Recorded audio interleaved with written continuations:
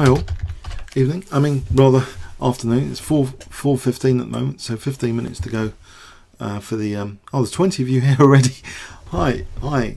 Yeah, I thought as a little bonus on this session, well, we can check first of all that the boards are okay by coming a bit earlier. I'm hoping that we have full clock view as a safety check. We want to see the clocks, even on the analysis board. The capture piece is nice to have on the analysis board, so I hope you'll agree that they're there. I'm just checking myself. So we've got a nice view of, so this will be the analysis board here, and this will be generally game position. And I thought, let's check out a game we didn't cover yesterday. Well, we were switching to some other games. There was one FM which did very well to draw, as well as Peter Sorey. Let's have a look at this one, just while we're waiting for the new round. So this, we just looked at the start of this. He had played this system, which I think is a bit of a fun killer for Sicilian defence players. A bit of a fun killer. I thought the GM was playing very aggressively to break the bind. We had this check here, which was quite annoying. So how did he get to secure a nice position? It seems he had a target on d6 here. That was actually protected. Now he's let black secure that d5, but there's at the cost of double pawns. But on the other hand, dynamic play could result here on that f file. So that's something to factor in. That is black going to use f4, for example, later in the f file generally. So what happens? Queen h3, king f7. That's a bit radical. I suppose white was threatening rook takes and then queen takes e6 check. So the king's coming to protect e6. So the GM was in a bad state in a way here.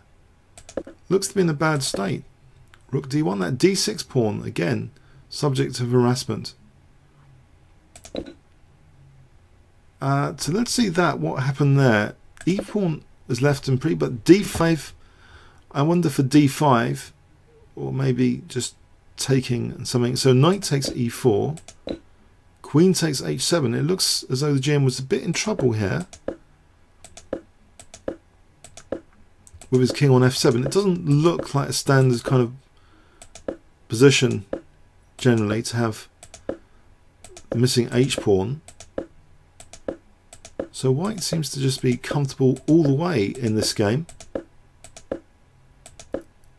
White doesn't mind repeating quite a few queen moves, probing, and I think black must have been annoyed. I don't think black is in any position here to do anything that active. So actually they agreed to draw here. So a fantastic result rating wise for FM Longson yesterday. So it wasn't a total slaughter yesterday on the top few boards. The 2600 GMs had a harder time than in round one. In round one they did slaughter all of their 2100 opponents. Every last one, I think, in round one. But yesterday was harder. And today, forget 2300s, we've got 2400 IMs and GMs as opponents today. So it's going to be a tough, very tough in the top 7 boards. We're going to have very, very tough fights today, I expect. There's some underrated GMs, I think, like Neil McDonald coming up. So he might be playing, you know, a higher rated GM, but he's been very, very dangerous in the past. So, you know, often we're going to have some GM versus GM games. I'm just going to check on the iPad, and I'll just be able to toe the pairings. But I'm hoping the board views are okay, so you can see the clocks. If you want to tell me if that's okay, we can see what's going on generally. So just waiting now, 10 minutes to go. 4:30 start. So that was a game from yesterday. You can see that most of the 2600 GMs did over their opponents, except this low rated GM 2329. He took out Bartle yesterday, so that was a bit of an upset for the round in a way, rating wise. Peter Sorey we saw had great winning chances, but drew that rook and pawn inning. Hammer managed to win his eventual endgame. The opponent just resigned in that seemingly hopeless endgame. So what's happening today? Okay, I'll just get the pairings. I did make a note of them somewhere, but if you go to LondonChessClassic.com, of course you can see that the pairings and results there. So we have an IM playing white on the top board against a 2670 GM. The Andrei Istratescu is playing black against IM Panjwani Raja from Canada. On board 2 we have GM Boris Grachev against a commentator, actually, as you may remember, from the FIDE World Championship. The very nice Tania Sachdev is playing from India. On board 2, she's got a mighty opponent, so 2669, and she's 2441. Very strong player in her own right, and great commentator. On board 3, we have GM Arkell, who is very well known for his phenomenal endgame understanding. You know, maybe above average for sort of his even for grandmasters. But his FIDE ratings, when I say only 2438, he's up against it. Against Emil Sutovsky, who's actually 2657 on the FIDE rating scale. So yeah, I mean, you could say that there are grandmasters and there are grandmasters. The FIDE rating system creates that pecking order, and we're just following, you know, the Swiss pairings to pair according to FIDE rating. We have a Russian GM on board 4, Alexander Cherniaev, who's been scooping up loads of tournament victories in the UK. He's a frequent visitor to the UK, and he's 2434, and he's playing a 2614 on board 4. But we have some fantastic pairings already in round 3. He's playing Viorel Ludvig 2614 from MDA, and I've forgotten. Sorry, MDA. What's the country code MDA on board 4? Does anyone know? It's not Macedonia. Saying MDA. I'm usually quite okay on country codes. If anyone knows what MDA is as a country code, please let me know. Board 5, we've got Ludvig Hammer, so that's Magnus Carlsen's second for the World Championship, and very good friend, same age as Magnus Carlsen. He's 2612. He's the higher rated, playing against I am Richard Pert, who's also got a brother who's higher rated, a GM brother. So Richard Pert, the IM, is 2433. And on board 6, we've got an IM, Martin Zumsande from Germany, 2430. And he's playing against Abhijeet Gupta, who won the FIDE Open, I think, might have been last year or the year before. Very, very dangerous GM. One of the top GMs in India. So Abhijeet Gupta, who's 2608. On board 7, as the aforementioned Neil McDonald, very strong, you know, British GM. His FIDE rating at the moment only 2418 though. He's playing against Sabino Brunello, who's 2603 from Italy. So those top 7 boards, we're in for a lot of fights, I suspect. So in the first round, the GMs slaughtered their 2100s.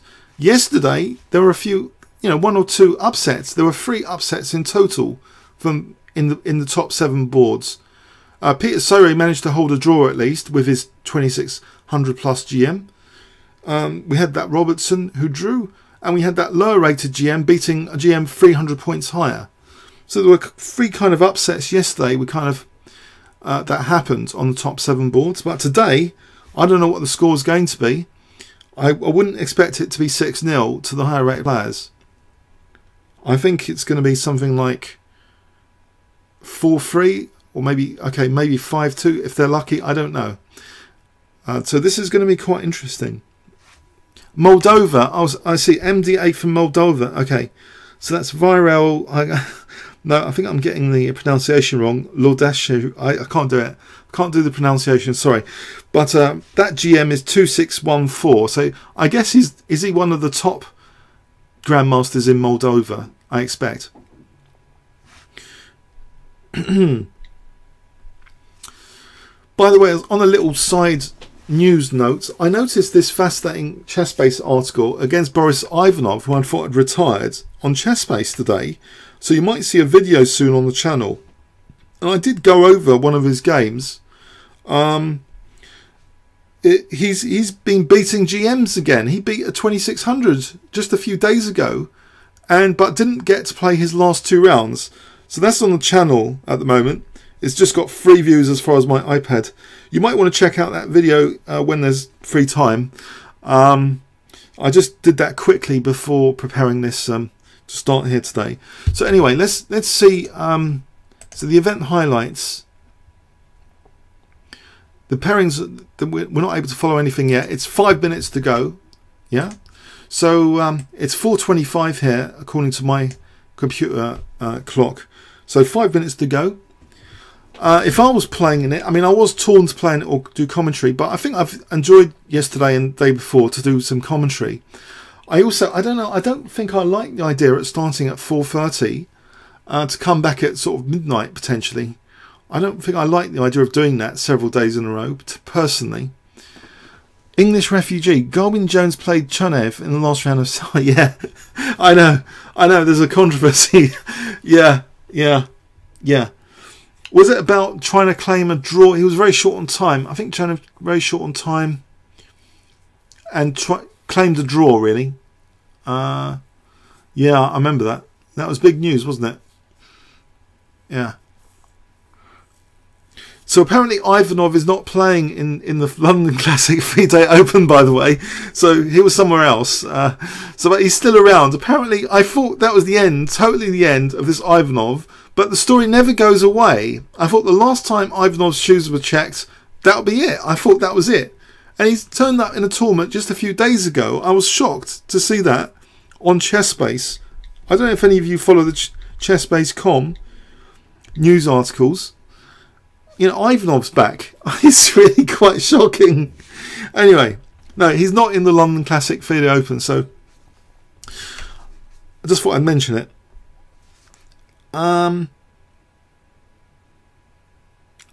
Okay.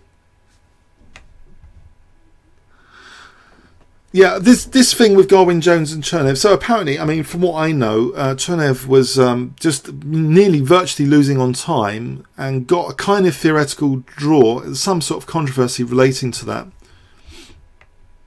But English refugee, if you want to say something, I'll read it out what you say if you've got anything you want to say about it. But the game should be starting soon in 2 minutes.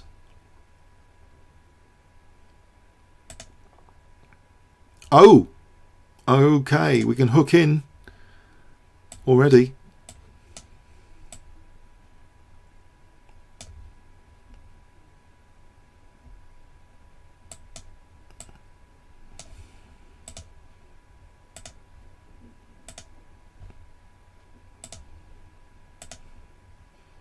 To the top 2. Let's close this Robson one, which I can't find. These are board 1 and 2.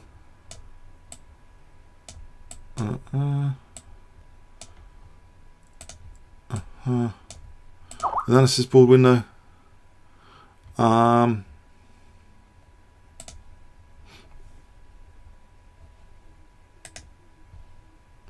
That's board 2. Here's board 1. So 2670 GM.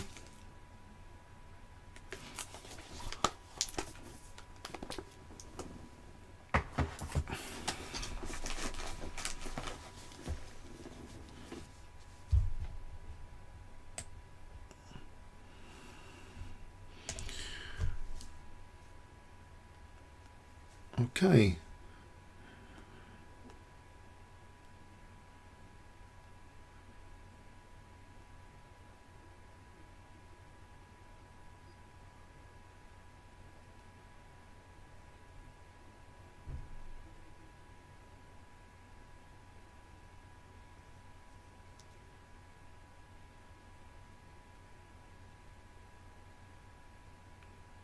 Right, I'm just checking some information out here.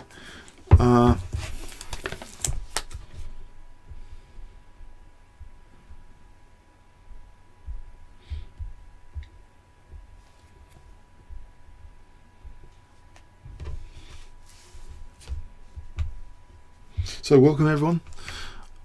Should have some moves pretty shortly. What other games can we plug into in advance? Key file call against Sutovsky and Cherniaev against Thingy.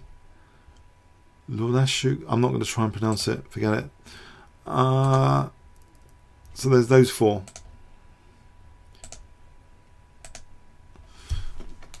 And this is going to be the analysis board, so I'll try stuff out here. I'll leave the scroller on the right generally of these. Well, when that scroller's there, so we can get the moves in there and analyse here. I hope the boards are okay. Should be, according to my preview, it's reasonably okay.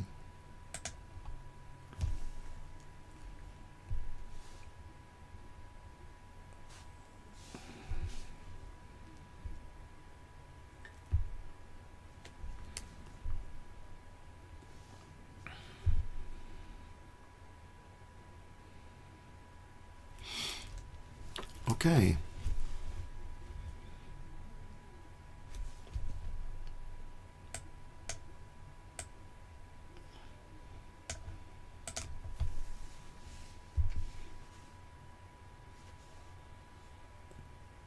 So the rapid draw has been announced for the elite GMs. They're not here till in the London Classic till Wednesday, I think. Let's just check the schedules for that.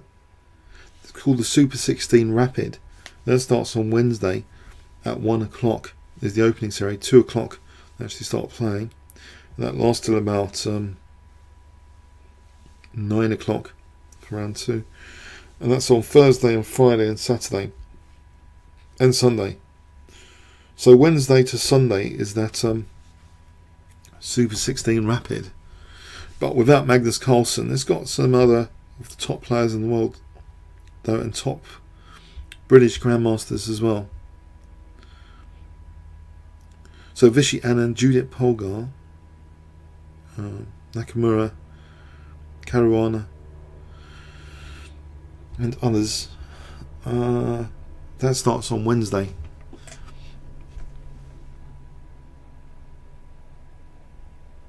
So the pairings and results today.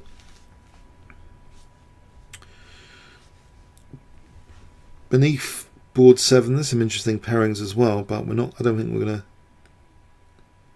gonna go over those. But I'm hoping, you know, there's going to be enough fun in the top 7 boards.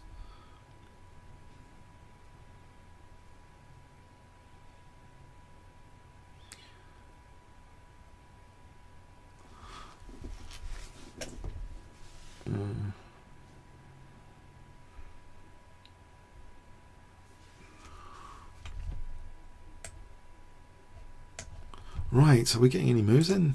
Should have started by now. Not hearing any moves just yet. Still being set up probably.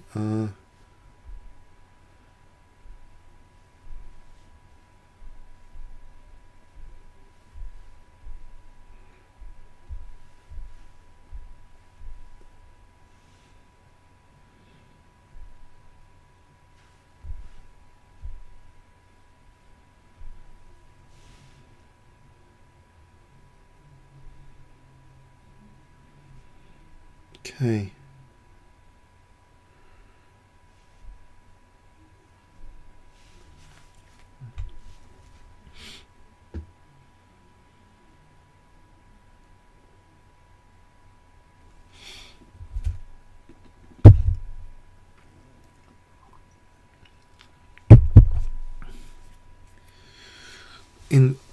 There was an upset lower down yesterday. Oh, we got to move D4. Simon Williams lost to a 2200 yesterday. Bit of an upset for the round. British GM Simon Williams yesterday. But I'm pretty sure he'll bounce back to be in the top 7 at some point, surely. So knight F3, knight F6. Oh, let's actually get the names right on this one. Okay.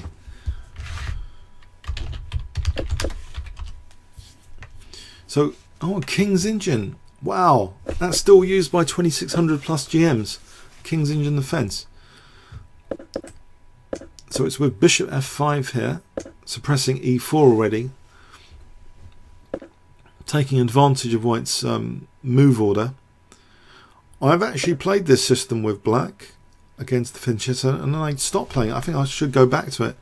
One of the ideas is often to sort of play knight e4, and then, you know, potentially taking, and then playing bishop e4 to stare at the fianchetto bishop. Simple idea. You can also insert sometimes c6 against this fianchetto bishop. So I like games in the King's Engine. That extends my sort of understanding a little bit of this opening, and it's encouraging that it's still being played at this level.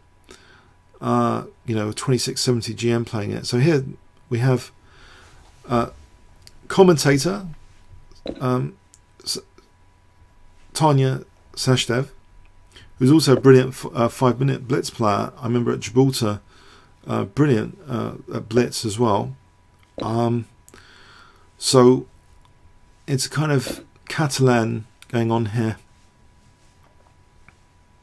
I think actually we couldn't have a 2-board view at the moment until things stabilise. We might as well stick with a 2-board view of board 1 and 2.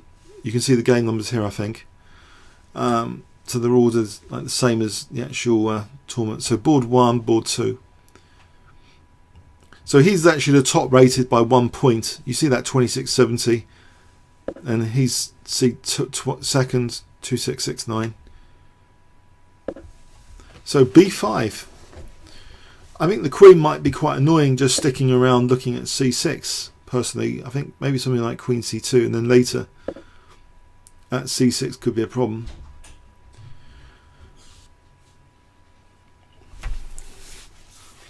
Yeah, we're getting moves in on the other games though. We could have a quick peek if these stop for a while. But I'll be interested to see what white plays here, actually. Queen b3 there. Slightly different plan then. Maybe a4 is useful at some point. Anything I say should be sometimes seen as a general point, not in the specific position. In a specific position, a4 might not be that brilliant, but later a4 to undermine the pawn chain, and knight e5 later, not here obviously, but later this structure could be subject to attack.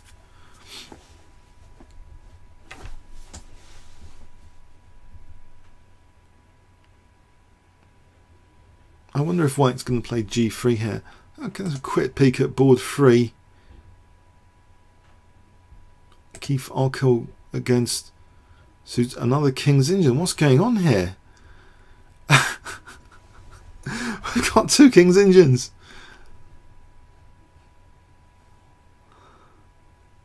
Is it going to be a fianchetto variation?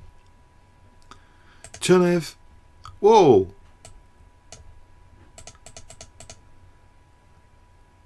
He's trying to avoid theoretical paths here, I think, with g3. Surprise little opening from white. Maybe. Not, doesn't seem intensely theoretical at the moment.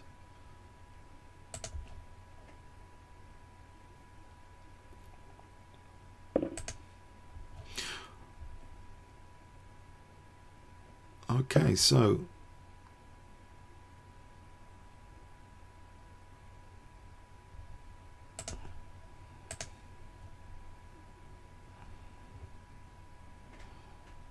d4. Let's see, what can black get up to here?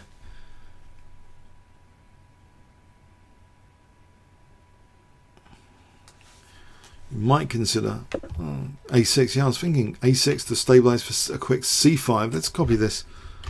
Try and do a bit of analysis already on this. Game 2. So I don't know if black wants to try and not move the bishop just yet and just aim for c5. That would be quite ambitious, surely.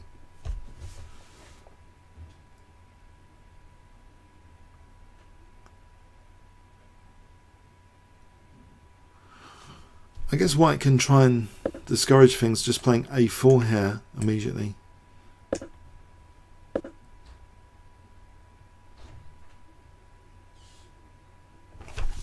a4, just trying to discourage c5.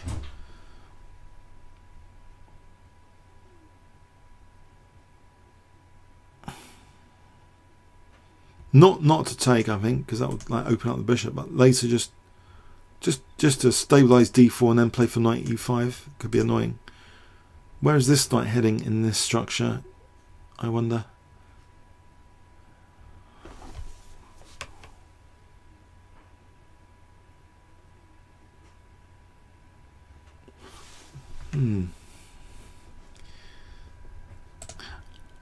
Okay.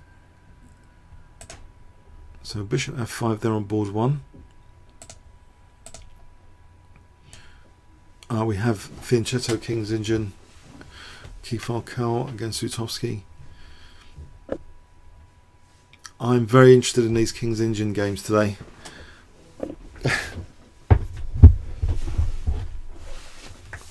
So that's one beautiful thing about getting away from the 2700s chess, which usually is Slav defense.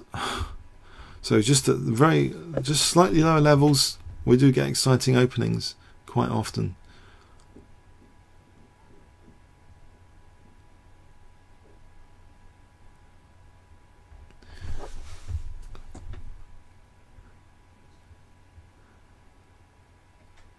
So I wonder what plan Keith Arkell will choose here.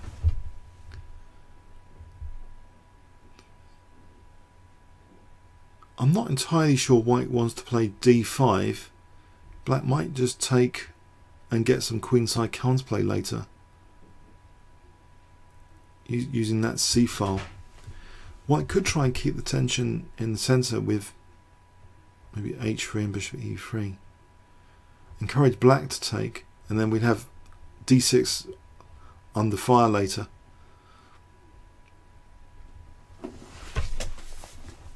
The interesting thing about this structure, I might as well say, I think, is I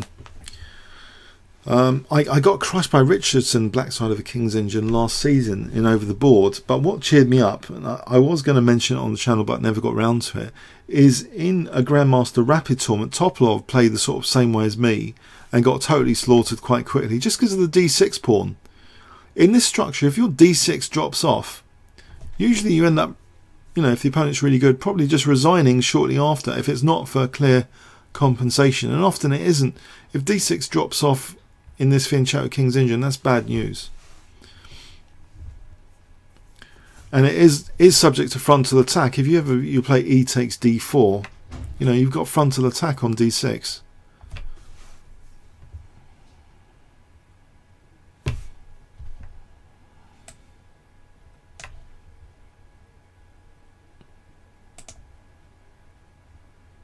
So board 4, this is an unusual one. I'm not used to seeing this sort of position. I don't know what's going on here.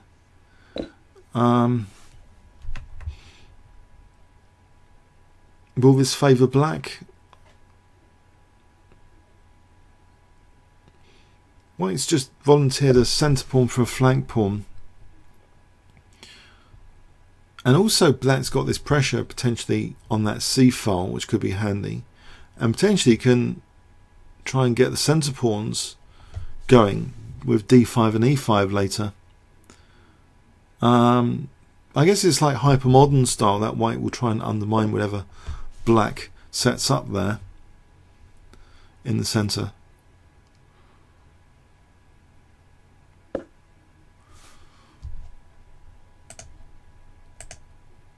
Whoa! No, I didn't expect that. I did not expect this at all. E3. That's very interesting. So voluntarily closing up this bishop. It's not normal King's Indian territory now, or any sort of London system territory with bishop on f4 with c4 instead of pawn on c3. It's an unusual thing, I think, this position with e3. So where will this bishop deploy? Will it just go to b2 later after b3? This bishop could go to e2. I don't think Would white be interested in playing bishop d3 later here? Or just bishop e2?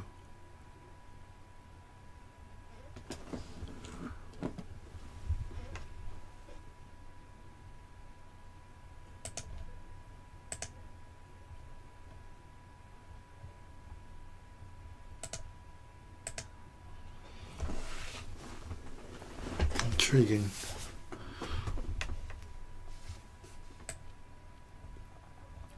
Caution. Is it fear against someone higher rated? Is it some sort of reflection of fear, or is it just some sort of preparation? It looks like, I mean, would you give that a description? It have to be like passive move for e3 instead of g3.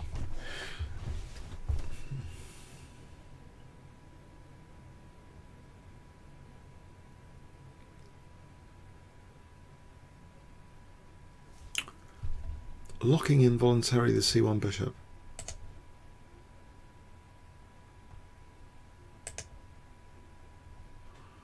So here black fianchettoing soon.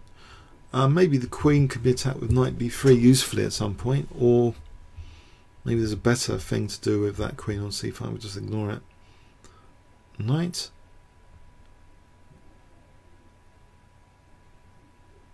Probably knight f3 looks routine. So if white's not interested in a routine move in this position, what other things could we consider? I wonder. About b4 for rook b1.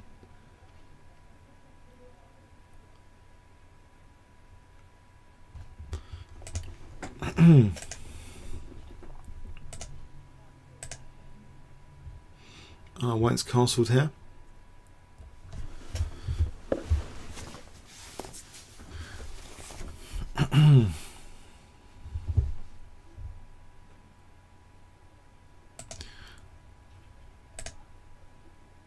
Okay, King's Junction, proper fianchetto line.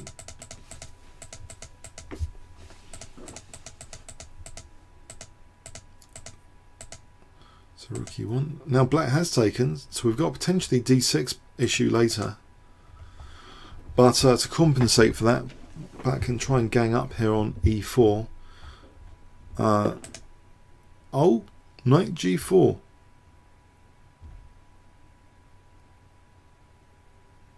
No, let's have a look at this.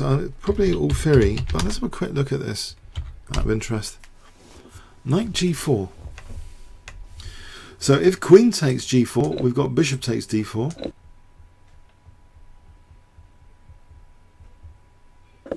And black looks good on the dark squares. Now, if h3,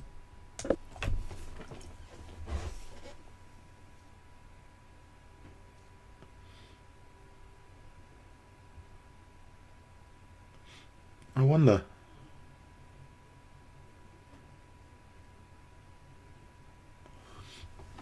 This is a tactical line or something.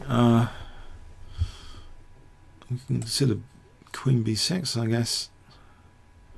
I'm not sure about the theory exactly on this. Queen b6, or just knight e5.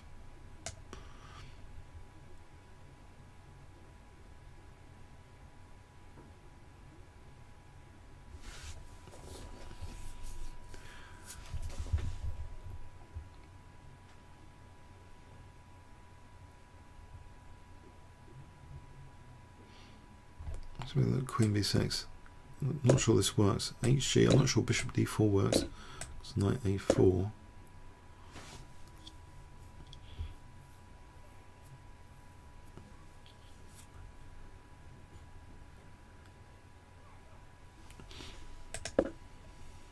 I can always play queen takes d4. I'm not saying really h3 is the move anyway. But potentially there's aggressive moves in this position if the knight's tolerated. Knight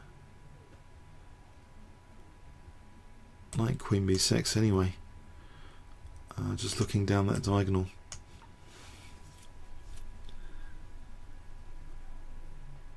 a bit of annoyance tactically. Okay, let's have a look at board 1 again. So bishop e2. White's playing a what looks to be a very cautious game here on board 1. So board 1 of the FIDE Open. The I don't know if he's terrified. Gives that impression he might be a bit concerned with this setup. It looks a pretty stable setup. Difficult to break, I think. You know, that pawn structure without any giving back too much counterplay. If he can just gain space later on the queen side or something. There's also an idea quite often of b3, waiting for black to play e5 and then sort of taking for bishop a3. So the bishop can sometimes enjoy this diagonal.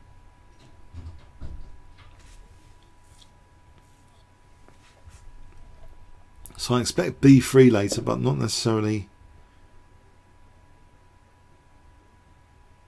bishop b2, maybe bishop a3 at some point.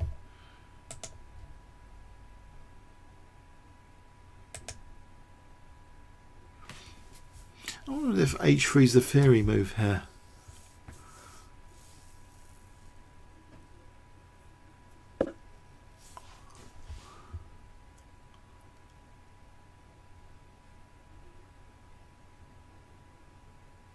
Actually, there's a nuisance in this position. If knight e2, queen b6 is a nuisance.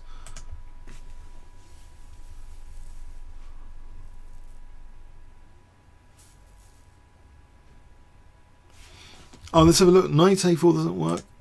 I think we're behind here on the bishop takes d4. Well, I think in this position. Oh yes, no, you're right. Because I just missed something here. I thought this position we might be losing the bishop, but actually, queen d4 here. That's a bit of a pain.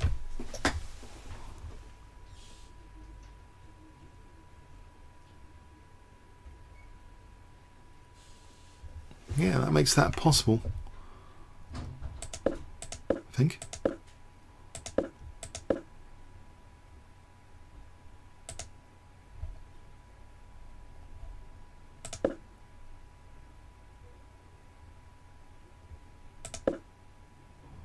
So h3, queen b6.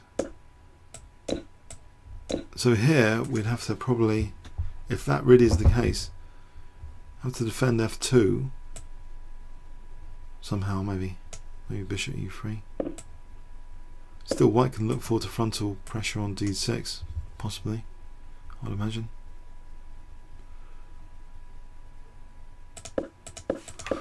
So I don't know, is h3 the top move here? What do you guys think of this position? As white, would you be playing h3 here?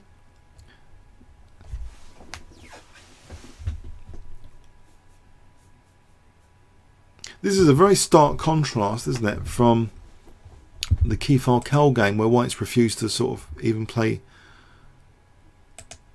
No, sorry, this is the Arkell. I mean, from the other game on board 1, where white's played more timidly, but there's no problems like we've seen here.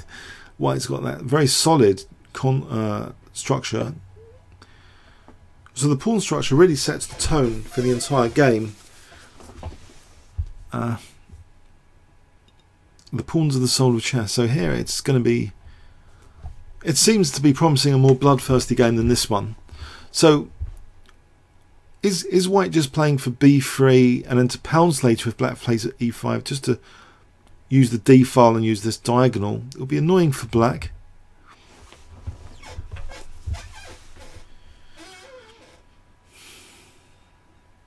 And on the other hand, if black doesn't go for e5 and goes for c5, white could end up playing d5, and then later this bishop could be a tempo gainer if white played like knight d2 and e4 later. So it could be a tempo gainer on f5 for white advancing in the centre with e4 later.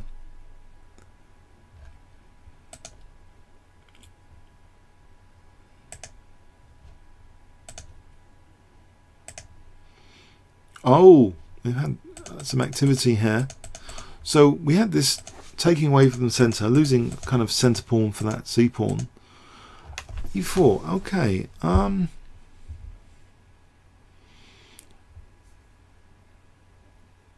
Yeah.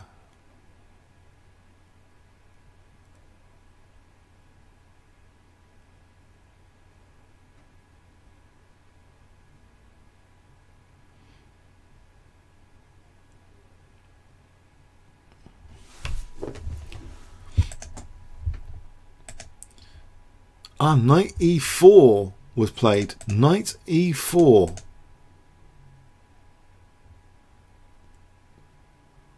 I wonder about this move. Let's have a look at this.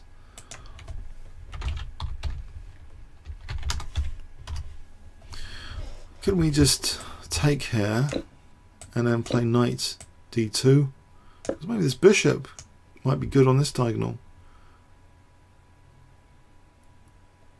If bishop f5, we might consider bishop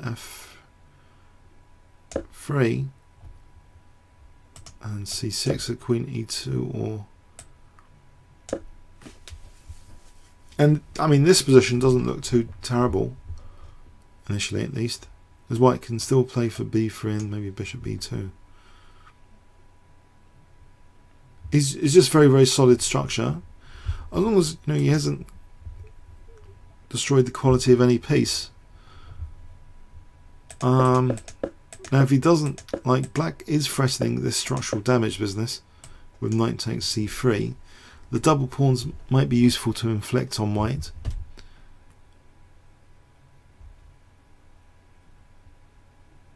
I think if queen b3, let's see.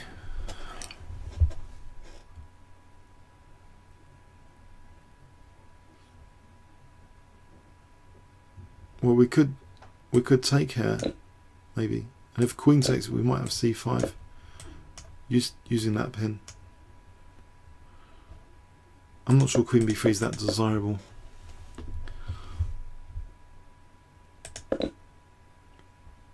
Probably, I assume just taking and taking it from there.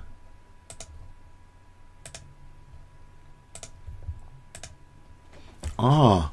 Okay, what's gone on here?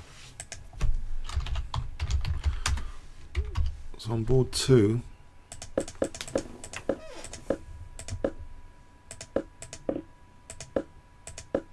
knight e5 immediately, just straight onto c6 here.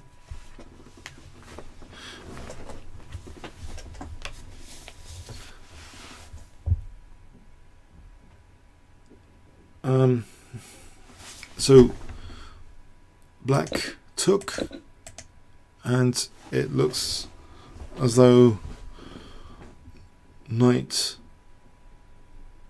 Okay, let's imagine knight d5. I don't think there's too much wrong with it initially, at least. I mean, I know there's e4. Is that a big deal? Might be blocking in the bishop. Maybe just like knight b6. I mean, with the bishop blocked in, I suppose white could get tempo here, and I don't know, consider f4. Is this too crazy? There might be some potential in the future for f5 and bishop e. Bishop check. Sort of this sort of position.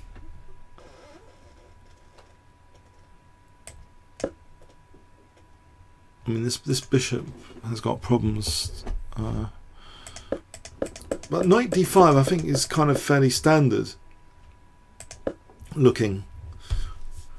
Let's examine if knight d5, if there's any option here. Knight g4.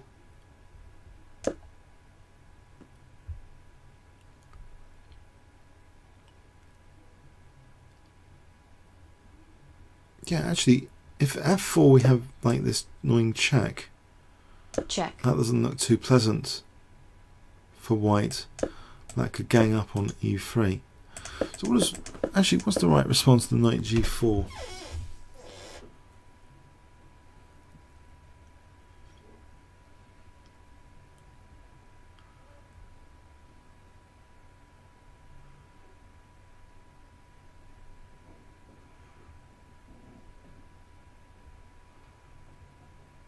wonder. What do you guys think? To knight g4, what would you play here with white? Maybe you can counter-attack on c6 with something like queen c2, I'm not sure. Or rook d1. Rook d1 runs into queen b6.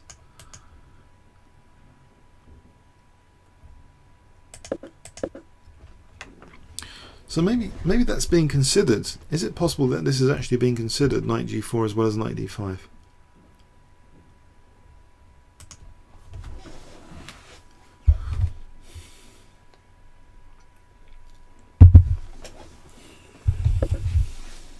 Knight d5 was played. Let's just do a quick engine check here actually. I'll just out of curiosity. Apparently white can actually just ignore that pawn if taking d1 and enjoys a good position if say here bishop f4. So this would be very annoying, this position for black, or a slight advantage. So that could have been an interesting pawn sack there anyway.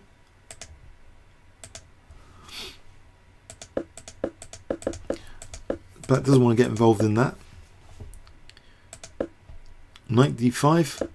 So we had knight c3 now. Not blocking in the bishop. So maybe there's like knight e4 would seem to mark out this d6 square in conjunction with this pawn. Also looks at c5, preventing black from playing c5 later if it was followed by bishop d2 and rook c1. Try and get a lock on c5.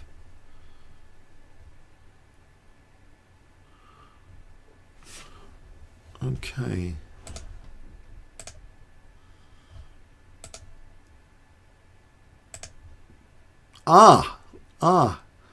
Queen takes d4 was played. Knight takes d4. Queen just takes on g4 in that game. h3 from Cherniaev. He's avoided theoretical debate.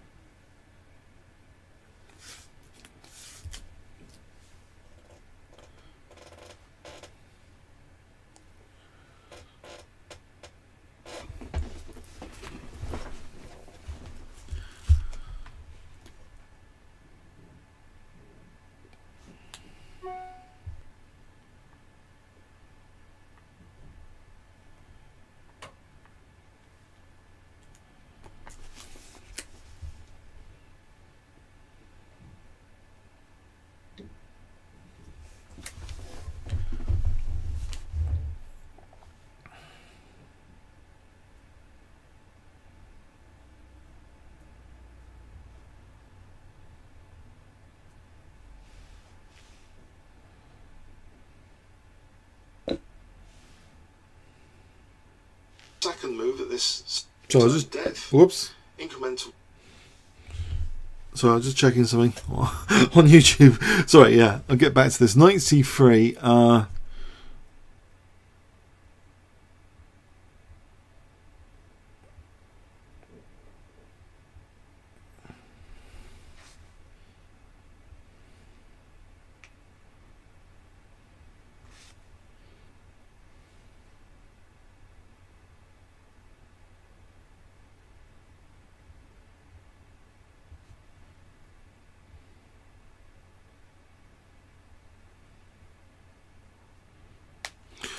Right.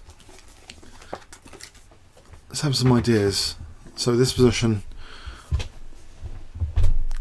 Tania, Sachdev, can she equalise here or something? Let's imagine bishop e7. Is it so bad?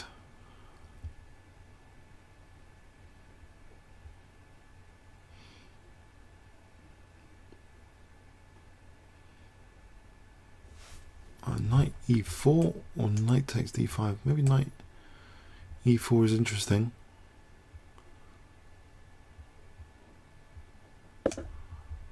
F5.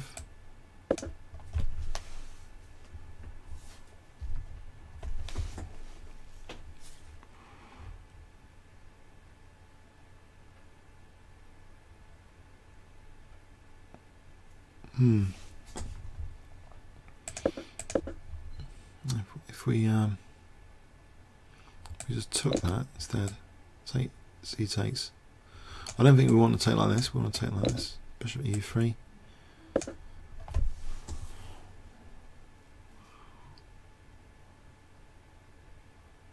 Oh, English refugee. Bishop e7 is the most common move on live, but I wonder this position if white's got a small something. Maybe there's a small something trying to later play for a4 possibly.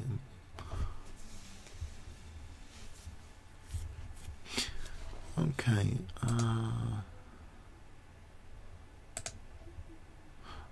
So that's knight e4 there. Oh, we have the queen retreating here. So this opening sequence is quite interesting. So taking knight g4, queen takes, bishop takes, queen d1.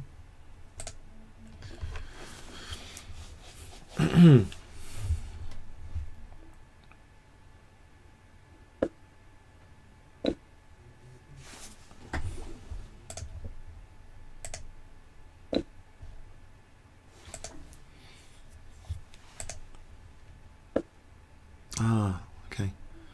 So he has taken on e4 and e3 now.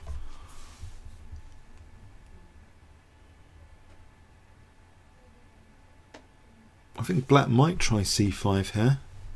c5 seems to have something going for it.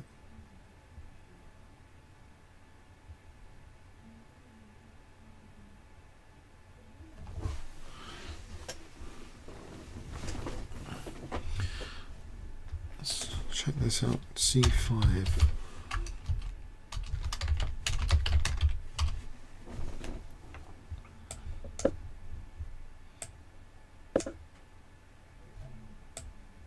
This could be a pain, this d4 pressure, because this bishop's always threatening knight to take as well.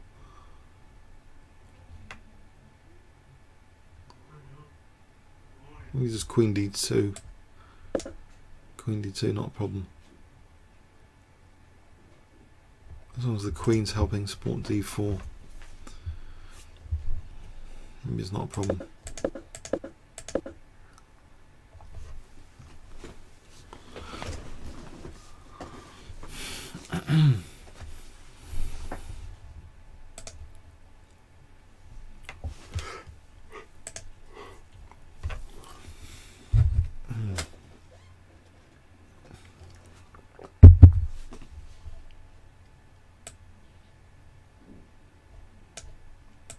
Just gonna back in a moment.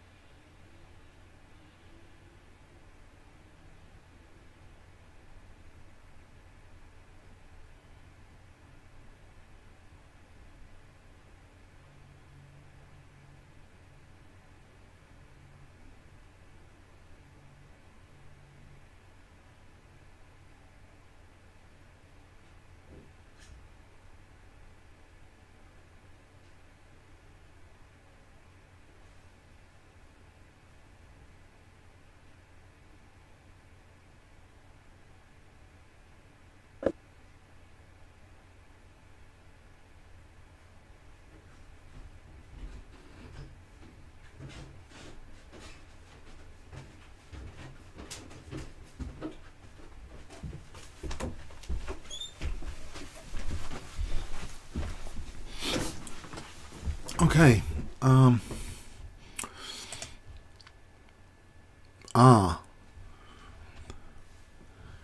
Queen c7.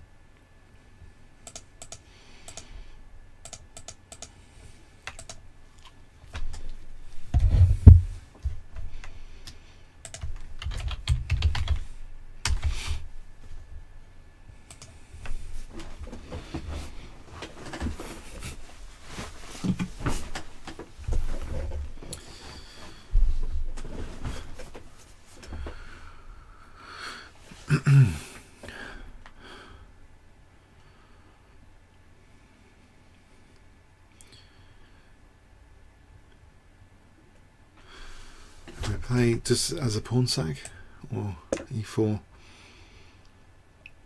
Maybe we're going to take with the queen.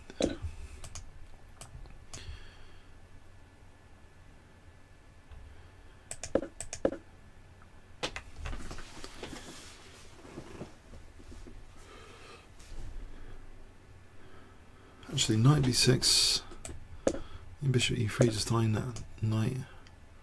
There's knight c4.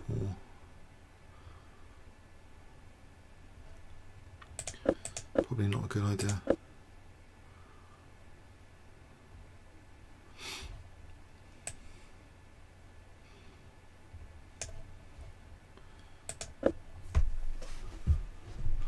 There's always knight takes d5.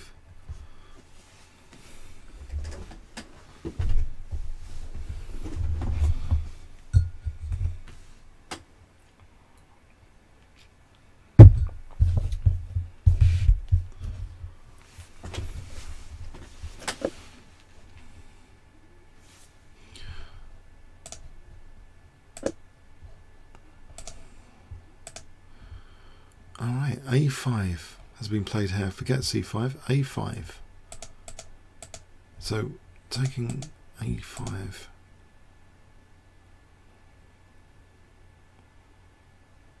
If a3, I wonder.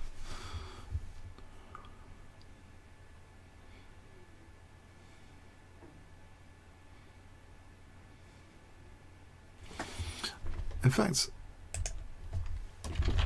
if white gets to play a3, I wonder about this plan of knight c6 for e5, because we've no longer got this bishop a3 business on the diagonal. This might be useful to encourage the pawn on a3 to play like this.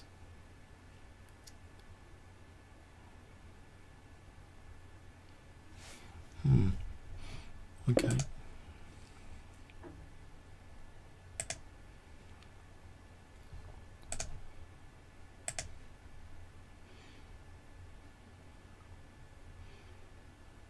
Black seems to be playing quite adventurously on this with his a pawn here.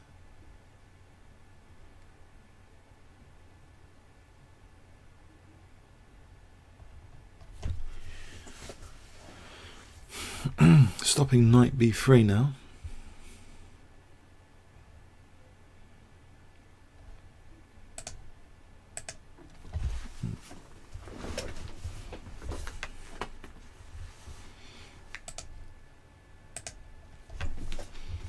A4, just ignoring that pawn here. This is interesting. So I guess black will be under serious pressure if queen takes e5 somehow. Maybe knight takes d5 here. And if trying to keep the structure intact, well, it gets a bit tricky. Maybe bishop f4. Queen moves somewhere. Well, the king with the king in the centre, e4 looks horrible for black. I think that's a poisoned pawn.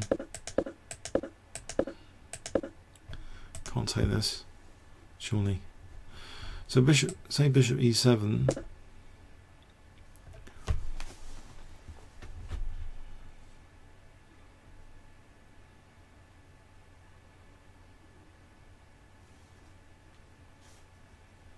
Bishop e7.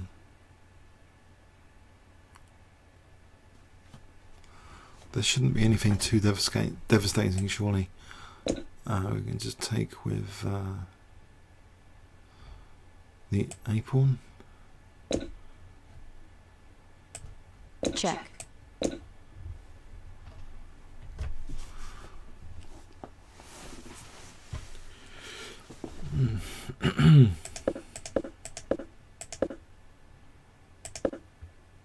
As black, I'm slightly wary about doing anything too active. So I think not taking this pawn, maybe just bishop e7 here.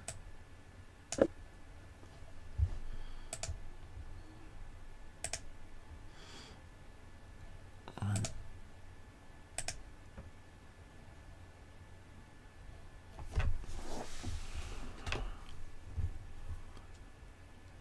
Where does this bishop move?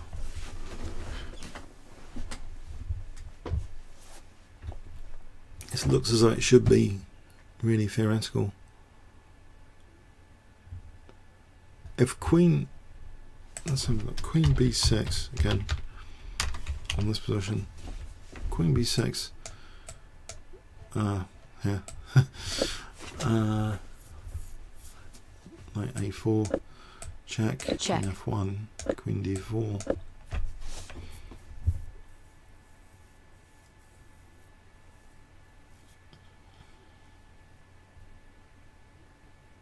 There's bishop f4 here. I think that's interesting. Bishop f4.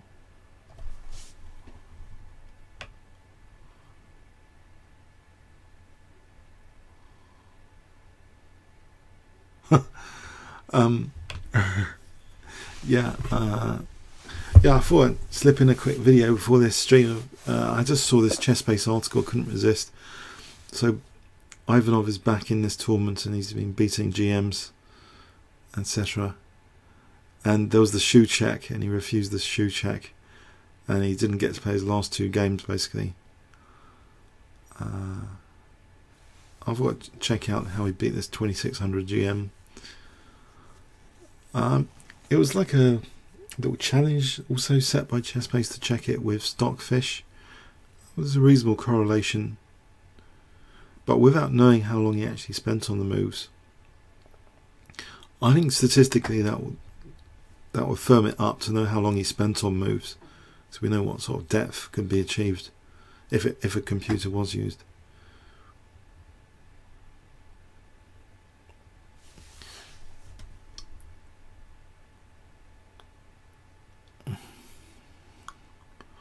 So anyway, bishop f4, is this a load of rubbish for black? This idea of queen b6, I wonder, is it just total rubbish?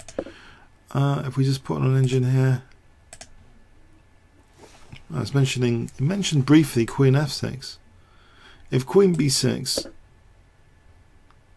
forget knight a4, apparently just rook e2. If knight a4, then check. Queen d4 here. Now I mentioned bishop f4. This apparently is massively better for black. Knight e5.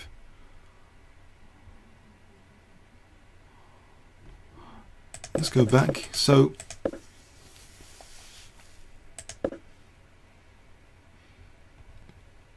apparently rook e2, and then I suppose we're still threatening knight a4. And if the bishop went back here, we'd drop d6. Was that poison pawn? Bit of counterplay for black.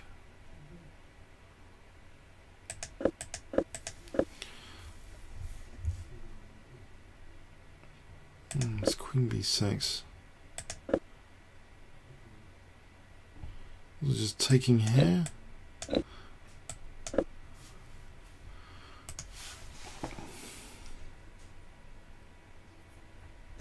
Can black survive this without the dark square bishop? So is that sort of thing might be checked. c4.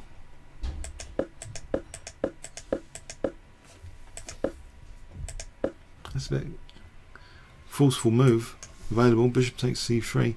Normally a King's Indian player wouldn't consider such moves because of the weaknesses around the king. computers don't really care about that sort of generalization. So from a computer point of view, it seems bishop takes c3 is plausible.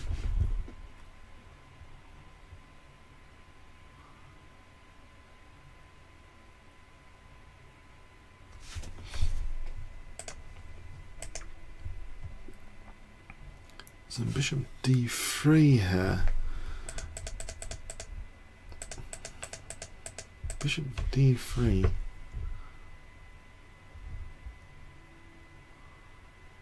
Huh.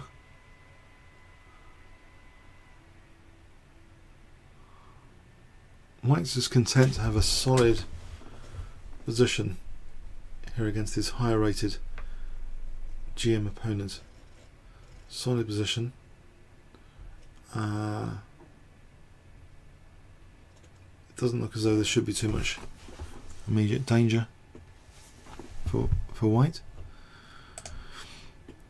So that's on board 1. So on board 2 we have this position. I think I'd probably plump bishop e7 here. I don't know about you guys, what you play here. Apparently bishop e7 was a book move instead of queen c7. I don't know if that's a materialistic bias, as though it's threatening the pawn or pretending to threaten the pawn, but apparently bishop e7 was a popular move, forgetting about e5, ignoring e5.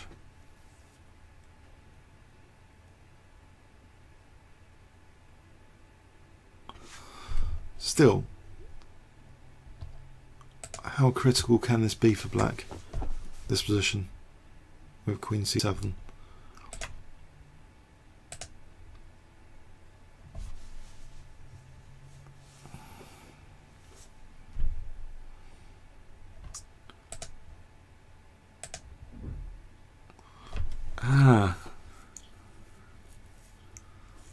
Okay.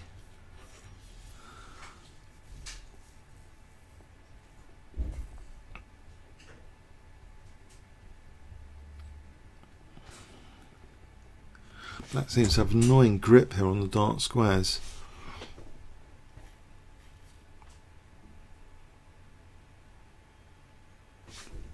Anyway, what's the most interesting to keep checking out? For a moment, I think this is quite interesting out of all the games, but there's board 6 and 7. Hammer against Pert. Let's have a quick look at what's going there.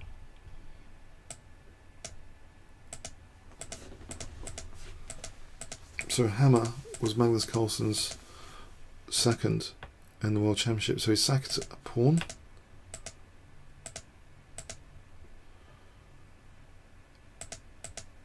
So he's playing dynamically a pawn sacrifice.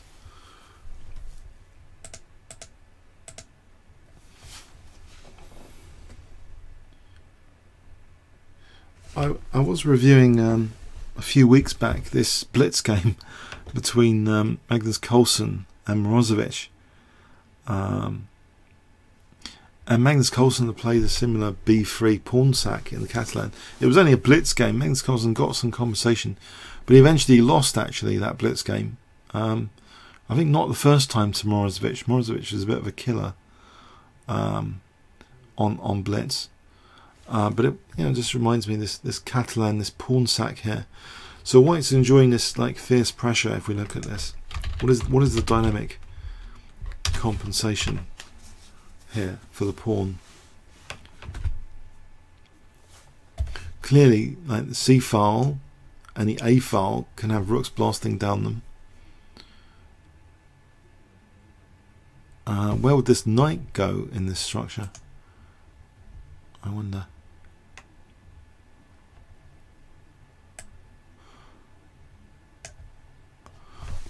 So, and on board 7, just for completeness, to have a look.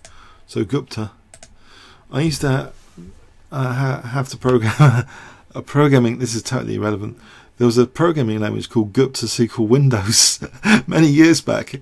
It was when Visual Basic was on version 1. There was some other good stuff around instead of Visual Basic at the time. Gupta seek windows. So I thought I'd mention it. Anyway, so what's happening here?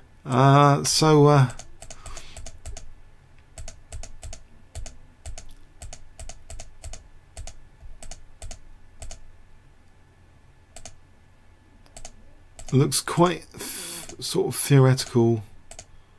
Wow, rook h3. So if queen takes e5, we've got rook e3.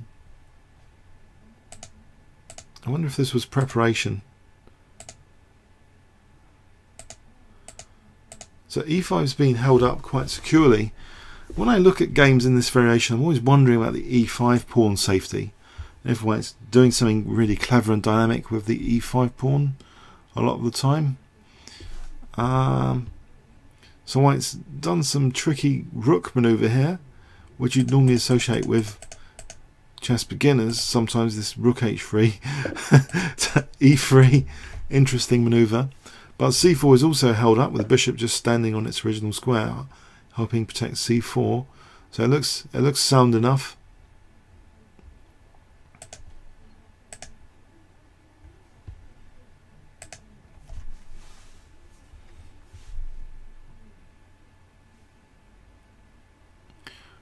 VMMC, I have a question. If you train with just Houdini all your life, do you start playing like a computer?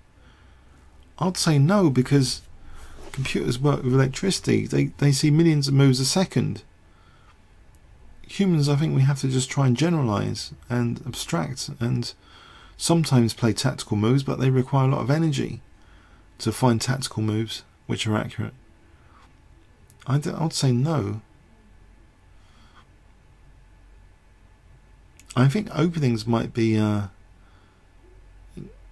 increasingly dynamic with the impact of computers. No? Now here, okay, I mean, rook b1, is that plausible? To try and play d5 later?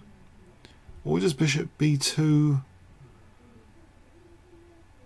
I wonder about a4 and a3 if bishop b2. a4 is probably a pain.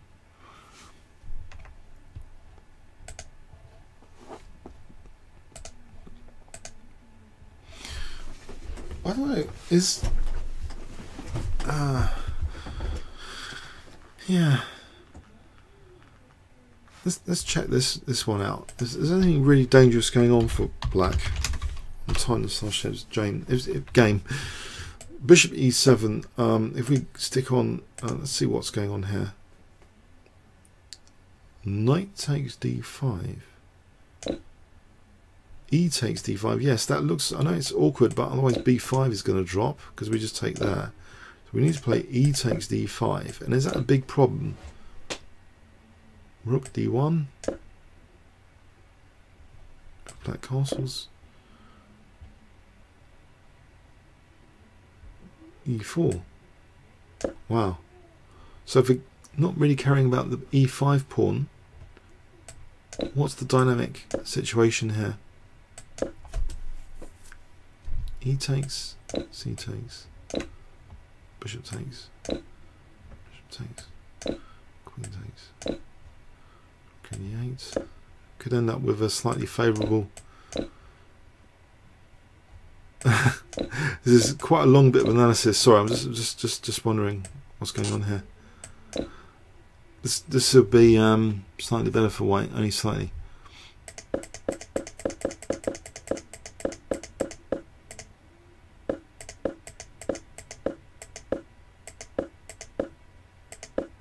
So instead of bishop e7, we see knight takes c3.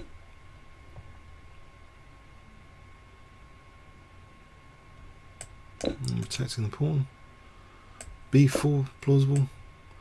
Losing the pawn like this. Well, no, we got c6 under fire, so there's no queen takes e5 without bishop takes c6. Now this position is actually less favourable, apparently. As a bishop c5, we've just killed this bishop. This is significant, almost a significant advantage for White. If White keeps a lock on c5, This seems to be really annoying, this position. Is it the end of the world for black? Not necessarily. But it's more annoying than maybe the other continuation.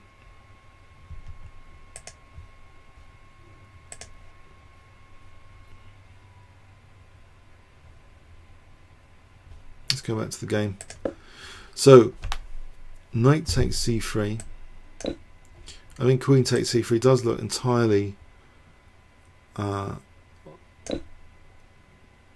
sensible to keep the c-file pressure going once this bishop moves. To keep a lock and key on the c-pawn.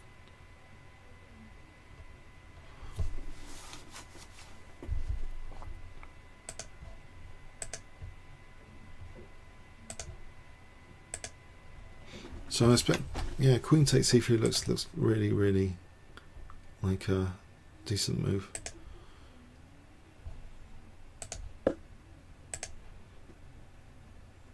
Rook b1 here.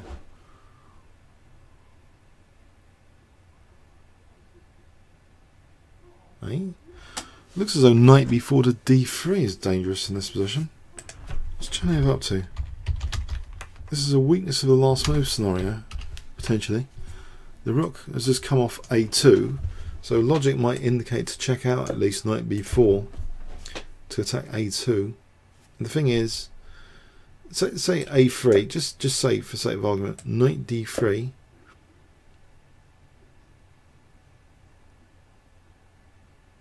I suppose minimum there's knight b3 to take this knight. Well, it's queen takes.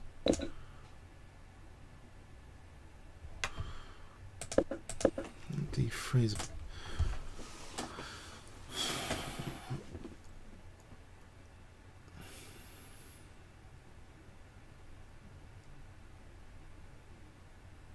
what do white would that be a problem for white?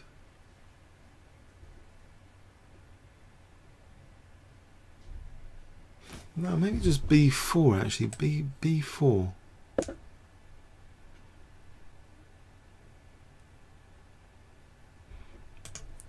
I don't like losing that dark square bishop necessarily. If the queen went back, we're going to lose our poor dark square bishop.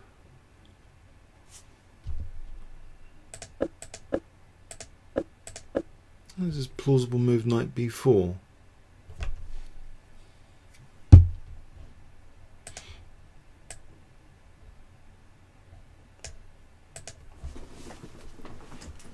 I don't know what you guys think of that. Do you think knight b4 is plausible here?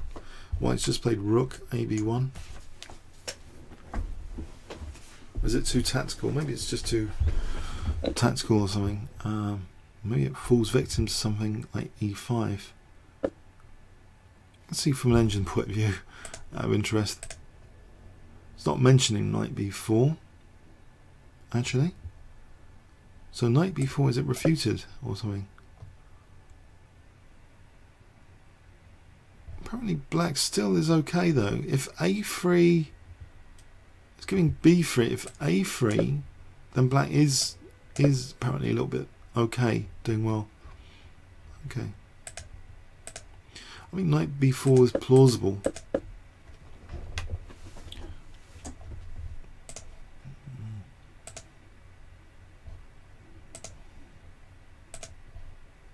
Oh, the queen did take there in this game on board 2. So we saw knight takes c3, queen takes, and now b4. Now queen c4 looks entirely logical to keep an eye on c6 to discourage queen takes e5. And this does seem logical, what was pointed out by the engineer, just bishop e3 to c5. Get rid of the dark square bishop. Try and keep this locked in. This b7 bishop. It doesn't look as though black's going to have an enormous display of tactical dynamism in this game if she is left with a bad bishop soon and the dark square bishop is removed.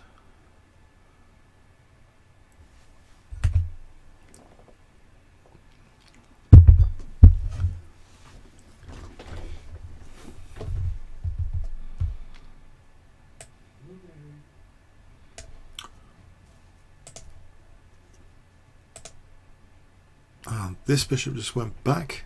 Didn't take on c3, just went back. That looks as though d6 is just being offered as a pawn sack. Intriguing.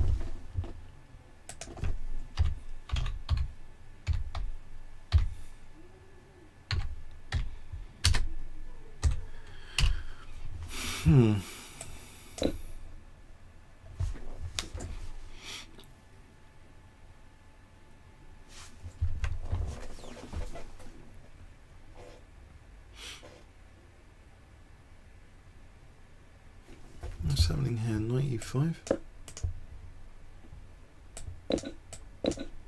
Got to play here.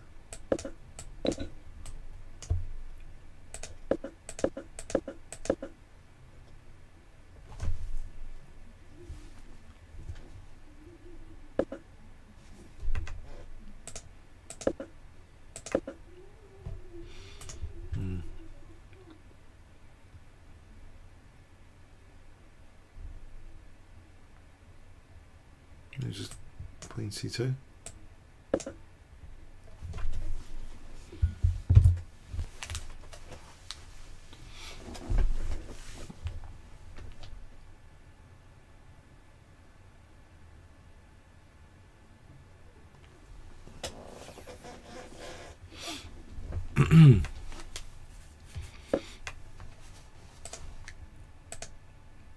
Oh, bishop a3, trying to discourage e5.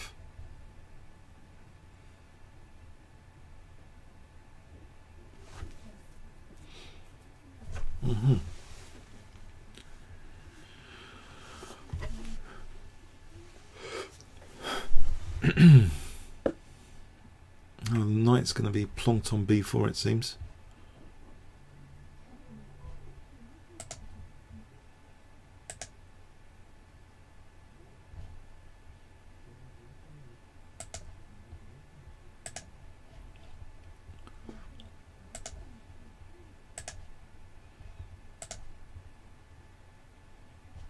Someone on board 5.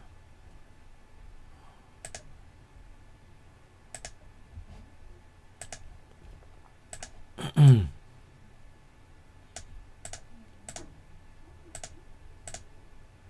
get this hammer game.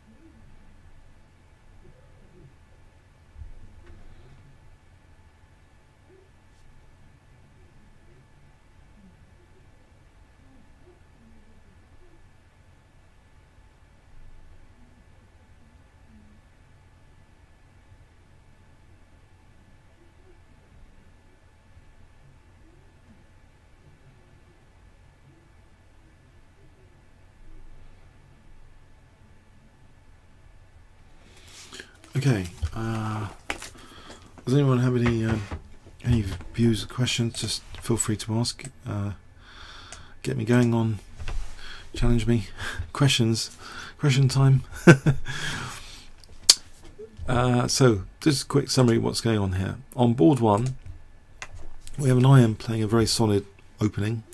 Very fixed. Pawn structure with no gaps in it, no open lines really for the opponent, no pawn exchanges even. So a dramatic case of a solid position here, where maybe in the future White might venture to play d5 at some point. You never know. So on board 2, we have Tania Sachdev, who's a commentator, very famous commentator. I think she's under real pressure here. I think one little deviation from theory, this pawn seems to be unable to be taken, and in fact it's giving White the opportunity just to look at c6 here for bishop e3 to c5 to be a good bind on the position. I'm not sure Black's going to get much counterplay the way this is going. On board 3, Keyfile Arkell, Fianchetto King's Indian defence. I'm not sure Queen takes d6 is plausible because knight e5. But let's quickly just engine check this position and go back here. Queen takes d6. It says it's about equal actually. Knight e5. What do we do here with White? In fact, Black might be threatening to be better if takes here. If anybody's better, it's Black apparently. Bishop g5, rook e8. We're going to lose c4. If we ever play b3, does knight take? No, no. There's a better move, knight d3 here. Knight takes c4 is okay as well, but there's actually a better move, knight d3.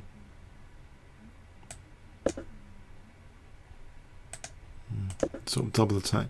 So I think this pawn is generally it's not advisable to take this pawn. If queen c2, that's what I mentioned. Apparently Black's okay anyway with knight e5. And if we play b3 f5, if we took this, Black's just got loads of counterplay there. We wouldn't want to take on f5 there.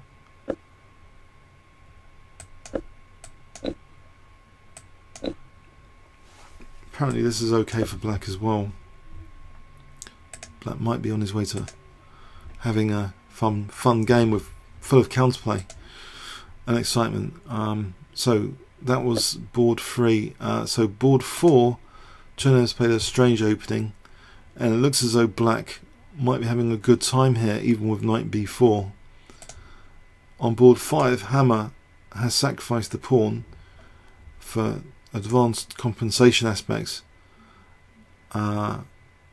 I'm not sure he's getting his pawn back anytime soon necessarily.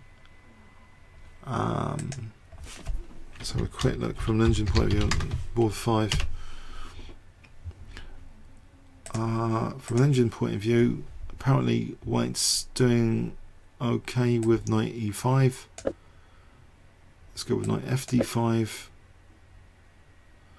Every time White blocks in his own bishop, mission achieved. And I don't know, in this sort of position White's just got nagging pressure. It's difficult to understand these positions in the Catalan, these pawn sack positions. There's definitely compensation for the pawn.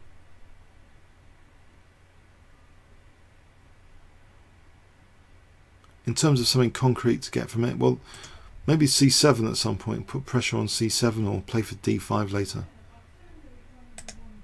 Okay. So I don't know, this position, bishop e7 has been played here on board 2. So bishop e7. So Black's going to get out of the opening live, but it can be sort of strategically dire off the bishop e3. Castles bishop c5.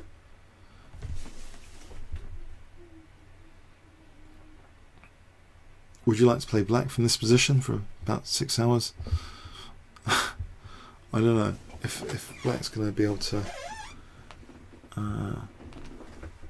be okay here.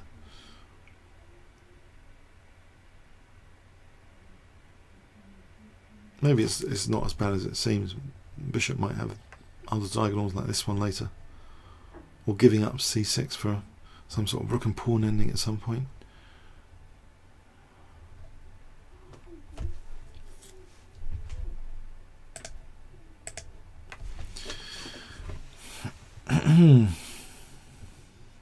I think board one's probably to be stayed away from at the moment. Not too much excitement there. I think actually this is on the excitement levels. This is, I'm wondering about this from a King's Indian player perspective. That black played knight g4, and what did he really get out of this transaction? He got rid of white's defensive knight around his king, and he's kind of showing that the d6 pawn here is no big deal here to take, because c4 is vulnerable. Knight e5. I think another thing that was achieved by knight g4, the f pawn is ready for f5 at the appropriate moments as well, to give black some lots of piece play. So knight e5 and f5 looks quite aggressive from black potentially.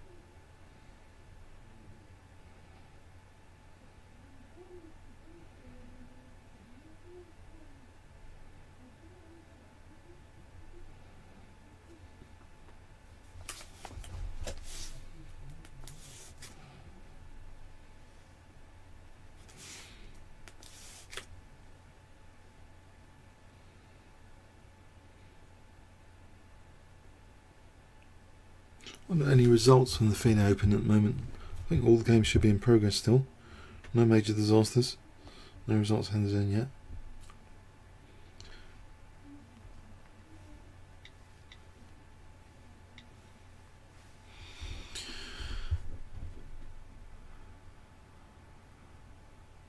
I think there was a surprise yesterday. A 2330 GM beat a 2600 plus GM just yesterday on boards 1 to 7.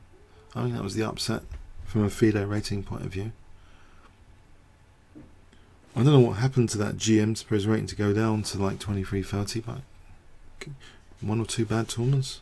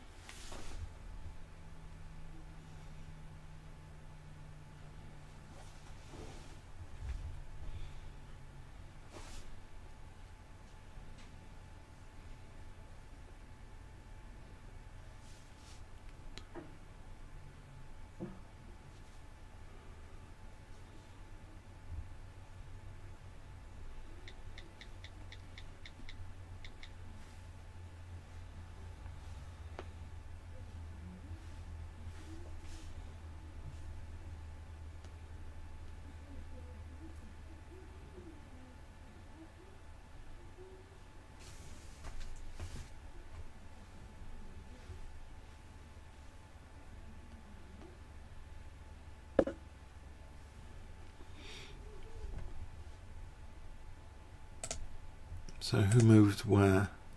Rook c1 could have been the mega exciting move played on board 1 just then. Yeah, actually knight b4 bishop b1 now it's facilitated, and that knight could be a target to queen d2 later.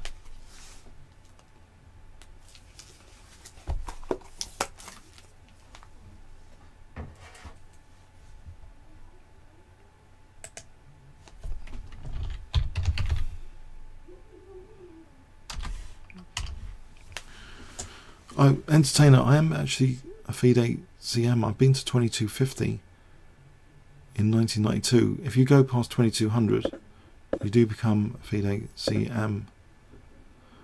I haven't got any ambition at the moment to play much FIDE rated chess though. I'd like first to get to 200 ECF one day, if that's possible. Sort out my ECF rating.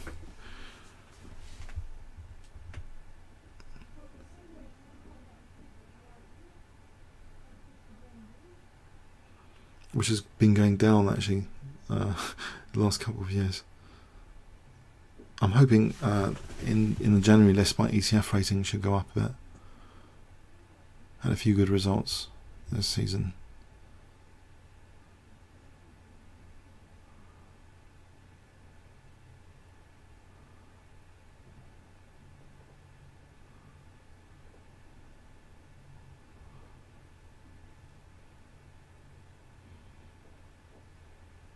The Grachev game. Board 1 is lost already. The Grachev game. It looks as though it's going to be a problem, this bishop c5.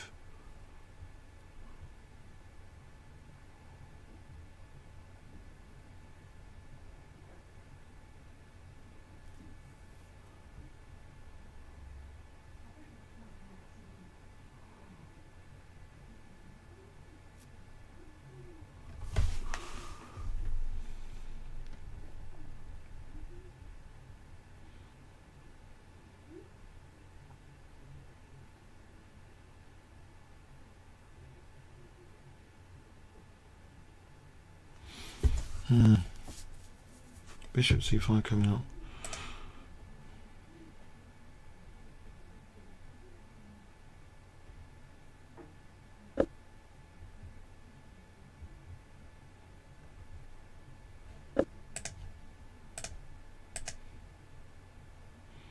Alright, I think if knight b4, we got bishop b1 here. So it's pretty oh, there's a lot of moves coming in elsewhere as well. So, okay, all free, no move there. This game, knight d2.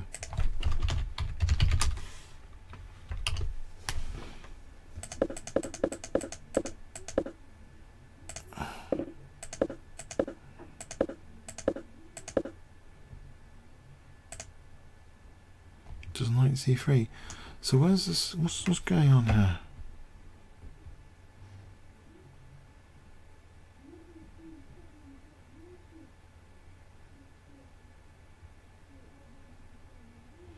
Matthew Cornelius, my best result in classical time controls.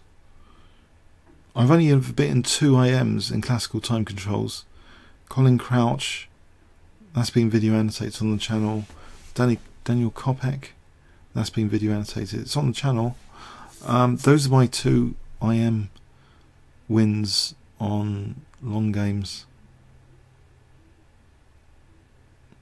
I hope one day, maybe, if I ever beat a GM, it will be I think you'll know about it from video annotation on a long game. That'd be amazing if that happened.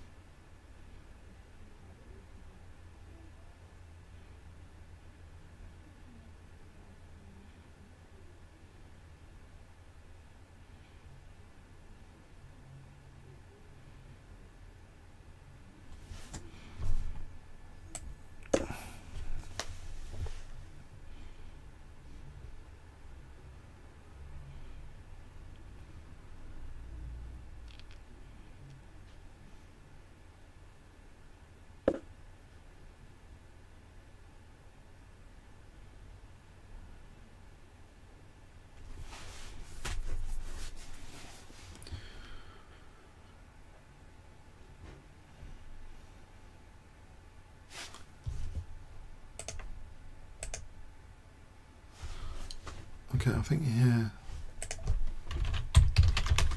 if knight b4, probably bishop b1. We don't want to give black a lock on a file. Bishop b1, and that's pointless playing knight b4, I think. Okay, so bishop b7.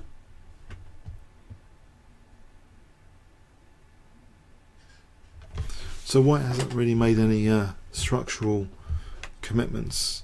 No pawns are being exchanged. Oh, this is getting nasty with bishop c5 now.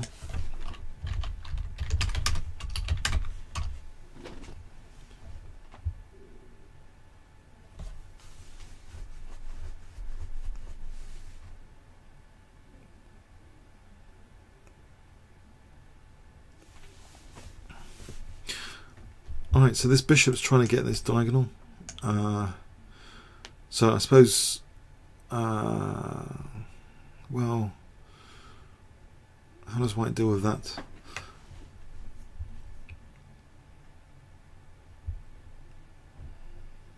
Just to keep a grip on the position.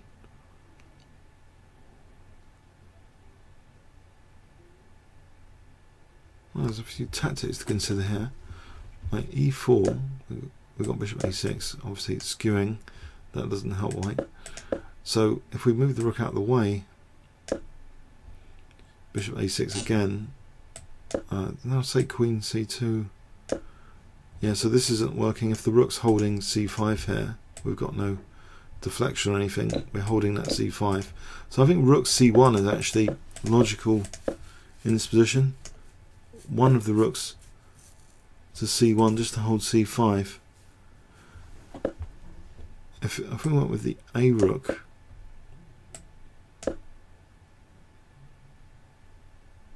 what about e5 dropping as well, potentially? No, we just take here, take here. I'm going to take on c6, but black's problems would be solved, surely. Nearly. That's a4's like a weakness. For a rook to c5 later on, a5's a weakness. Right, so rook ac1 was played.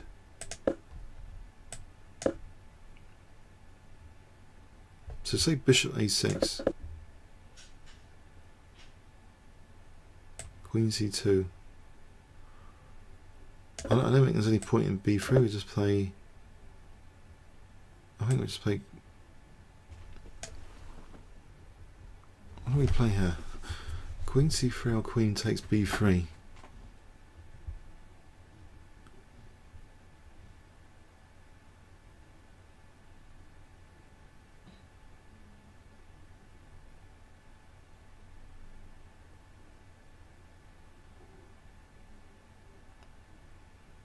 I really prefer online blitz, I've got to be honest, at the moment, and club games to anything that involves a whole day FIDE time controls.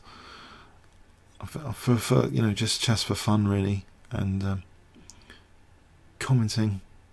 Yeah. I like blitz. I really like blitz. The FIDE have got blitz ratings, so I'm hoping maybe to get a FIDE blitz rating at some point. And rapid. They've got rapid ratings as well. So the FIDE ratings is actually 3 different types of FIDE rating to grab, up for grabs. What's happening here? So queen takes b3. We can have bishop takes e2. That's sort of, maybe we don't want to lose sight on. This is probably annoying as well. I'm not sure about b3.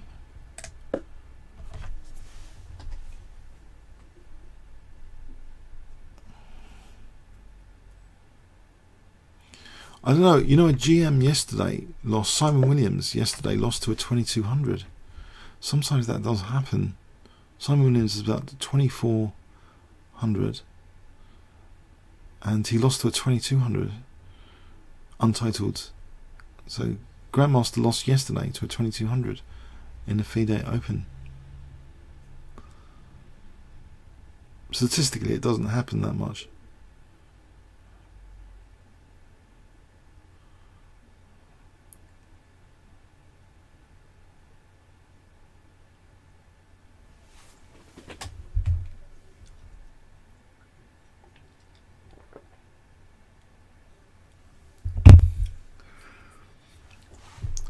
Cornelius, Nakamura's strongest blitz player. Officially, Magnus Carlsen won the World Blitz Championship in 2009.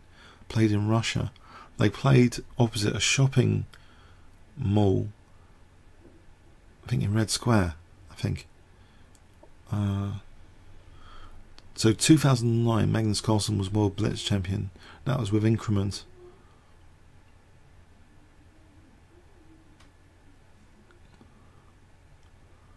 I'm not sure I saw actually officially Nakamura as World Blitz Champion.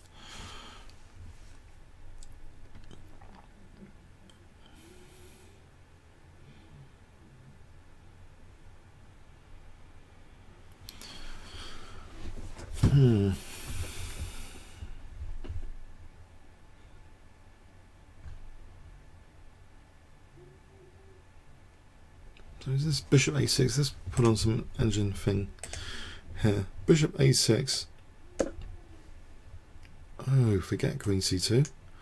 Apparently there's Queen F4. Keeps an eye on the E5 pawn. Takes, Bishop takes. Rook E1. And White's doing quite nicely, but this position, at least Black hasn't got a locked in bishop. All White's got is a control of the C file here. Okay, maybe a bit more. This bishop looks good from an engine point of view.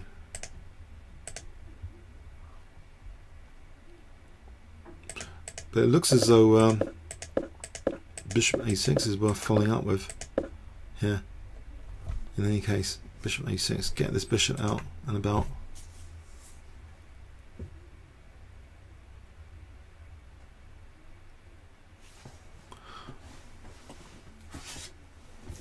I don't know, was Nakamura a FIDE World Blitz Champion?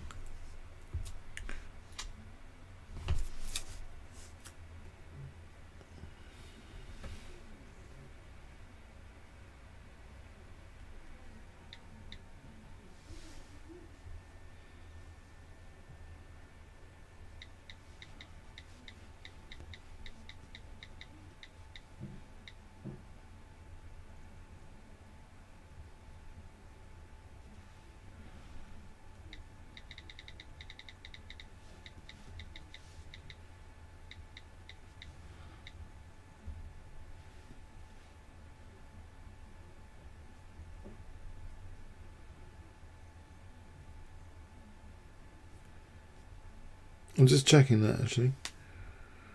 No. It's apparently, if you look on Blitz Chess on Wiki, World Blitz Champions: Bobby Fischer 1970, Mikhail Tal 1988, Anand Vishana 2000, Grischuk 2006, Ivanchuk 2007, Dominguez 2008, Magnus Carlsen 2009, Levon Aronian 2010, Grischuk 2012.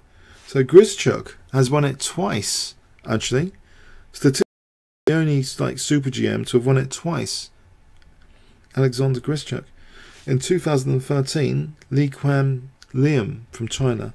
No, not China, pardon me, Vietnam. So that's on Wiki. If you search for fast chess, you'll see that.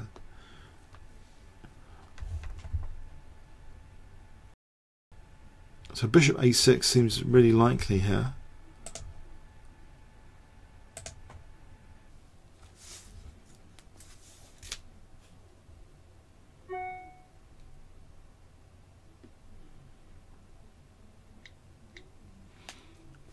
So knight d2 on this game, knight d2. I think we've got to get away from this game. It's not that interesting at the moment until it opens up. That's board 1. Okay, bishop a6 surely here on board 3, on board 2. On board 3, has this been avoided? So knight g4, queen takes, bishop takes, queen d1, bishop d7 for queen e2. Right.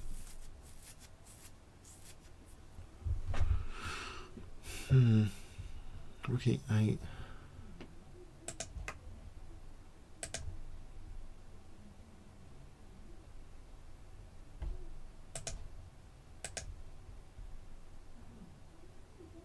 Bishop c6. That's interesting. Bishop c6. Yeah.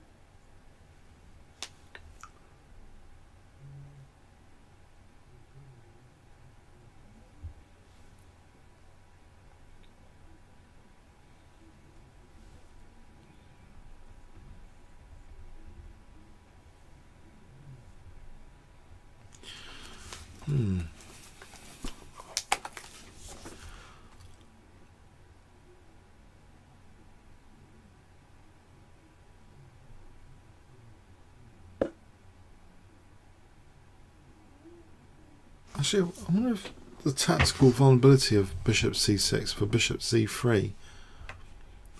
Check this game out. If bishop c3, we're threatening like to take here. What was that? Bishop c3 worth? Let's put an engine here. Blimey, it's got black doing very well with bishop c6.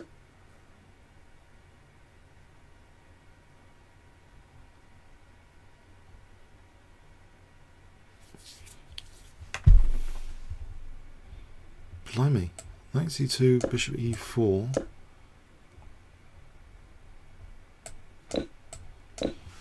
Does look pleasant. If this is stopping the knight moving. It's compensation for white though, isn't it? All the time.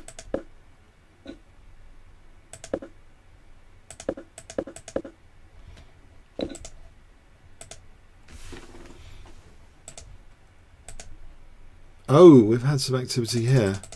So bishop a6 was played. Oh, let's actually put this on the board. What's happened here? So on board 2, we've got some excitement to report on. So we had rook ac1, bishop a6, queen e4. So still looking at c6 and protecting e5, and also protecting e2. Yeah, white allow that bishop, I guess.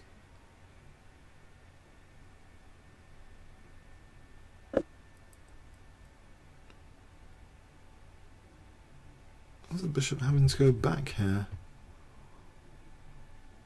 Or just rook, I don't know, rook c8, is that possible? Oh, queen e7 was played.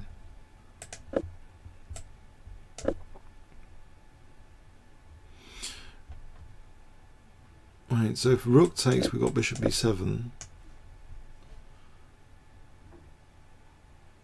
Although in this position, might consider rook e6 for a moment.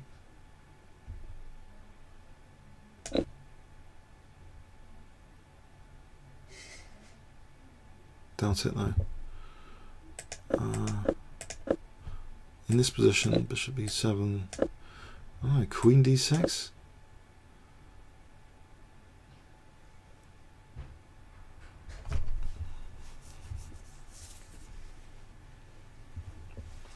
Isn't this kind of annoying? This position. an extra pawn. A5 is weak. I wonder. Now, if I don't know. So queen takes c6. Right, as bishop takes e2. We couldn't get 2 rooks for the queen. Rook e1. We get 2 rooks for the queen, which will be surely. No, we've got c5 hanging. Forget that. Bishop h5. And queen c7. And we're on a8.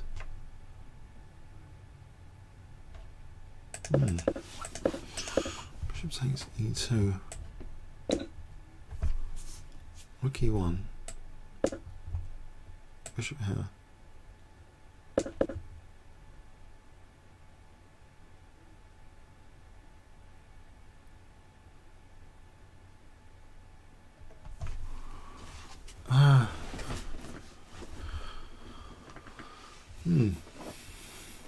And just queen c7, get the queens off because we're eyeing a8, so get the queens off and just play rook here. It's a5, it's a bit dodgy, possibly later. Some sort of endgame advantage. Taking on c6 here.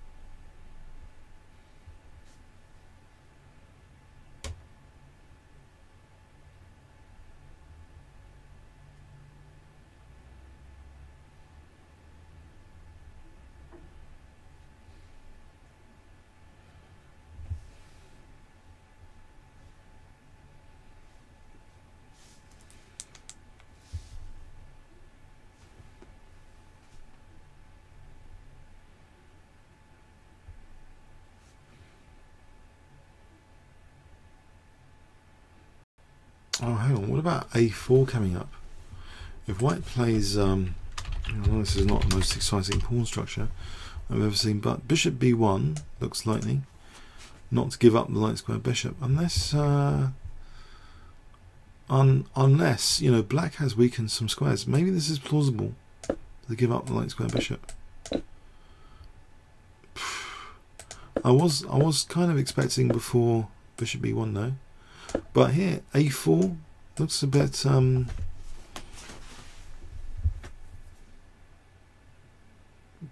iffy for white. What does white do here?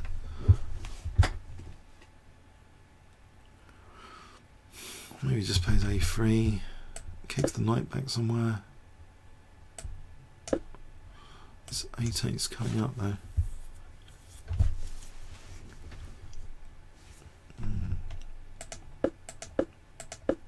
Knight b4 seems such a useful move actually. Knight b4.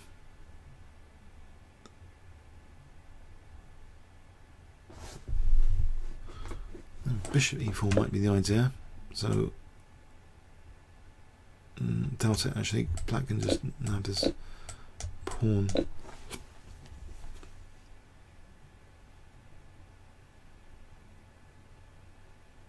Doubt it.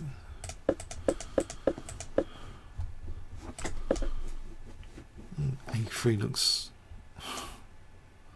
like a lesser evil choice. What does the engine think about this? Does bishop b1? If a4, just take it. Rook takes a3, and solid enough, I guess. Maybe it doesn't matter about that a3 pawn here. Black is slightly better, just slightly better.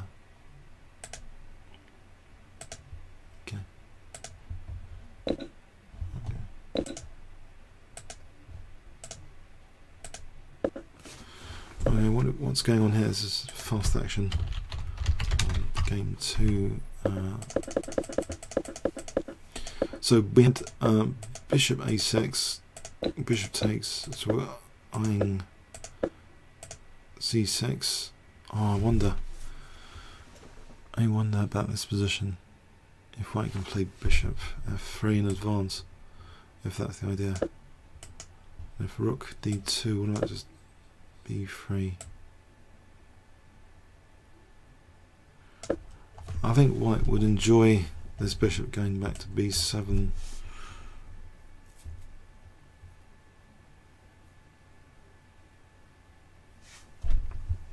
Mind you, a5 is also under fire as well. So here, with bishop f3,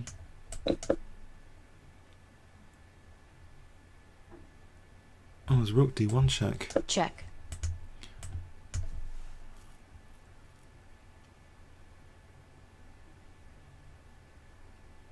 I'll take.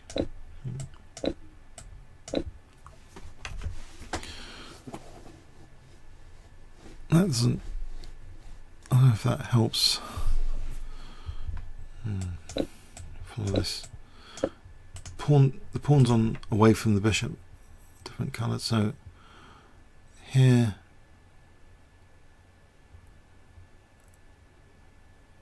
it looks as though that should be okay for black, superficially. Actually, so maybe like rook d1 is actually a potentially useful move here. If that would be the case, then bishop f1 would stop. That wouldn't really, I don't know.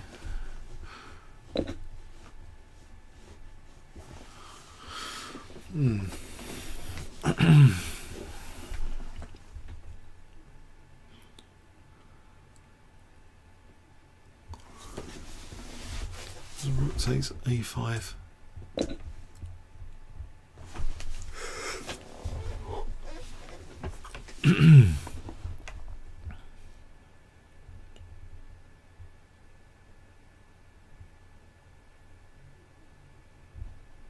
Why not rook takes a5?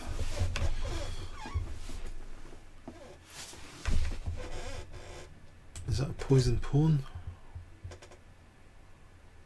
Let's check this one out as well. It's not, it's not mentioning rook a5. If rook takes a5, is that some sort of trap? Whoa! Bishop d3. Oh, yes.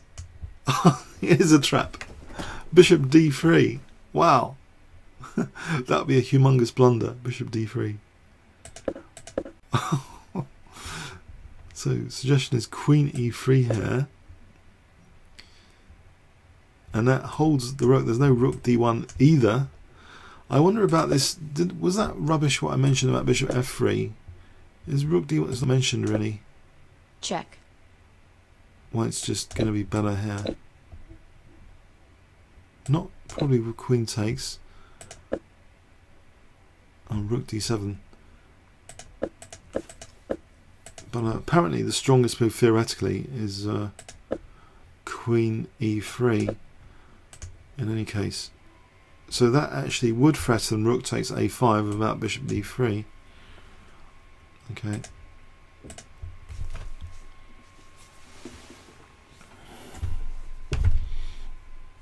And alright, that's interesting. So okay, on board 3.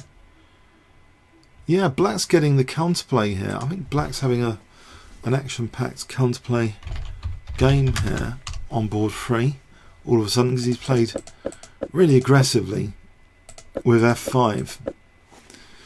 But this diagonal, you know, with the pawn on c4 and the bishop here, maybe it's not such a big deal to exploit this diagonal.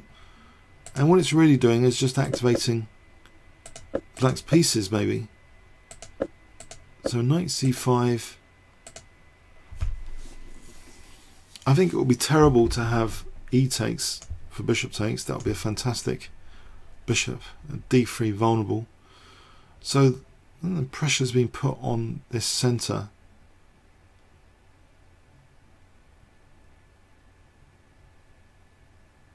Now,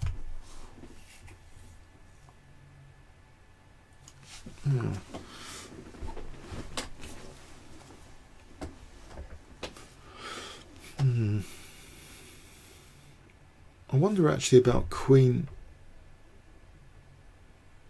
f6 is on the cards. What does white actually do here?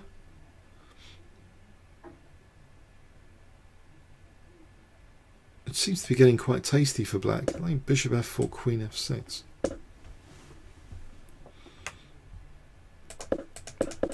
This happened here. He played bishop to d2 anyway.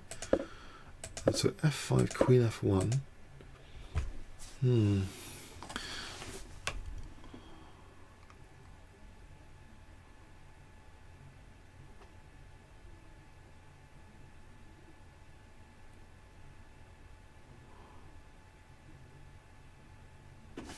Let's check this out. What does Dotfish think about this? Black's better apparently, theoretically. But so say rook ad1, bishop e5. Now,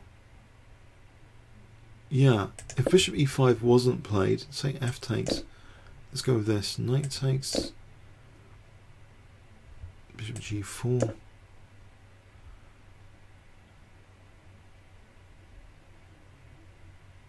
It looks as though black could be doing well. Check. Yeah. So that looks okay for black. And he solved this d6 structural issue here. So how did that happen exactly? So just taking on e4.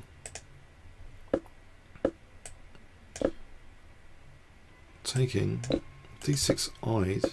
Bishop g4. Yeah. And the thing is, if the rook had just moved, well, we've got knight d3s and all that. Knight. Not knight d3. No. We just lose this pawn. Go here.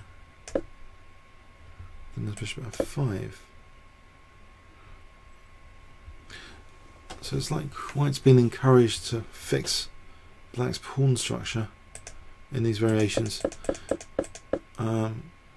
So rook ad1 seems to be a legend point of view, and then taking.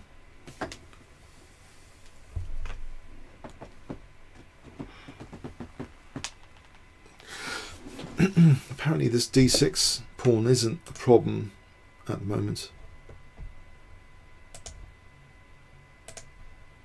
Now a4 has been played, and I kind of mentioned that, so 50 points for me. So game 1. I thought so maybe the idea is what the engine actually indicated here, that simply for minimizing the damage on the queen side, possibly just taking, because I don't know, if we allow a pawn on a3, that's like a long-term asset. If we just take it and then just play a3, I think the thing is about this position, I can't imagine a3 being that easily attacked later. So I think we can suffer this. I know it's terrible to sort of consider this, but you know, because it's kind of a backward pawn on semi-open file. But how does it actually get worse for white in this sort of position? So knight b3 holding d4. Oh, c4 is a bit vulnerable. Is that like worse than like a3 to play like knight c6? I suppose transposing the same sort of thing you want to take here.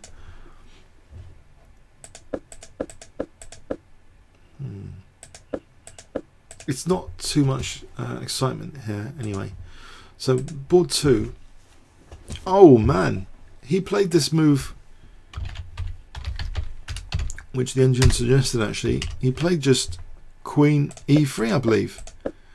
So he's now threatening. He played this move strengthening c5, so there's no little tactics.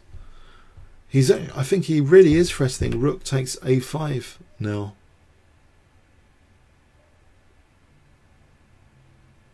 I think white is keen to see bishop b7, bishop being put passively. And it also, of course, is stopping rook d2. So this queen e3, I don't know, that stamps kind of solidity onto white's position here. The queen's actually protecting d2, c5, keeps an eye on e5. c6 has got 3 things looking at it now. And there's also the a5 pawn. So bishop b7 would seem to protect both pawns, and it has been played.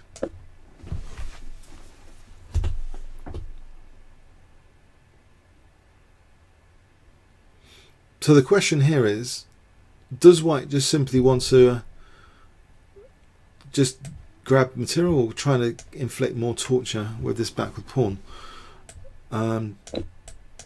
If he grabs material like this,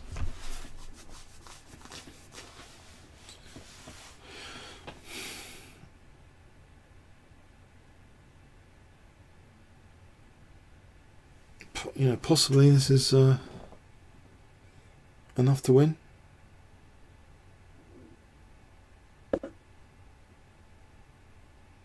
So maybe black's rook's activity is good, like, you know, maybe doubling at some point. No, there's rook c8 check. Maybe moving, getting some space for the king, like h6.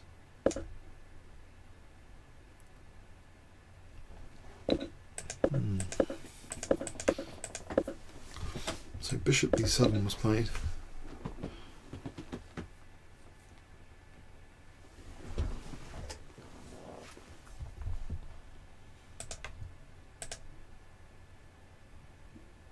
Oh, something radical here.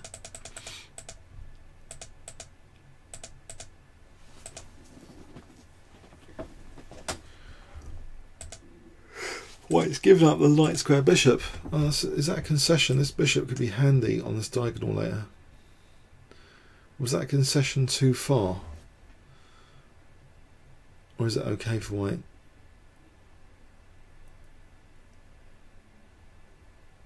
This rook on the 7th. He didn't want to leave a weak pawn on a3.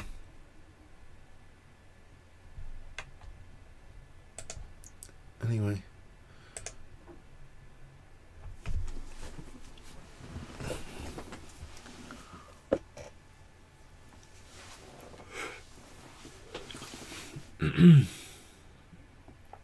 I don't know why black can't just take on e4 here for bishop f5. It looks pretty good. So this move, if taking bishop f5, it's got an added bonus now. If white has to fix black's pawn structure, then black looks looks to be having a great time here.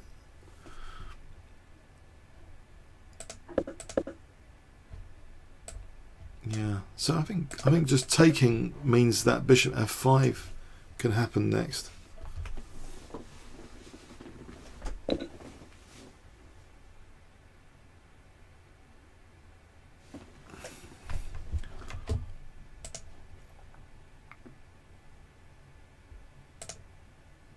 Yeah, I think there was a classic game I saw on TV, actually televised, Kasparov against someone where he didn't take this pawn for ages. He just put loads of relentless pressure. I think it's Lubojevic.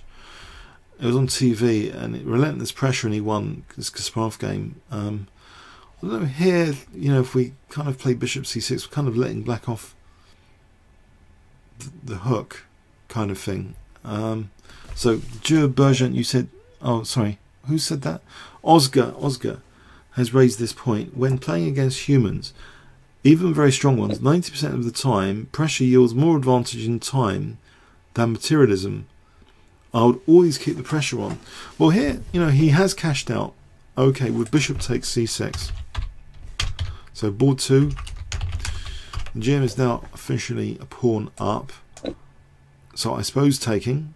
I suppose. Doesn't look as though there's too much choice in that, because it can lead to horrible things. So he's confident he might have winning chances here with that extra pawn. He does possess that c-file rather clearly. I think any rook c7 later, we're also on f7, which could be dangerous. Is the queen going to have to stick around to protect f7?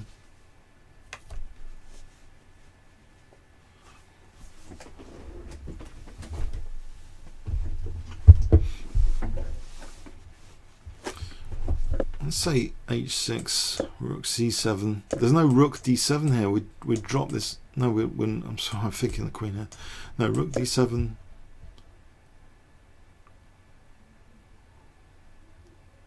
Actually, this is getting a bit scary. Let's see, what does black do here then? Okay, what does black do?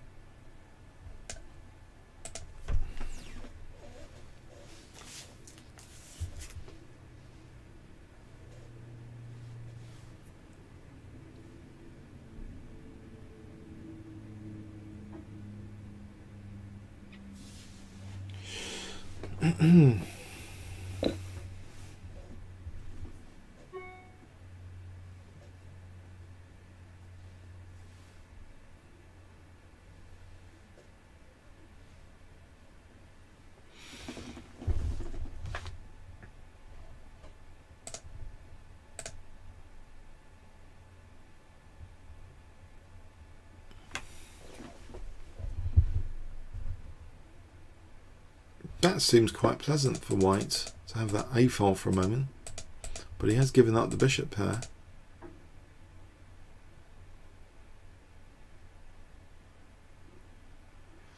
I think knight b1 could be handy for d5.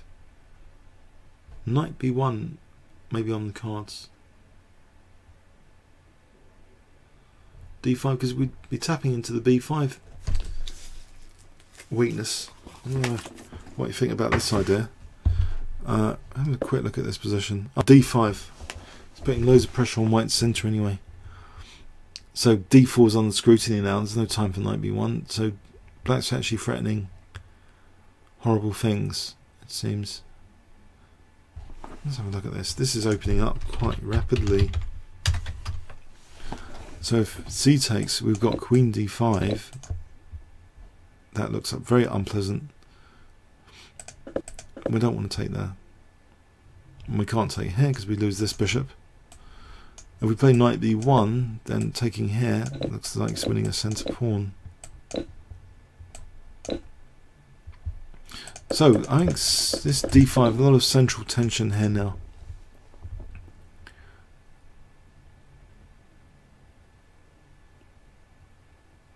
Actually, let's go with cd, queen d5, e4. And queen goes back, say to d7.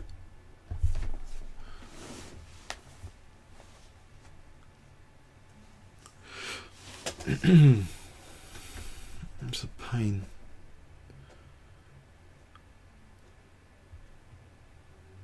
This pin is a pain. I think black's getting what he wants out of this. D5. Very comfortable position.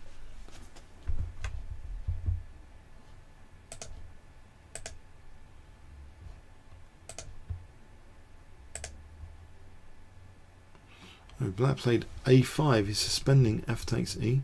He's stopping any B4s, I think. I suppose bishop D2 did have maybe the idea of rook on B4, possibly, at some point.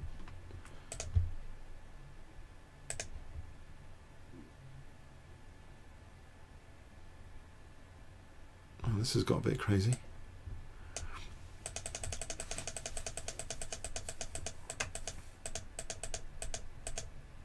Taking on E2, pawn sack.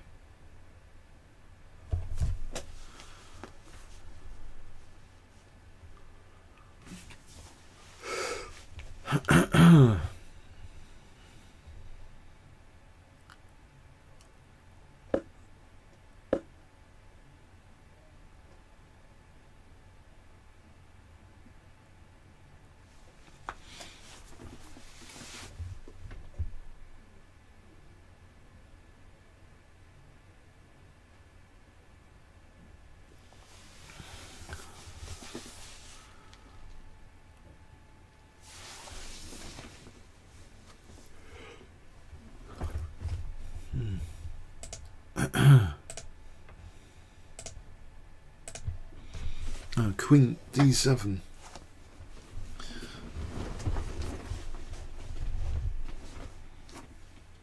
Queen D7 has been played.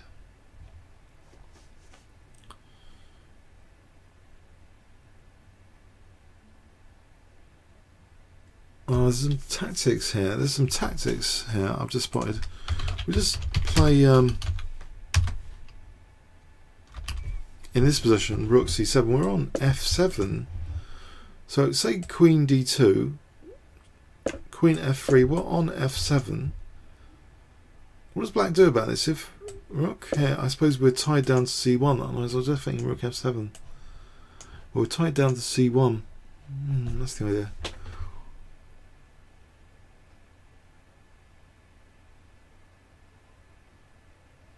Something like b3. And then move this rook like this, maybe. And we're also threatening rook takes f7 then for queen a8.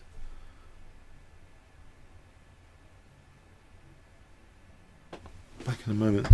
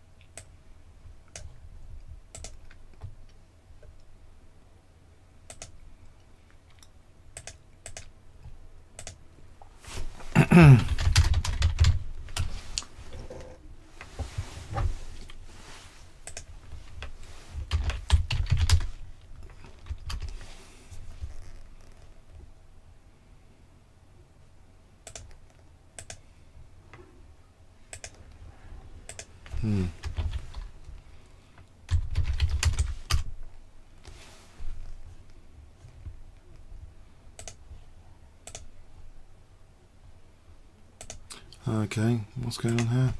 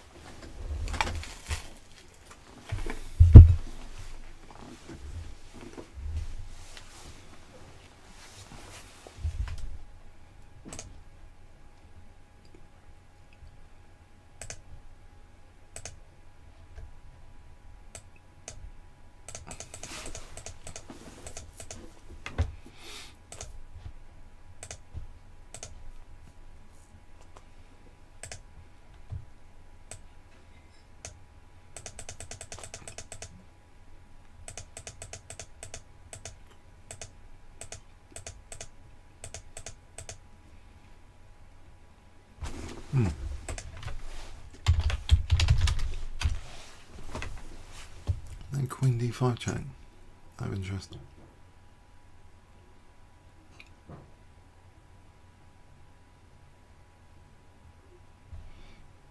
What's happening here?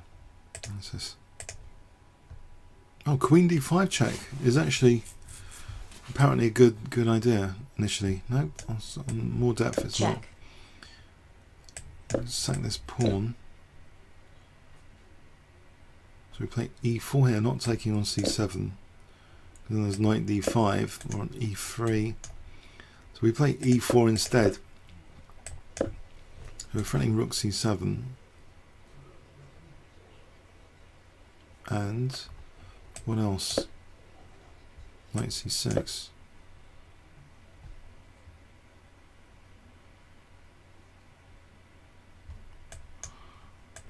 Okay.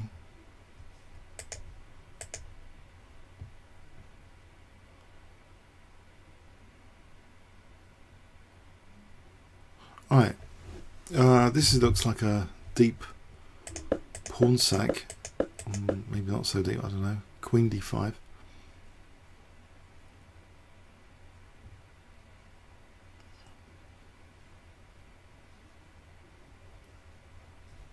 King here.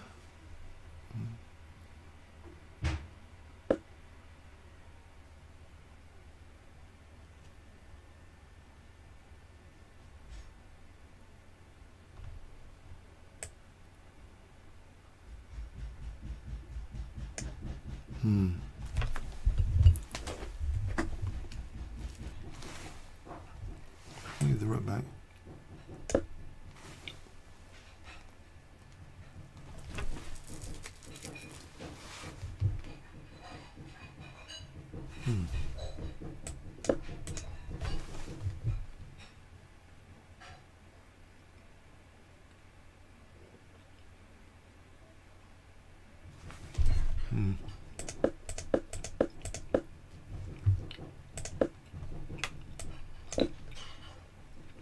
Let's check this.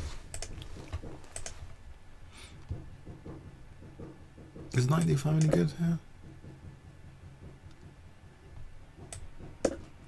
Let's give him that with bishop c3.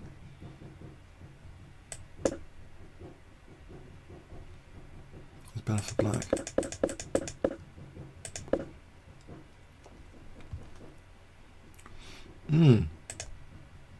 So actually, it seems the obvious queen d5 check might actually be all right for black.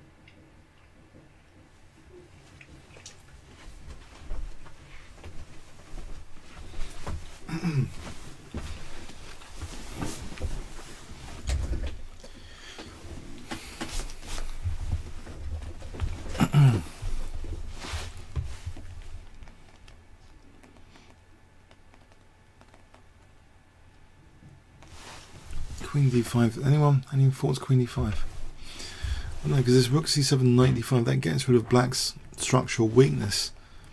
If we lose c7, you know, this knight d5 is useful for bishop c3.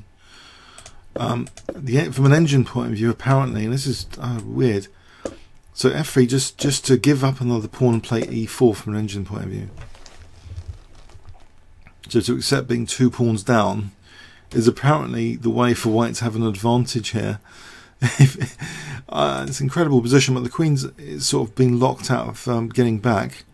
If we check this position, eventually we see an evaluation shift in white's favour. There's no immediate way to win the queen. Well, rook ab1 is getting close though.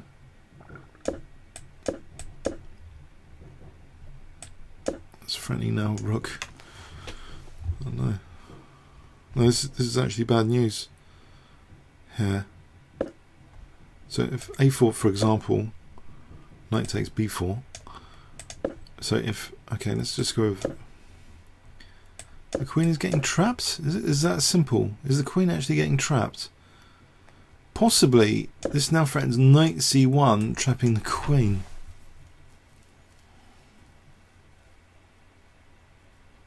Wow.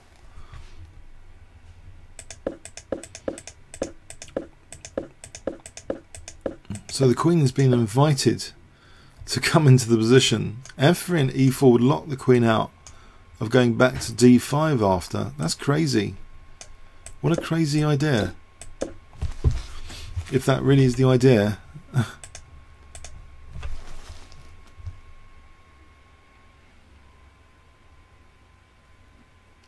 What do you think the odds of that?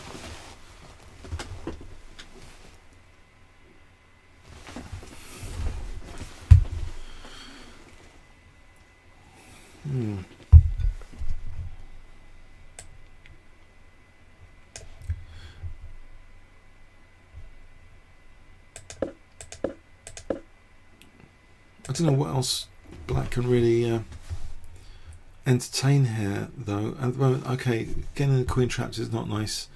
What do we do about this backward pawn?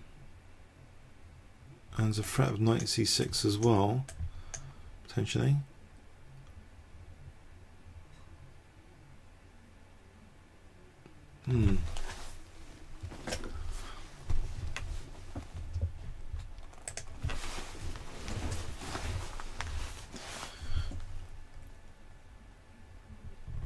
What do we do here?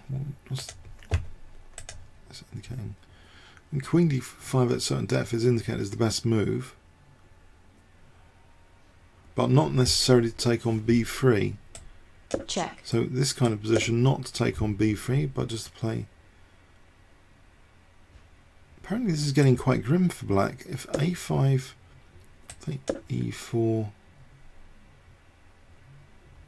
and if we entertain going back, knight c6, it should be okay, surely. I don't know. There's pressure on that c file though, isn't there? So, don't know.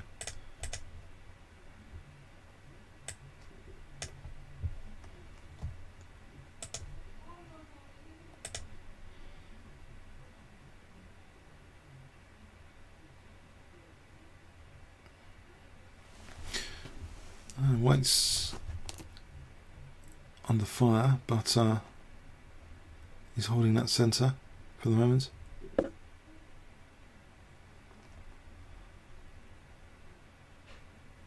I would have c5. loses straight off the bat. Yep. So taking d4. So white surely can't play c5 here. If we play c5, just take d4. Unless there's any magical tactic in this position. Okay, white's not going to do that, so it doesn't seem likely.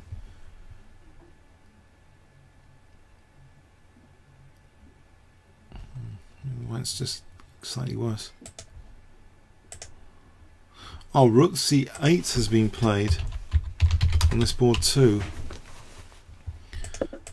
So we had this rook, queen 7, b3, rook c8. Now, how's this ending looking? Check.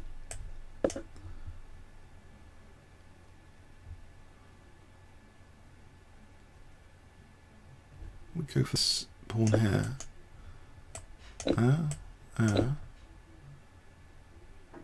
it's back row mate time. Checkmate. That doesn't help. Okay, so yeah, queen b6, queen a8.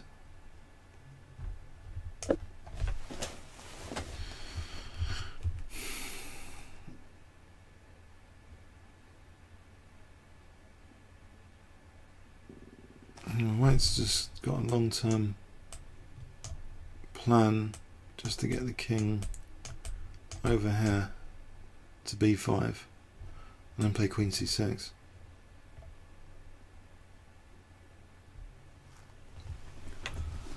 I think this ending's winnable probably. I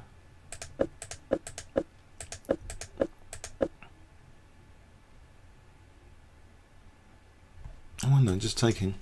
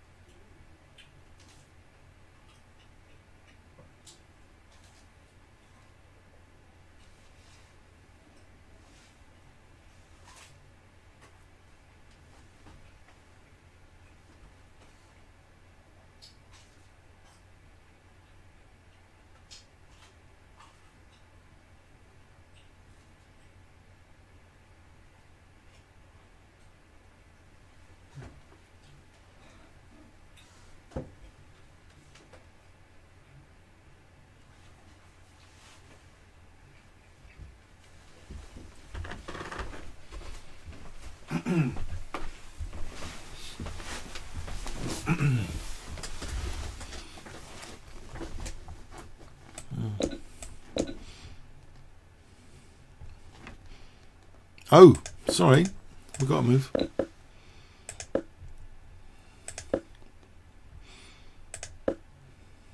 Blimey.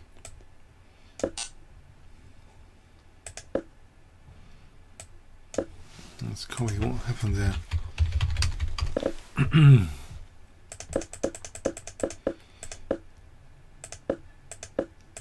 Rook d6. Taking. Check.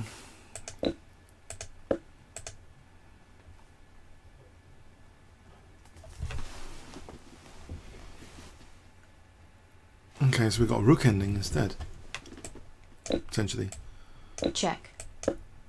Let's go like this or here, so there's no rook d3. No, doesn't matter about rook d3.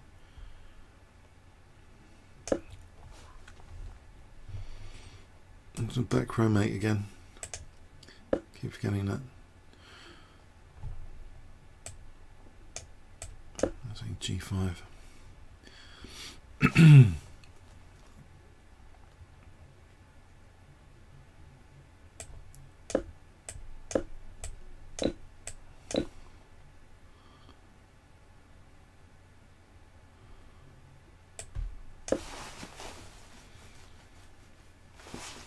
There's double pawns here actually.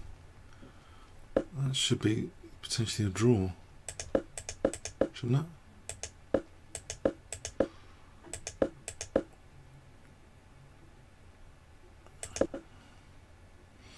What about just not going into that, just playing, what can we play here?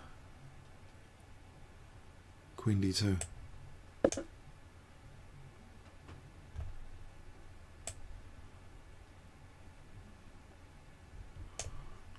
So we force this rook d7 is unpleasant, surely. Rook d7. There's queen c1 check. And king g2. Just play rook d7 later.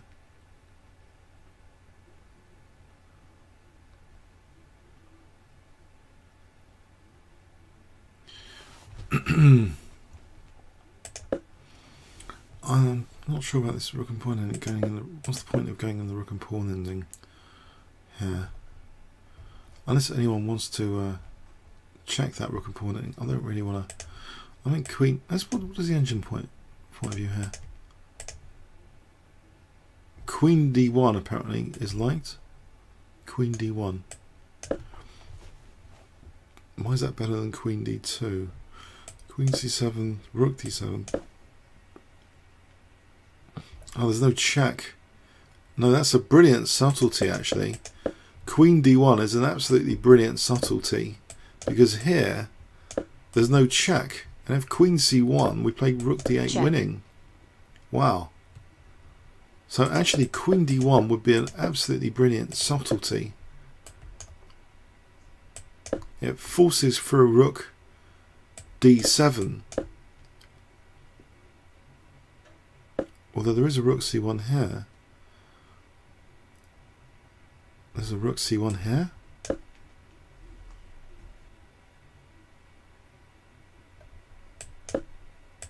How's this ending? Let's go with g5. That's what I mentioned, g5, because we want to sort of isolate pawns if f4.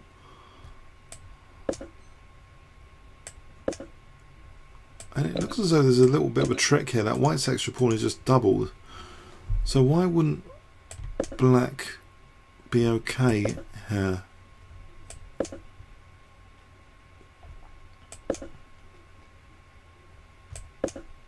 Let's just follow this. This sort of ending.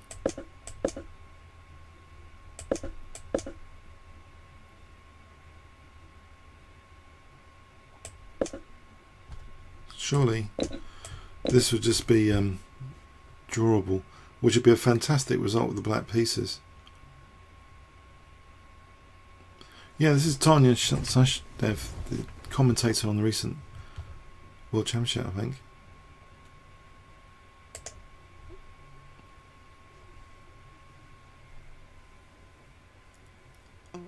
So even if white plays queen d1, which apparently is more accurate, there doesn't appear to be a rook b7 on the cards here because of rook c1. Now if there's no rook d7 on the cards,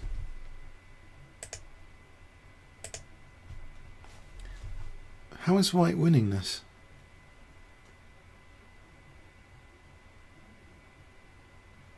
That's interesting.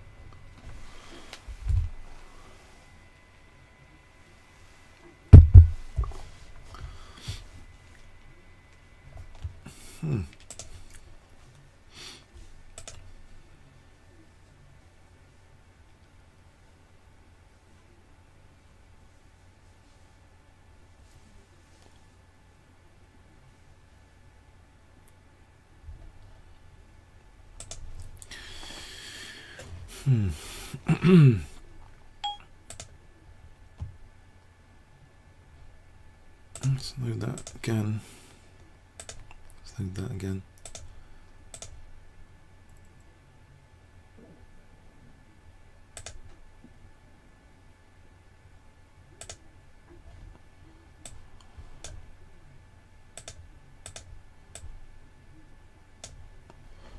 So this game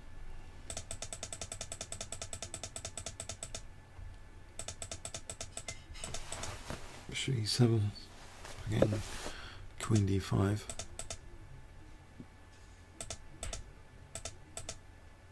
Whoa, aggressive from Hammer, aggressive stuff.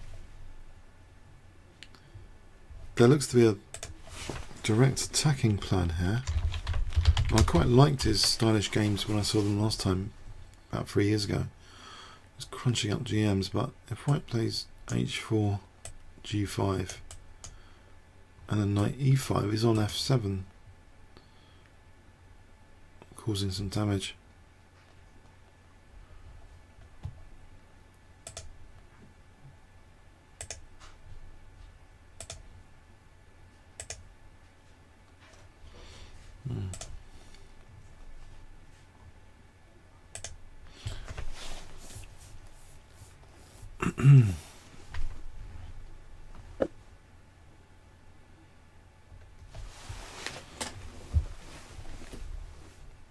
Let's think this for the moment. Not too complicated, surely. So queen d1 is apparently, from an engine point of view, the best move. Queen d2, there's always, the thing is, there's always queen c7 with the option of queen c1 check, with the option of queen c1 check. So I don't know. I don't know how white gets going here.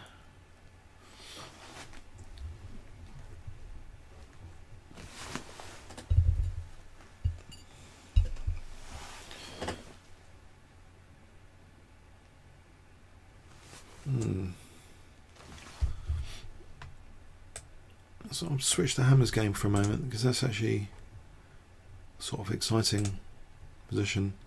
So he's just played g4.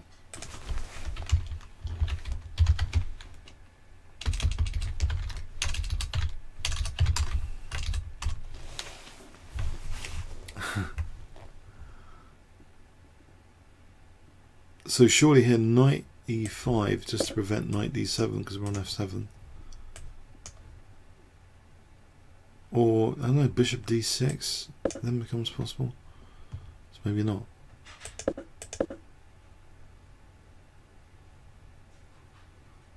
d5 or g4 takes on g4.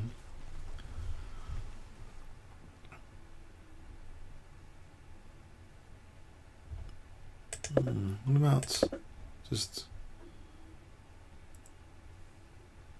h3 then?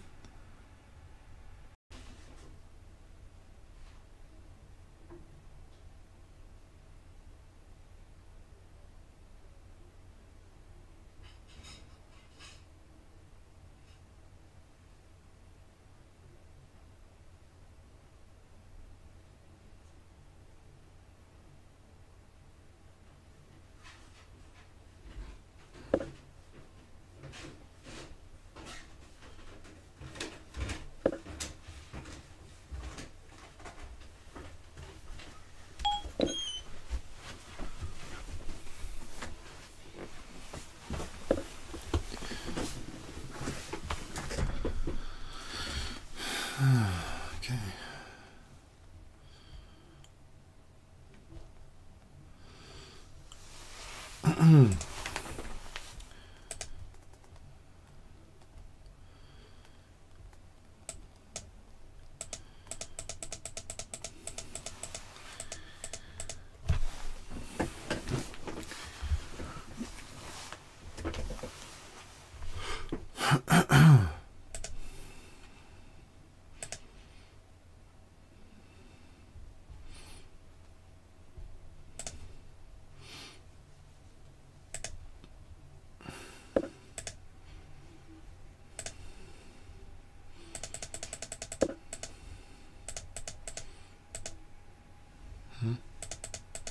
a5, f3.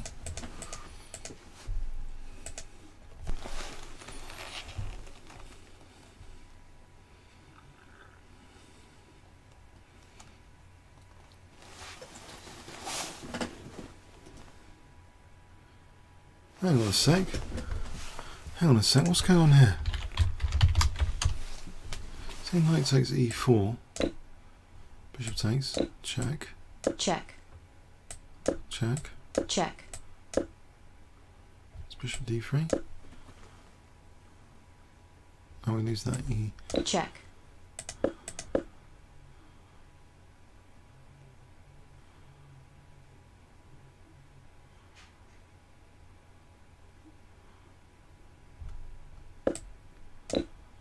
Okay, just wondering. I'm taking play queen b6. Okay, so the king's going to move.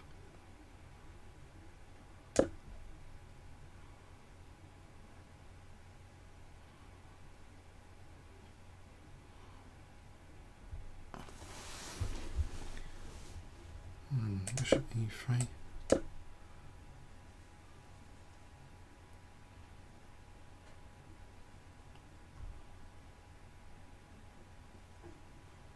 Just taking that looks good for black. So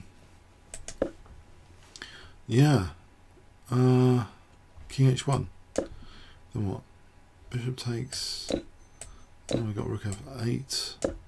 That looks interesting. Bishop e5. This bishop's looking rubbish. There's knight e6 and there's rook f2 potentially.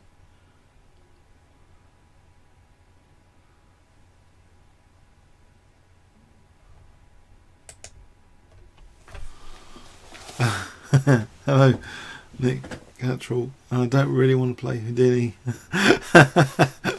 Honestly, I don't want to play Houdini. It's a good, you know, engines, they become good tools and not to play against. I think they stopped organising Grandmaster versus engine matches. Although you can still see, apparently, Grandmaster versus engine matches if you believe Ivanov is a cheater. The suspicion goes he might be using an engine anyway. Suspicion. Right, I mentioned bishop e4. Is that terrible to take here? Might not be. Might be okay for black. I would have thought.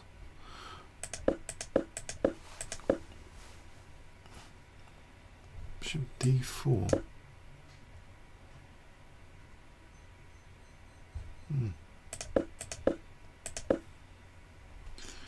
Okay. So apparently queen f2 might be better. Anyway, queen f2 does pin the knight. That does look nice. To pin the knight.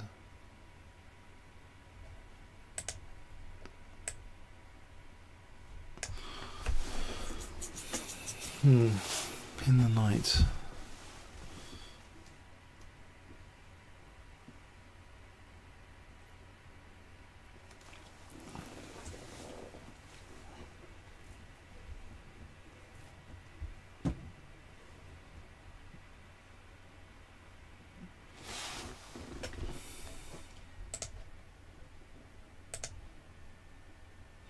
He's played queen d1, which apparently was one of the more accurate moves in the position.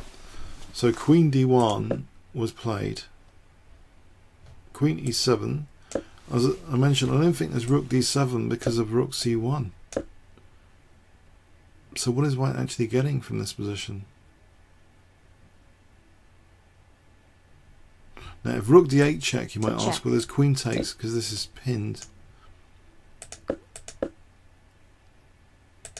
So I think this is valid to play rook c1.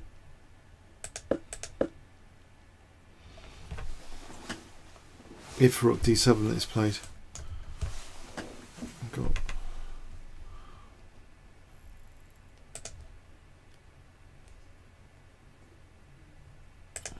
this game attracts me most at the moment for some reason. King's Engine game. Lots of tension. Peace activity for black. White seems a bit passive.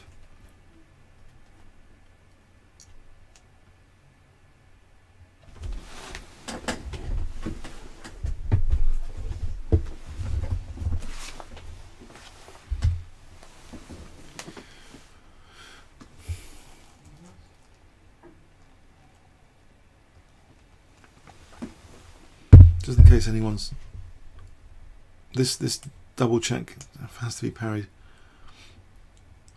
So queen f2, queen f2, just pin the knight, I'd say. Yeah, that looks like a good idea.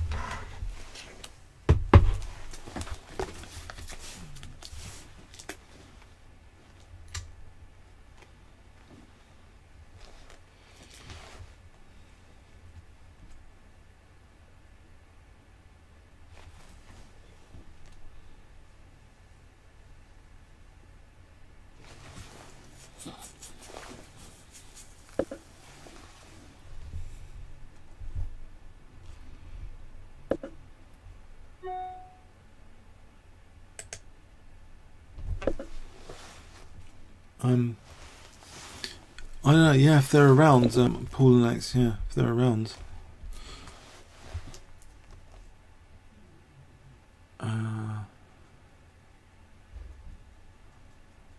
For a relay on the candidates, yeah. Cheers, back in a few minutes, I'll leave this running.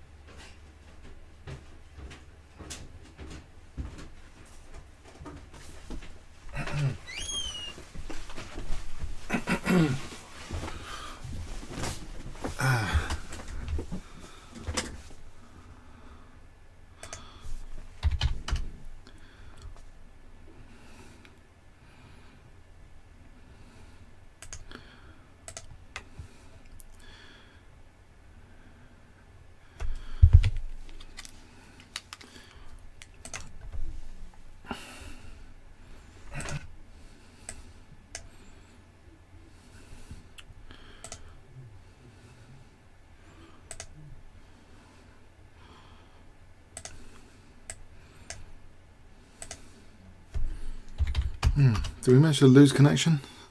Well, I was just away for a few minutes. Pardon me. The clock's still going here. Still on ICC. Yep, still on ICC. That's good news.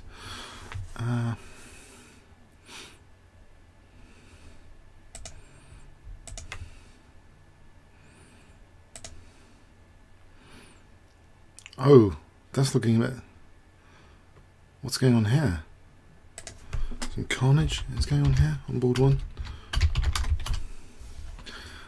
Maybe White's playing a bit too... trying to play a bit too solid in this game. He's got a passive position. And b5.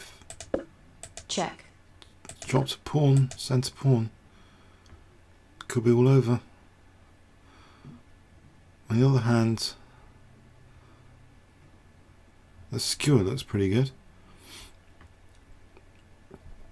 Actually, queen takes h2. Oh, that White resigned. Oh, painful. Threatening queen g1. White actually resigned this. If he had played, that was pretty abrupt. If he'd played king h1, then I think rook a8. We've got a back row issue. Is that the move? Rook a8, I wonder. Let's have a look. An engine check. Yeah, rook a8. We've got a back row issue. And we're losing material. If this moves, we just take on a5. Where does it move anyway? We just take on a5. So actually, that was very, very abrupt. This game finishing like this. So what exactly happened? White's centre was under pressure. C takes, so there's a looser piece there. Queen b8. Bishop takes d5, which is a nice blockade anyway. So bishop pair, nice blockade on d5. This bishop doesn't look too clever. Knight c4, and we had queen c7. And this queen e2, which does leave a loose piece on c3. In this position, this is actually a crushingly bad blunder. Apparently best was knight e5, but even so, it's just losing another pawn on b3. Black's better. So White accelerated the loss here with queen e2, thinking that maybe it was some sort of trap. But it wasn't really. It's a weakness of the last move again. Bishop takes d4. Check. Another weakness of the last move. Queen takes h2. It would have been played, I think. So, yeah, that's just threatening that mate in 1. So a bit dramatic there. Very abrupt how that ended. So the higher rated GM has beaten the lower rated IM there on board 1. Okay. Let's see on board 2. What's going on board 2 then?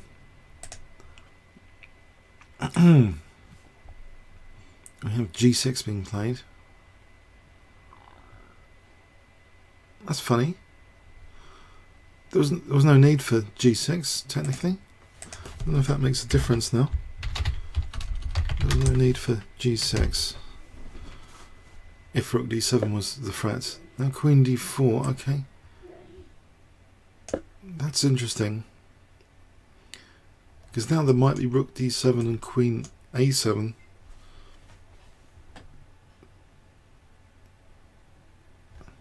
Let's have all this h4 move though.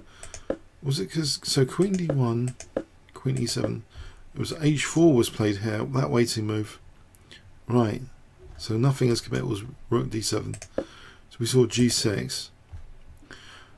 Now queen d4. So now, I don't know, this rook d7 is adding some more effectiveness, has been added to rook d7 here. There's also some possibility h5 could be useful in the future. But for the moment, rook d7 looks like to be a right pain.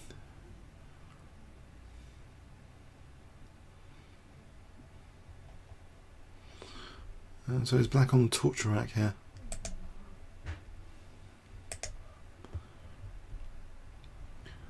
Arkell hasn't moved yet after this queen b6.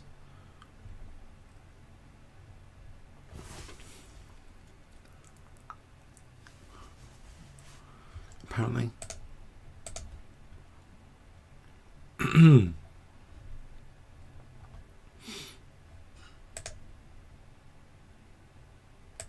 The Cherniaev game going. Whoa! What's all this crazy stuff that's happened on this Cherniaev game? Out of interest.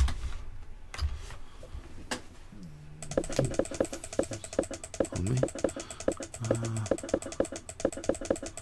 All this crazy stuff going on here. So black had played this. Let's go back here. Black had played this knight b4. Annoying, seems. White just used that as a pawn sack. And trying to get his sensor going, maybe. That looked quite interesting there for c6. Check. But he's getting some sort of, he sacked the exchange. He's going for mate. Interesting. So I suppose g4's on the cards. This knight's kind of out of the way. Check. This looks really quite dangerous for black. He's on the rook. Threatens now bishop d3 and queen h5.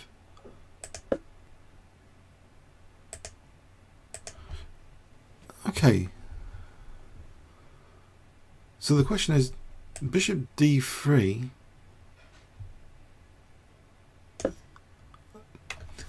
Well, the ratings go up and down. If he got a GM norm, it's not taken away from him if someone becomes... Any title is never taken away from you by FIDE based on rating. I guess there's queen takes d5 here, but you know, covering queen h5. But then I don't know, bishop takes g6. Check. FG, rook d5. Doesn't look appetizing. Let's see what's happening here with bishop d3.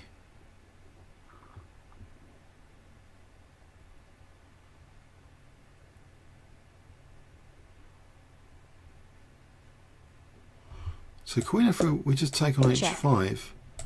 We're like mating. Checkmate. So interesting position. Bishop d3. Does anyone see?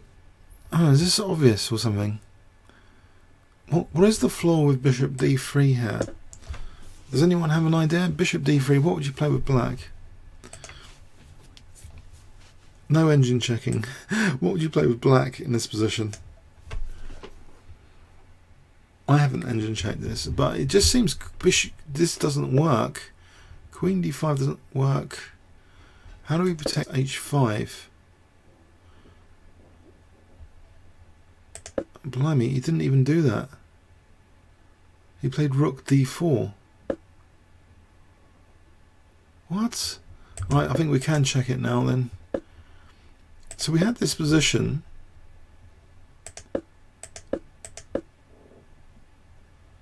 Check.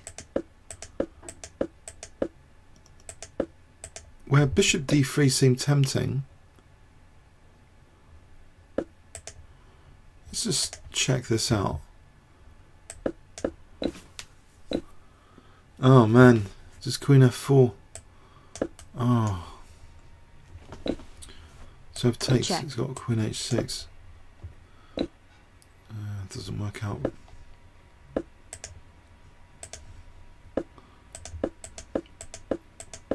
So he played rook d4 instead.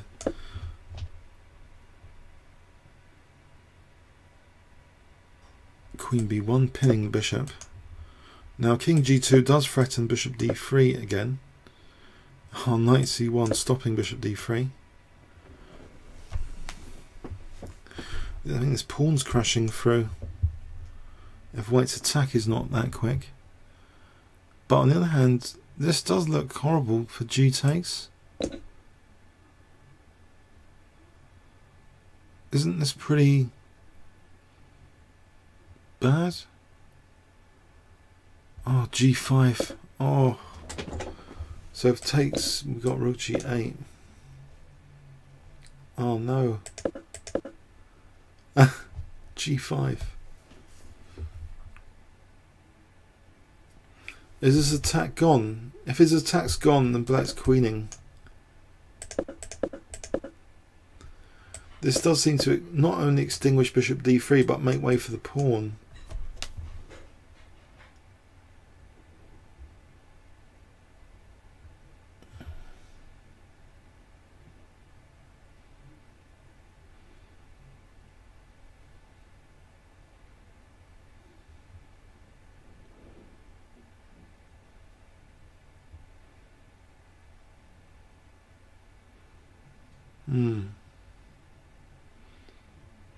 Oh man, I can't see how the attack progresses for the moment.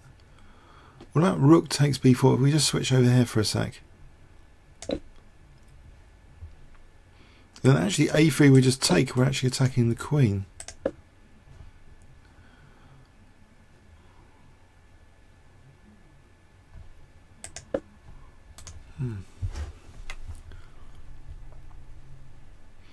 And also bishop c3 would then mean queen f6 onto these dark squares.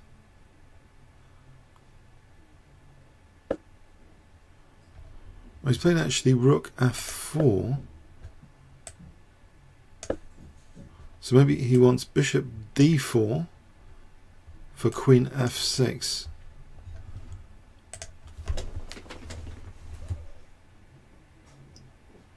Okay, so if we went with a3, bishop d4,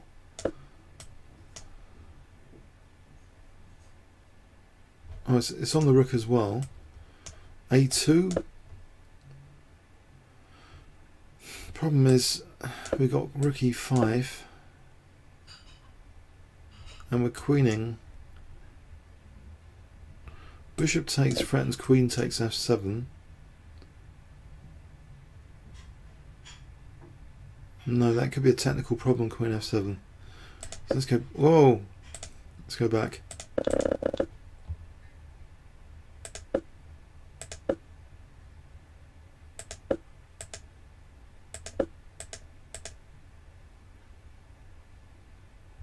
So rook d4, queen b1, king g2, knight c1, rook f4. Intriguing. So the threat is bishop d4 hitting the rook and vacating f6 for queen f6. So what would happen here?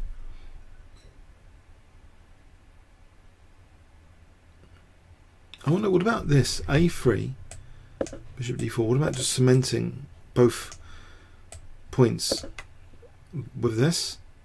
Now again, this queen f6, we're just going to end up losing the rook on a7, and then f7 is dropping.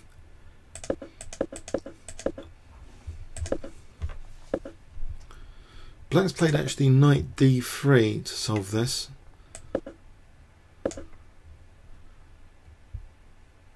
Oh, he's got knight e1 check potentially.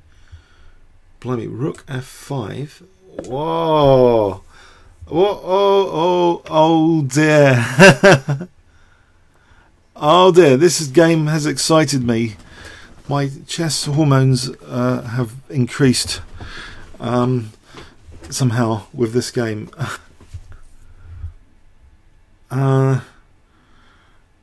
After rook f5,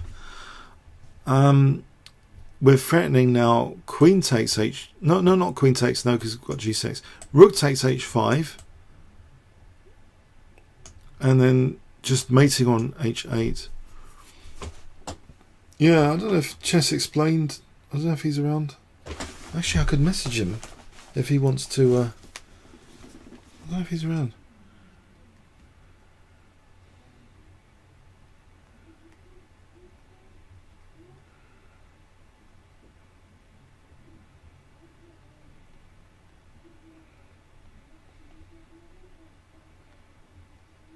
I'm not sure he's around. But yeah, at some point, yeah, I could arrange it. But rook f5 looks dangerous. So I don't know. Oh, hang on. We just played queen c1 here. Oh man, don't tell me queen c1. Queen c1 just holds everything, doesn't it? Was this the idea of this knight move? It's just vacated. Should we call that a strength of the last move? Instead of weakness of the last move, it's vacated c1 for queen c1. It's like a strength of the last move. So rook f5, there's queen c1 here.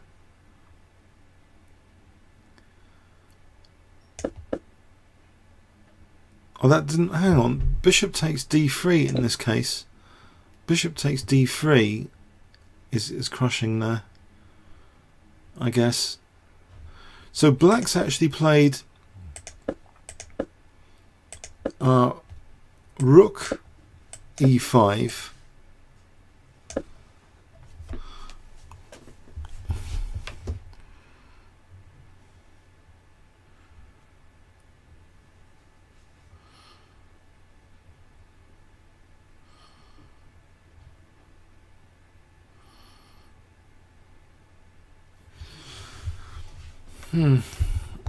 White has to do something quick because he's threatened with this pawn like queening.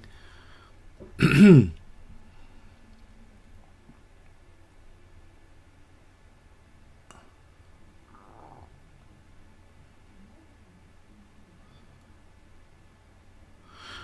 problem is white's pieces, I don't know, okay, at the moment, let's see, let's just take a move as an example. Take a move. So black is protecting h5, surely. Is there anything...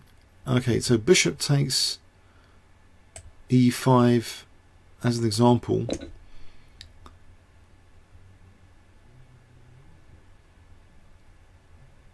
Maybe just taking here is okay. Because the queen's also on this diagonal, so I don't think we can go too crazy sacking on h5. I mean, the queen can always... There's nothing there. White's just run out of pieces.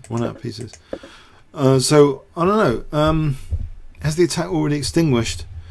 Or g takes, and now we've got hg. But rook takes, or knight f4. Rook takes. That doesn't look as though there's any attack. Check. Just take this. I don't know if white's attack's already run out.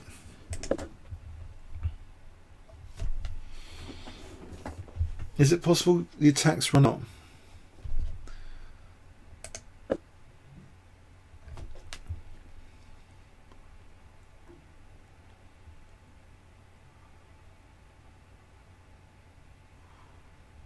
I mean, what about rook f3? Oh, there's knight e1 check. Check. That's not hot, is it?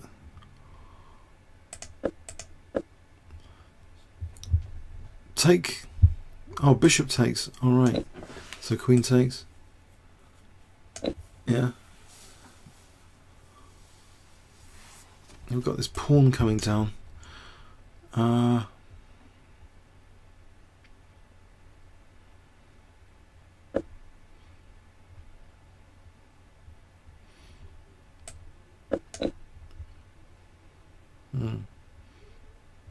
Just taking her. Pawn. Oh, hang on, take her. Oh, that's pretty dangerous. Ah, interesting. Yeah, take. That's a good idea. Nathan Espinoza, can you take knight first with the bishop? Yeah. So now we do. So bishop takes, and if pawn takes, then there's no time. Yes, there is. It's mate in 2. Check. Checkmate.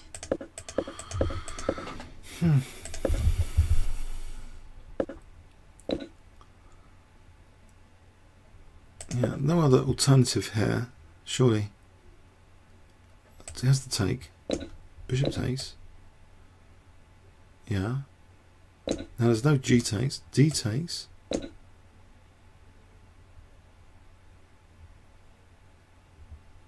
Rook takes. And we're still threatening here. So A3. G takes. G5. Say.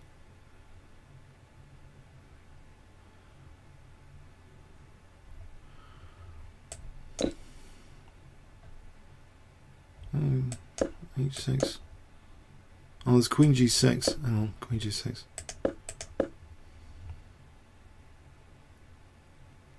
This pawn could be winning the game potentially in these scenarios. So, okay, so we're working on bishop takes D3, Queen G3 first. Queen G3 first. Matadogsby, Queen G3 first.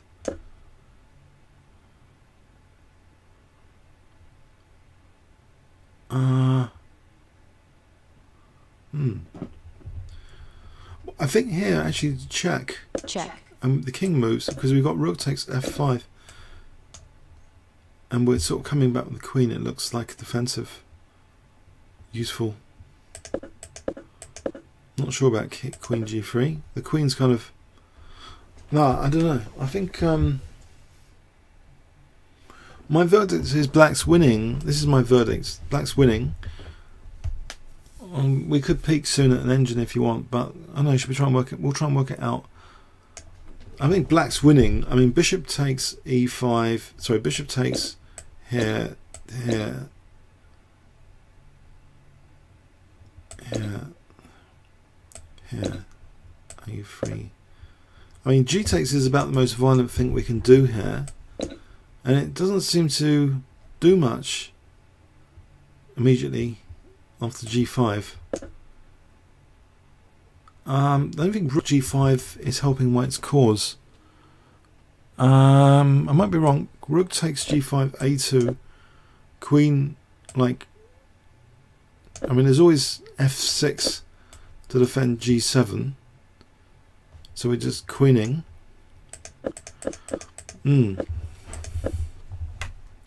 This doesn't look like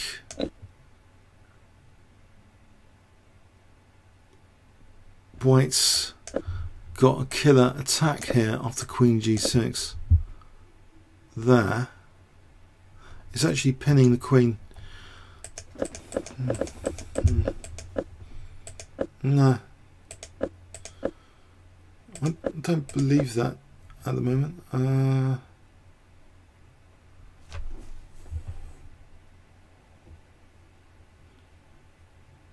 If bishop takes, what do these say here? Knight takes. There's no rook takes. What's Black doing in this position?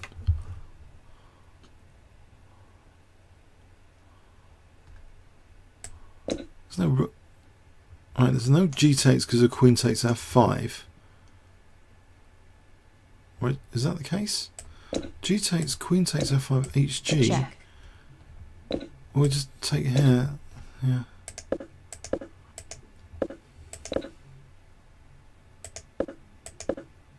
let's engine check it now. Let's get the true verdict instead of this speculation from an engine.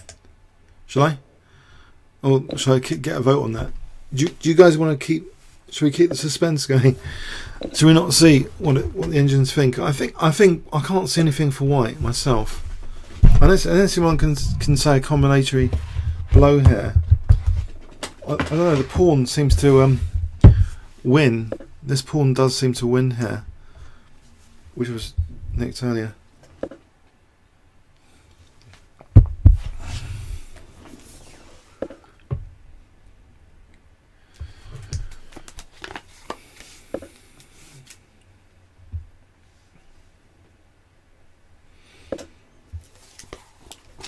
Just a quick peek on the other games for a moment.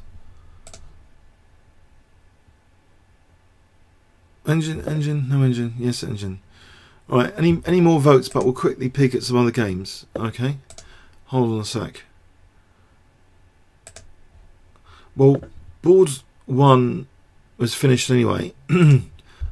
that resulted in a win for that 26-70. Well, I did try and play solidly, but it didn't seem to help. So the Grachev game. Oh, he's played bishop takes d3. He's played bishop takes d3.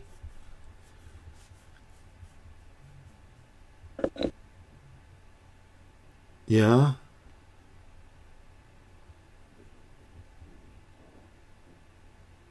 I think just d takes e now.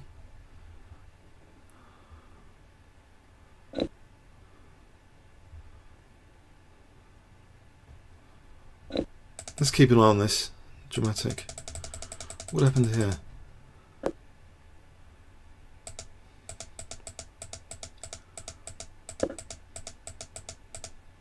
So black's got this dark square grip going on. Quite a mammoth dark square grip, as dark square grips go.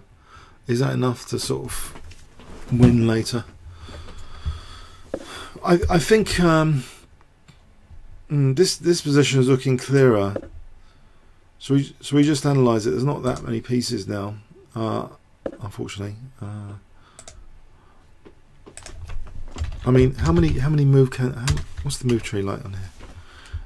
Surely, okay. Black. I completely missed that. Oh, blimey. Ouch. Queen takes d5 is check. Oh man. Ouch. I don't think this doesn't seem to improve White's chances having to respond to this check.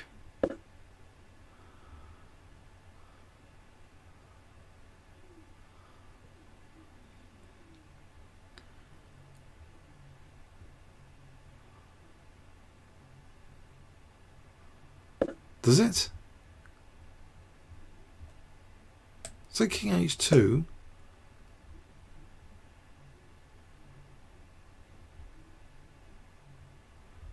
D takes. He's played rook f3 and then queen.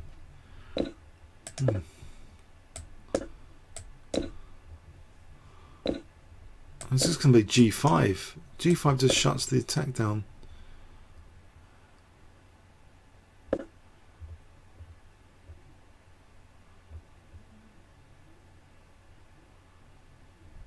Now his queen takes b4.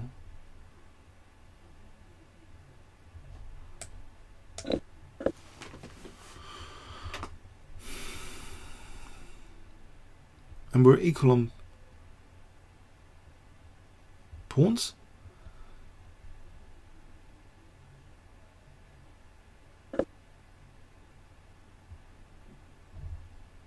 No. No, hang on.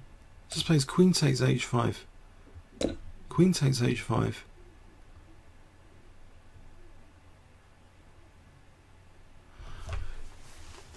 I have a feeling that black might have misplayed that. Let's go back here. Let's just go back. I can't believe it was this queen takes d5 really needed. I thought this was like so white played bishop takes e5, and we were actually leaving the queen here. We weren't distracted by this check, which I didn't see anyway. But the queen seemed to be useful on this diagonal. From an engine point of view, oh, it comes up with a completely different move. Queen e4 check. Queen e4 check. And then d takes e5. But it does keep the queen on that diagonal. I wonder about d takes e5 as well.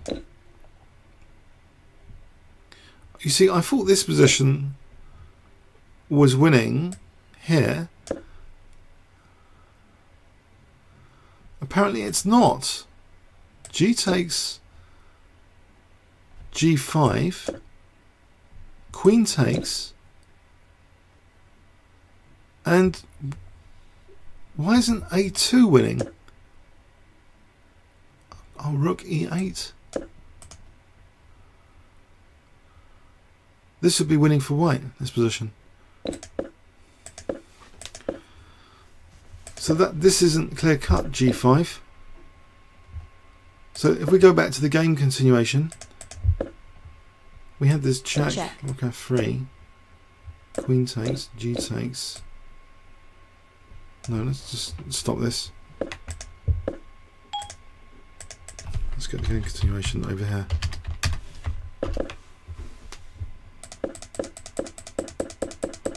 So it started off bishop d3, queen takes, bishop takes, check, rook f3, g takes, g takes.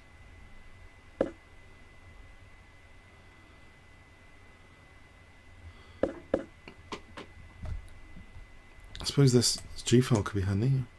No, wouldn't they?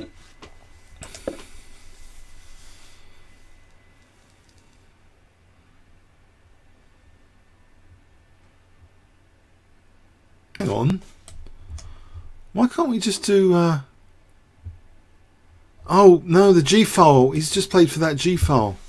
He's going for an attack. So if, you know, we've got this check now. Check. Which is like looking crushing. That's king f1. Not here because queen e1. Check.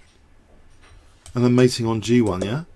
I think if we played king f1, then there's no... Oh, there's a check on b5. This check on b5 is a bit of a pain. Just crashing down like this. We're going to win b2. So, I don't know. This is dangerous, isn't it? Rook g7. Oh, this is rook g3. Oh, rook g3. And now, what, f4 to protect h5?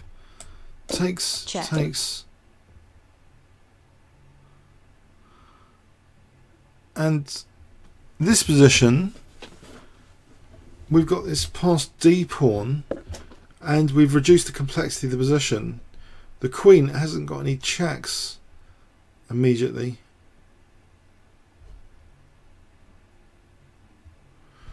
So maybe black just plays like this to exchange off queens. This f5 does seem quite good in this circumstance, just to play rook g7 check. What if rook g3? So f4.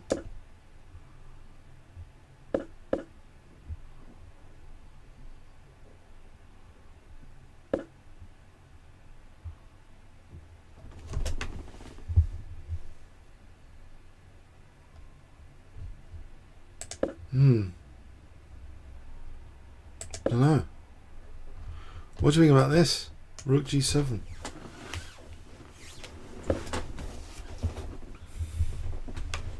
So rook g3, unfortunately there's f4, right? And if also we consider queen h4, unfortunately rook g7, and then if rook g3 here, f4 protects h5.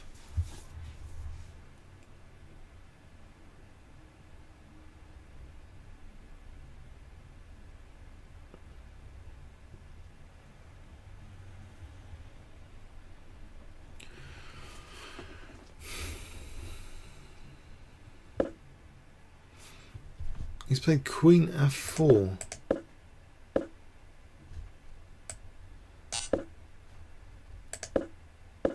Alright, he has solved a problem here with his king. That the king can now just go here.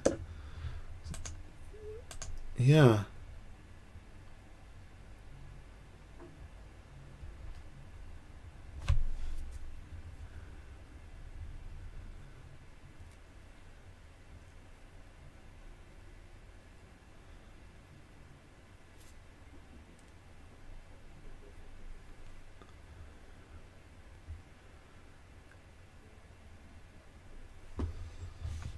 Queen's pins. We didn't even play King G6.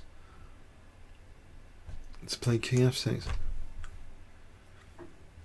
No, hang on. No, that doesn't work. Check. Check. Check. It's too dangerous. Forget that. Sorry. That would be suicidal. That would be terrible.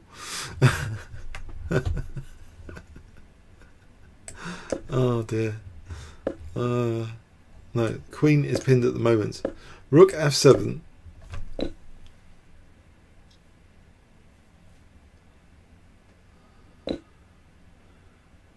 Was White absolutely winning at move 31? Really? At move 31? Can we just... Do you want to check that? Engine point of view here. Black was... I don't know if the depths make any difference.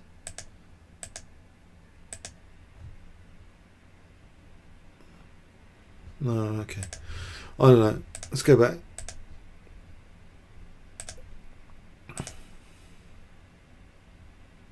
Does that mean commands?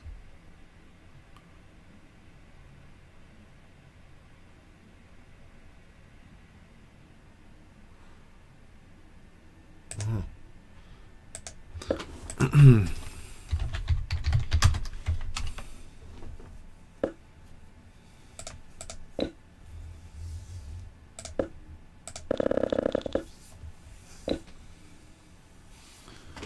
How is Keith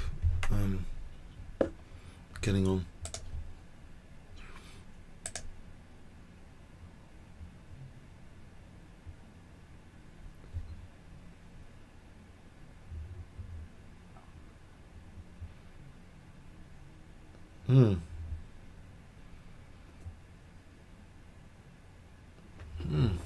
Looks as though I don't know. I just think this just initially that this is dangerous, because if here we can play bishop b2, b4, b3, a2, bishop f1, bishop c4, I don't know, rook c3, we're threatening takes, and a2.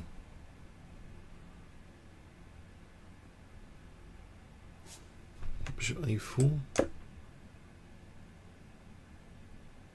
just b3.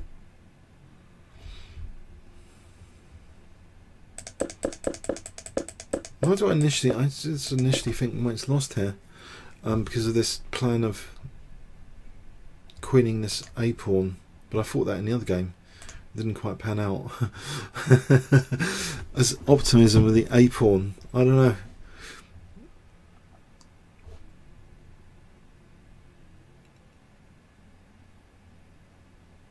If Black, you know, plays b3 and then takes then a2, we're queening.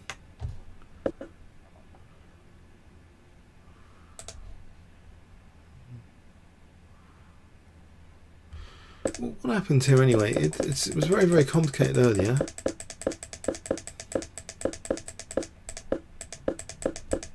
I thought White had some major issues to solve.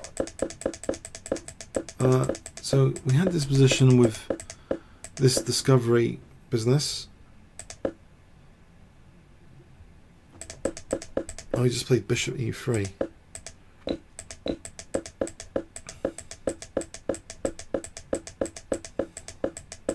Check.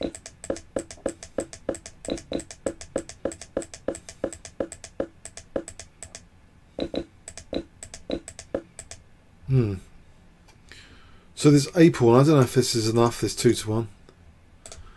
Hammer game. Oh, blimey. How did Hammer do that? Let's have a look at this game. Things progress there.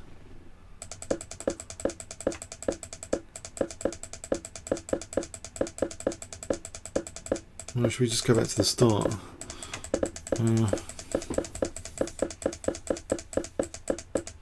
So he was preparing aggressively this like G4 move last time we saw this.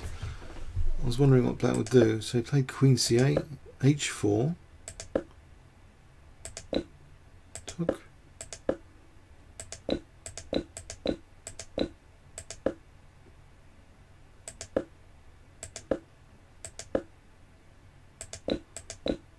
Check.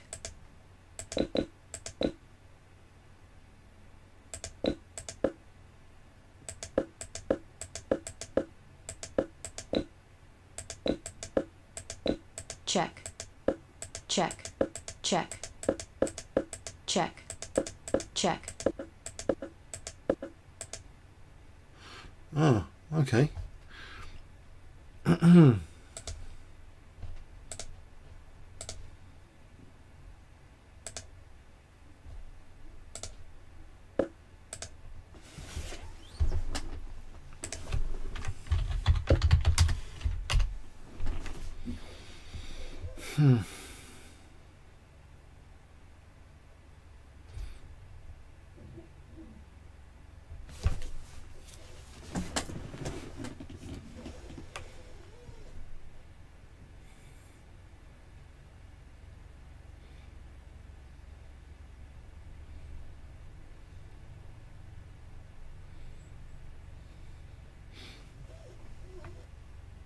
Cool.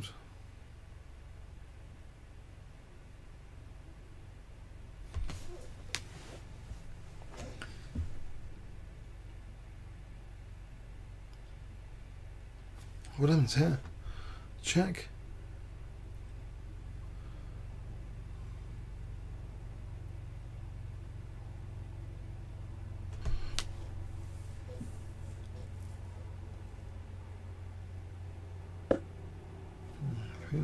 Check.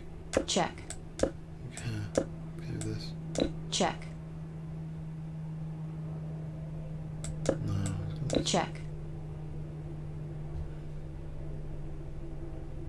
Nice.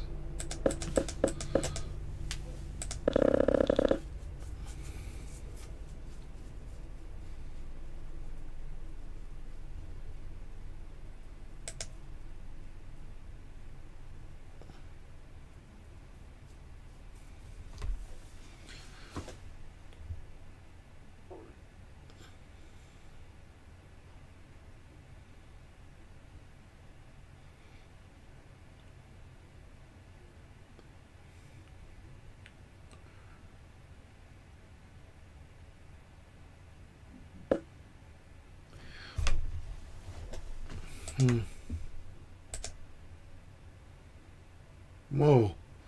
What's happening here?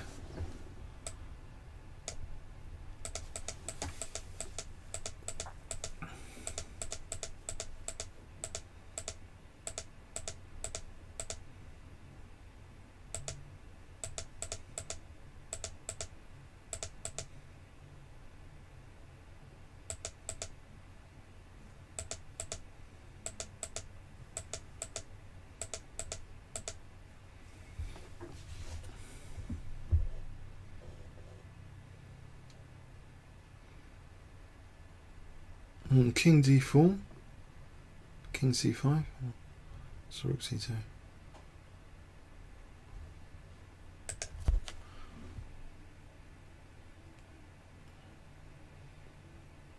Could be a draw, I don't know, could be a draw.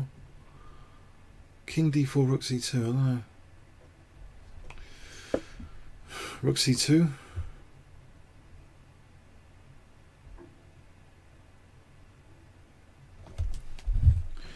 Just to stop the king going across? Or?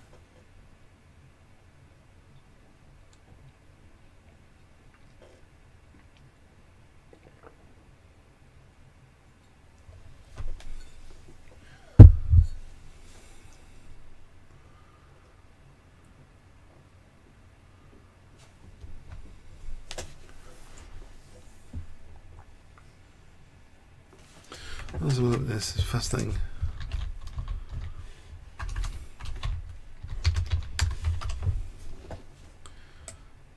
What about f5?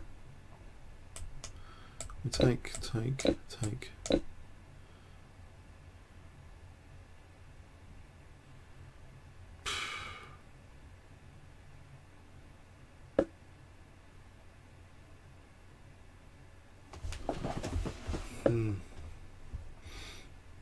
Yeah.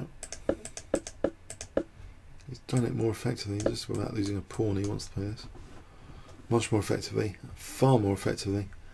Just play f5 here for f6, and split these pawns up.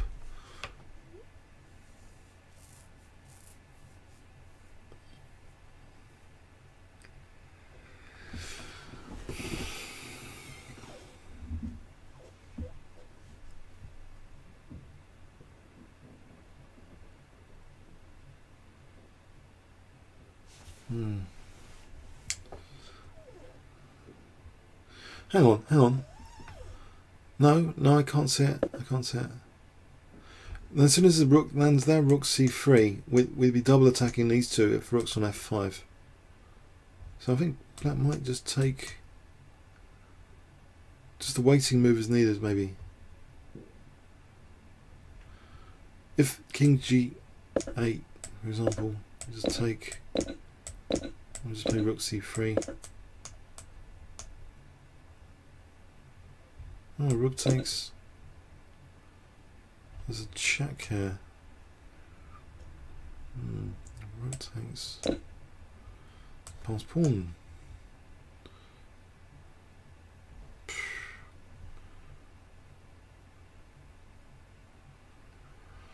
Oh.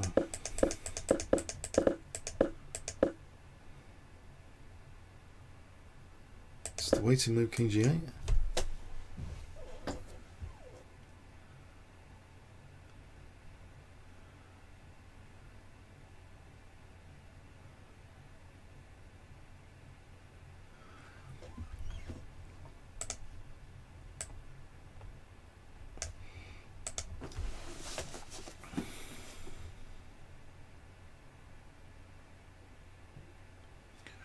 No, I'm not going to Hastings. No, it's a wrong time of the year for me, generally, to do anything like that.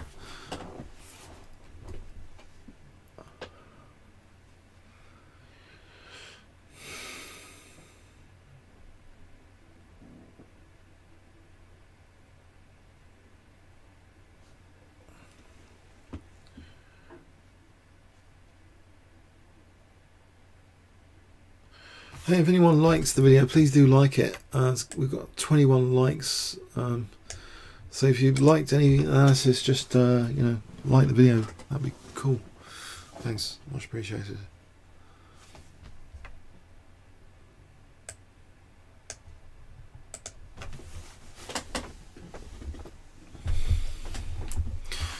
I think just the waiting move rook g8 is going to be okay.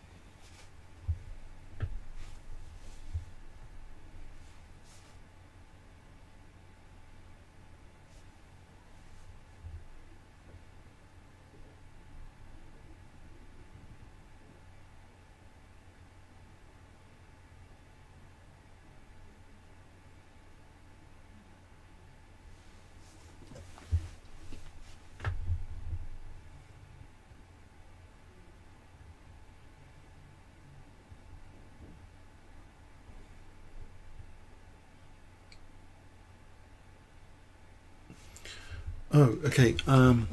Okay. I'm just quickly reading these Ivanov comments. So yeah, I did post a controversial video before this one. That was a video. This is a stream anyway, technically. But on Ivanov, yeah, it's fascinating. There's a chess-based article here today. I thought Ivanov was done with. I thought he was not going to come back to chess since the shoes incident. Apparently, he's not just come back. He's beaten 2 GMs, drawn with a third, and then there was this shoe inspection he didn't want to go through, so he didn't get any prize. He just left with 2 rounds not played. So he's back though. I don't know. Every time he's going to try and win tournament though, a GM is going to ask to see his the inside of his shoes. That's the slight snag, and he's not going to let them apparently.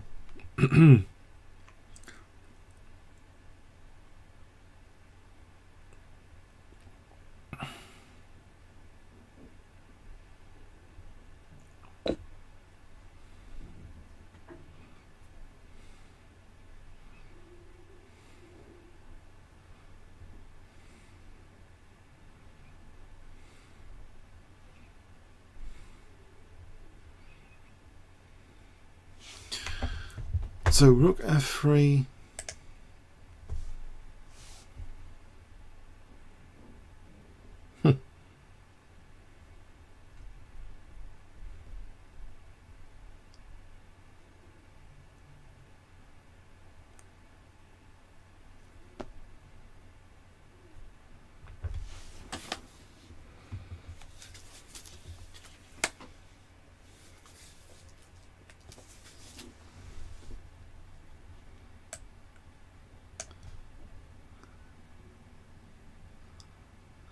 Aha.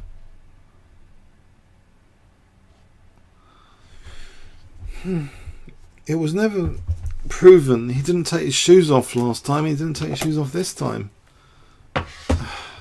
It was never categorically proven. Anyway, so let's see. Game 5 is finished. Let's close that off. Hammer 1. Arkell. Now this pawn has been stopped in its tracks with this e5. What's going on here? I didn't expect this.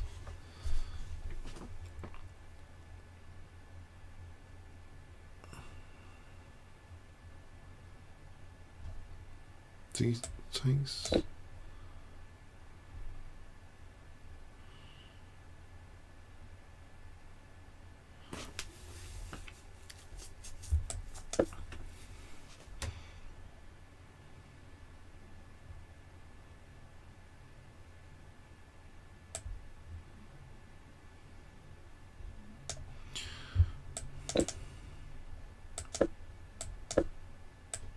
Check.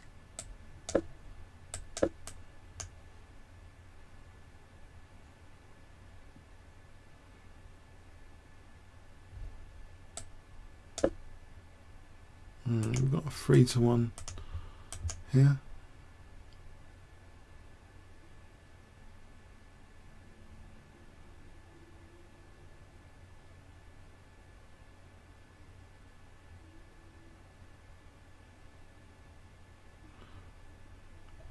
I didn't really want to do another video. I only did one video about him ages ago, and I thought, you know, it just carries on though. There seems to be like endless articles about him. I couldn't help myself do this other thing. I can't believe he's just reappeared. You know, it just carries on. I mean, I don't know. It's fascinating. I don't know why he wasn't like caught out yet. If he's cheating, which I don't know. Statistically, it looks incredible. But rook f3. So rook c1. Let's see here.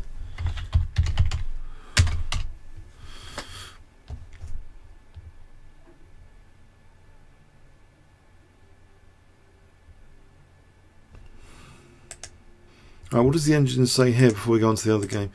The engine verdict is that white's just potentially better with f5. And black apparently doesn't take here. That would be quite damaging. This position is not correct to go into, apparently. Because of e6 and then taking on a5. And white's better. There's always the check here if rook g3. So, but apparently in this position, after f5, rook b1.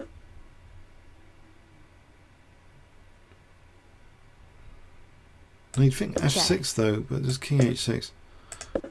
You might think f6, but taking... Let's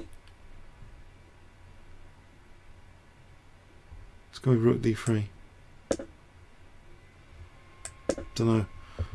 Seems a bit drawish, this one. So let's go to the other one.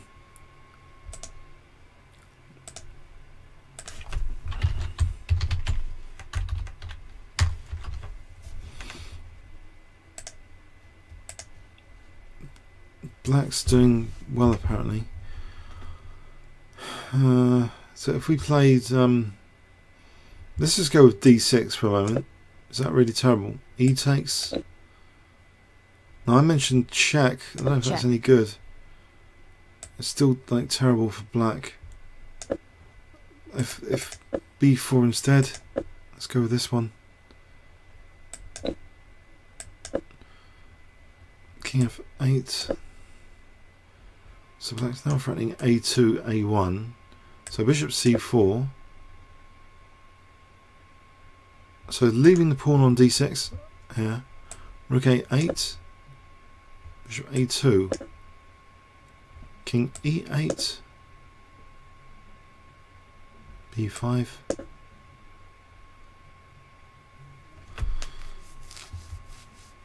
And what's happening here?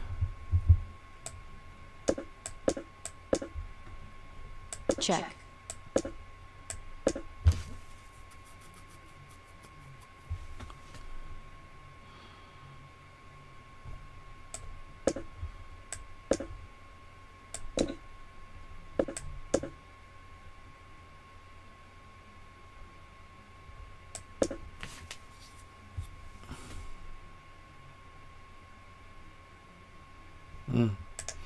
Well, apparently black's better anyway. But it's going to be probably a long struggle ahead.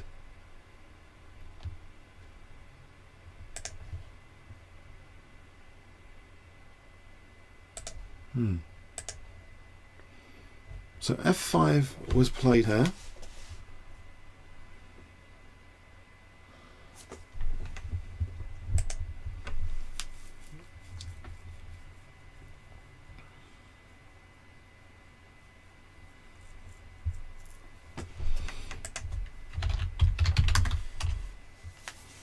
I thought Tania Sachdev's commentary on the rook and pawn endings in the World Championship match were amazing. I thought she did brilliant commentary on the rook and pawn endings.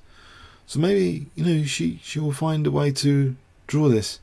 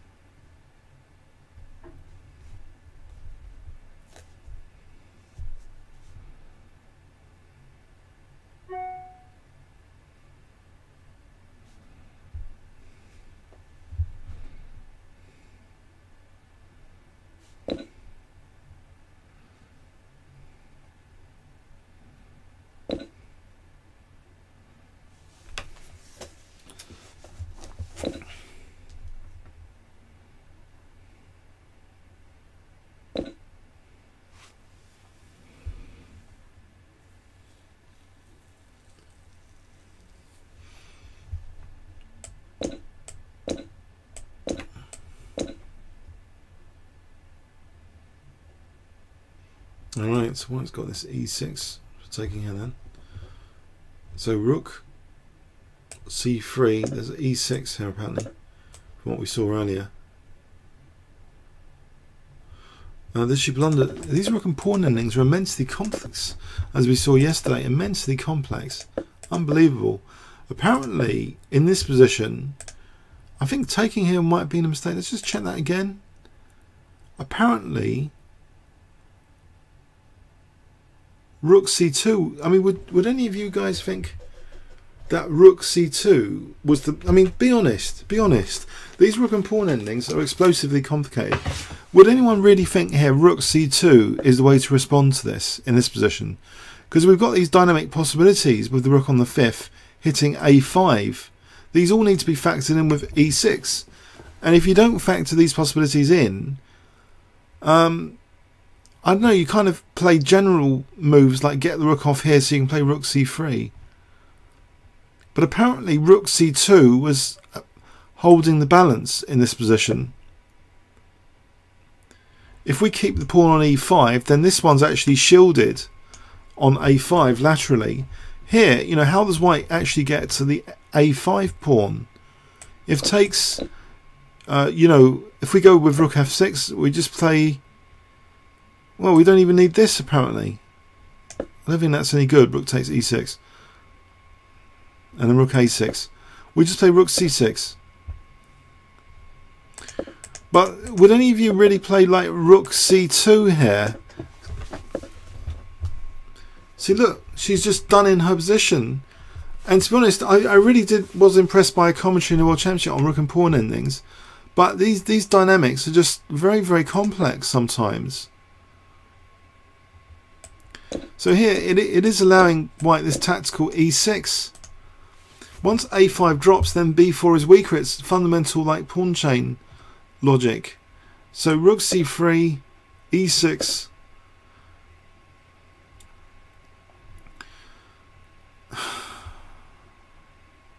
Now threatening e7 actually. So there's no time for this because of e7 queening. So if f takes, then we take this one. We've weakened b4. So rook takes b3. And white's doing very well again.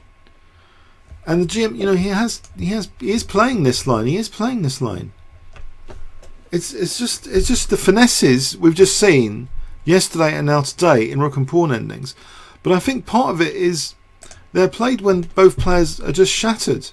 I mean, if you imagine playing for like 5 hours and then you've got to find these detailed finesses in rook and pawn endings, I suppose it just wears you away. You know, it just wears you away in the end.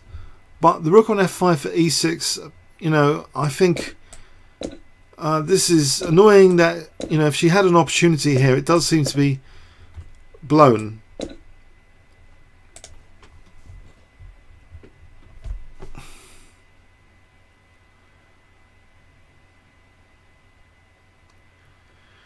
Just, you know, if we take here, we take here. You know, we can take here. If here we can play this. Check. And, you know, we're queening this pawn. I think actually this is Check. getting problematic, but I think we just... am I going to find a way of losing this for white, I wonder? a4, does this actually win for white? I'm going to find a way of losing it, aren't I?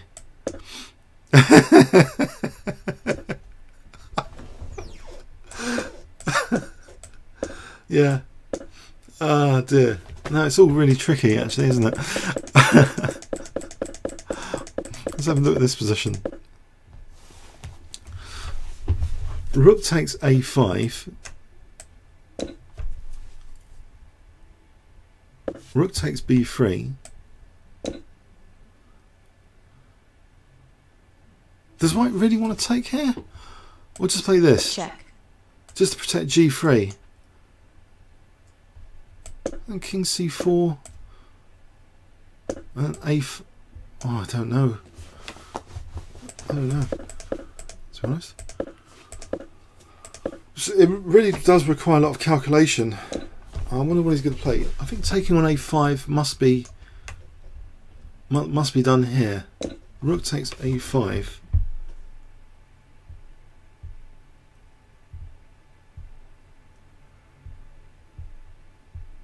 Let's go through this again. Rook takes. It does say rook takes g3.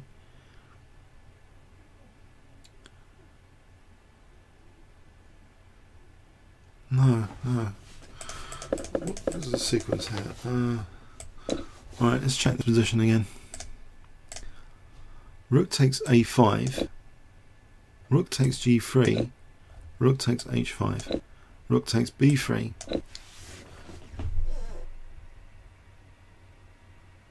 This is close to drawing, it seems. e6, f takes. Right, he's got to take on at a5.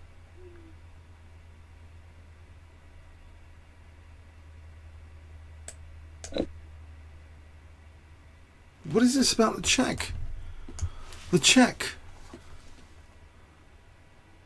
So not taking on h5. So if we take on h5, that actually, in theory, no, this position apparently is okay. Check. e5, king c4, e4, and we just take here. Oh, we're on the square.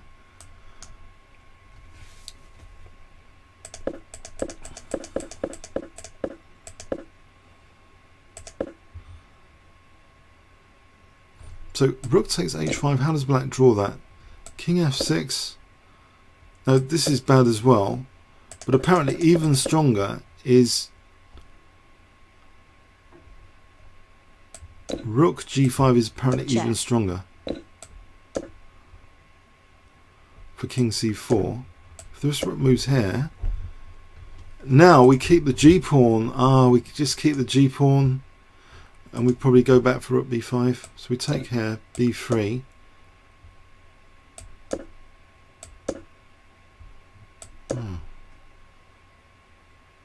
Two pass pawns over here again.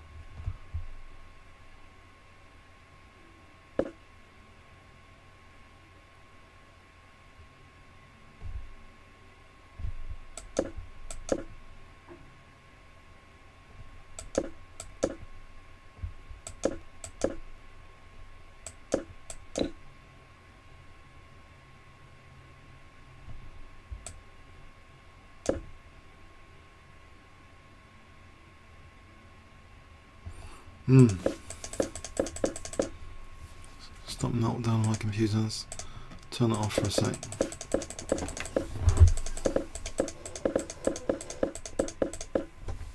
Let's play the e6 takes.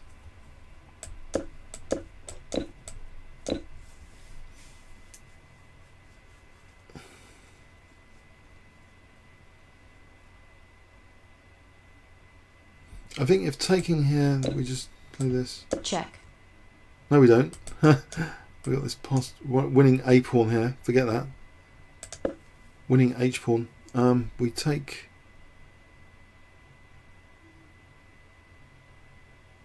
What are we doing here?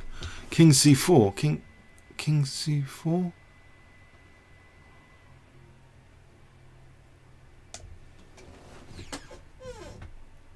And just transpose into the other one.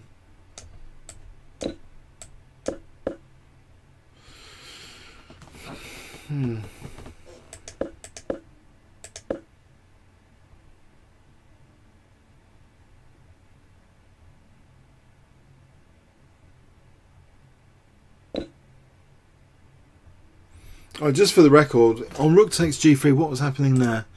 I'm just wondering for the record. Okay, rook g5 check apparently. It doesn't matter about the h pawn. Takes h4, king e3,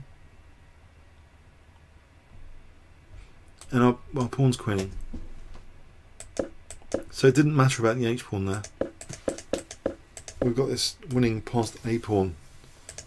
So that's why probably then, yeah, so rook takes b3. So white's best. I don't know if he's going to find this move, but apparently best is rook g5 check.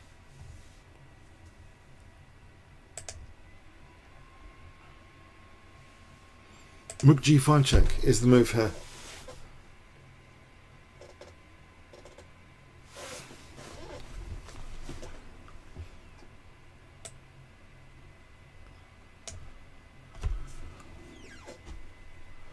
Do you reckon the GM will find rook g5 check?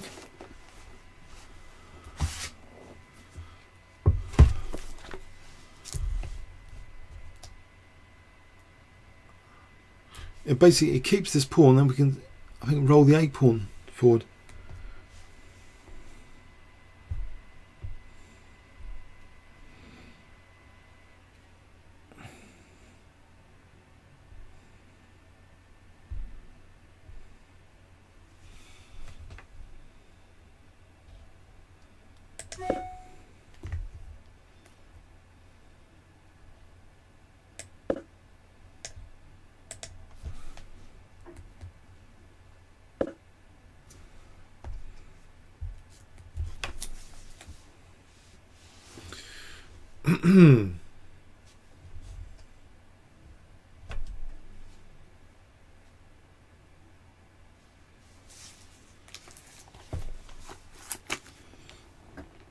So if we go with rook g5 check and then king c4.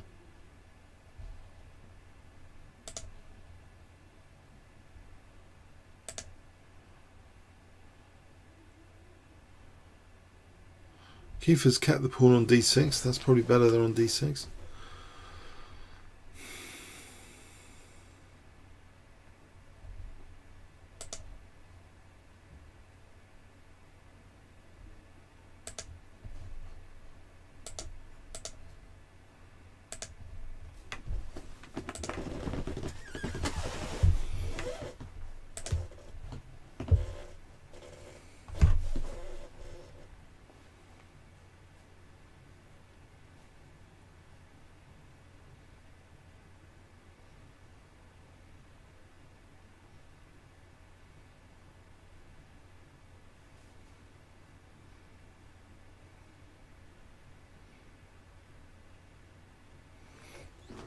I think there's going to be live coverage of the officially on the Rapid on Wednesday, which starts at about 9 in the morning, or so 9:30, 10 o'clock.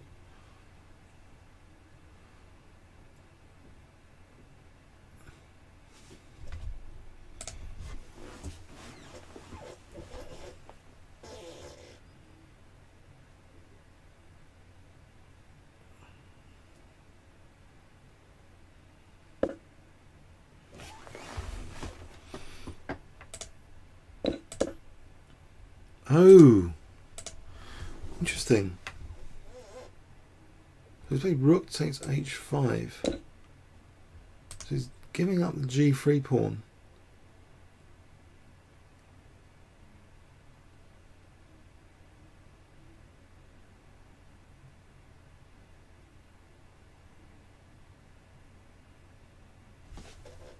I thought there was a slight snag with this one. Black can play king f6. This is the snake. King f6.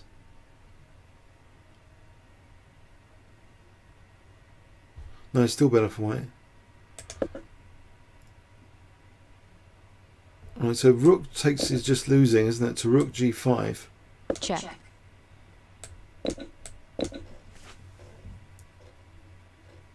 If e5, Check. let's play king c4. And e4, we just take this pawn in time for this pawn.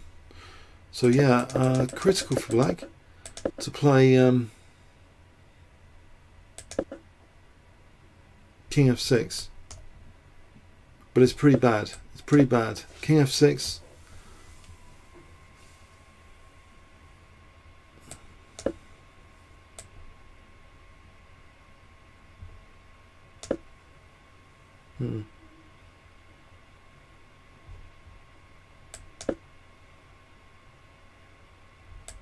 Get this in there.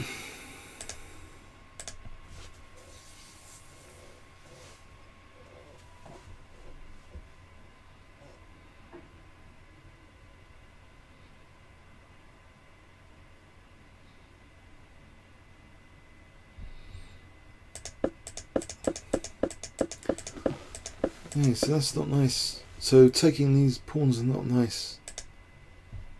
What a horrible thing to do. Anyway, she's found probably the best move in the circumstance.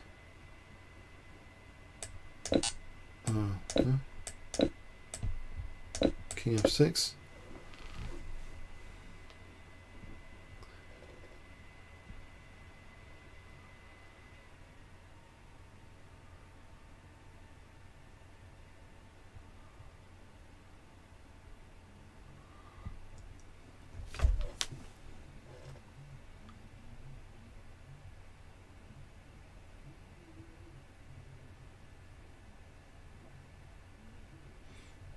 The London Chess Classic is a festival of events. If you just go to londonchessclassic.com, there's loads of events. And this is the FIDE Open. So the FIDE Open is on a long time limit. The Super 16 is, you know, the much stronger GMs. They're playing this rapid tournament from Wednesday.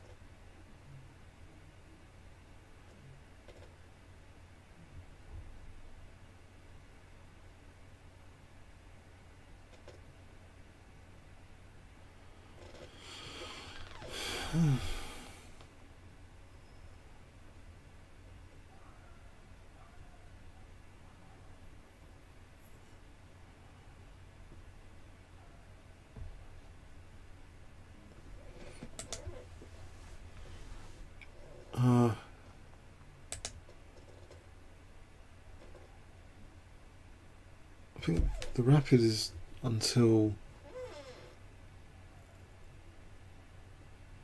I don't know, so if you go to londonchessclassic.com, it's got a schedule. I don't really want to risk anything wrong. It's just at londonchessclassic.com information, the schedules. I think Hammer can play most players. He's been higher FIDE rated.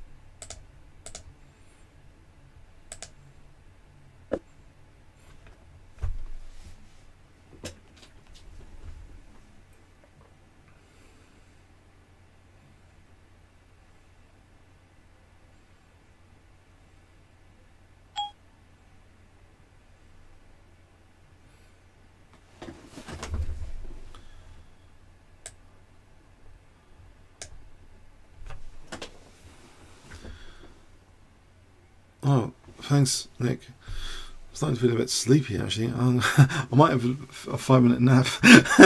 Thanks. I'm here.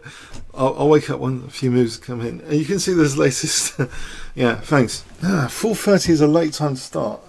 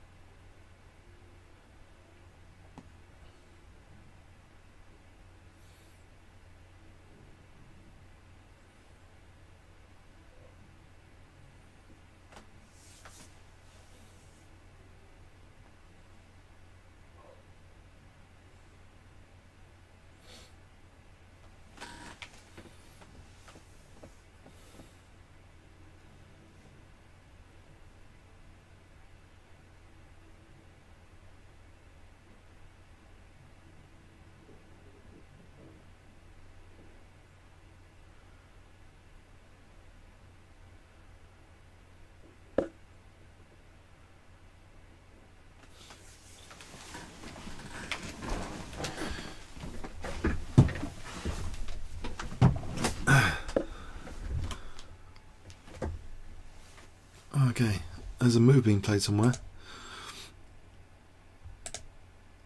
Yeah, Queen D5.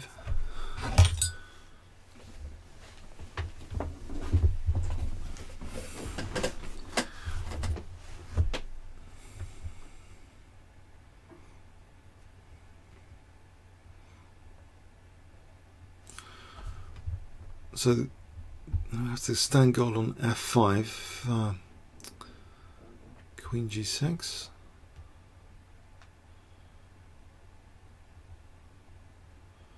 Oh, this is mildly entertaining. Maybe that's going a bit too far. Queen G6, Queen F4. We're attacking H4 here. So the Queen's getting a bit overloaded, isn't it?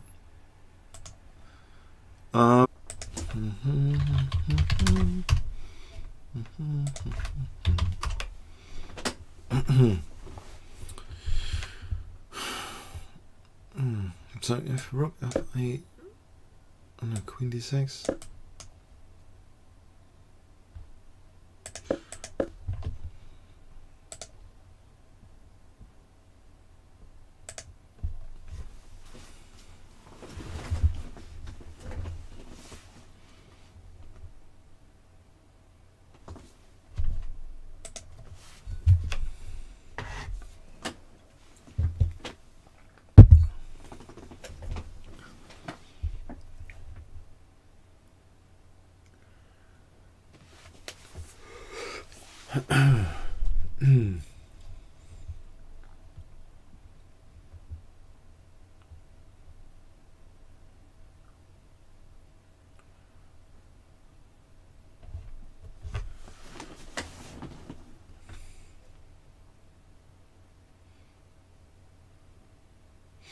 So apparently I think the move was Rook G5 to play in this position. Rook G5 to give time for King C4 without losing the G-pawn. These little finesses. What's the other game? Looks as though it might go on for a long time as well. In fact,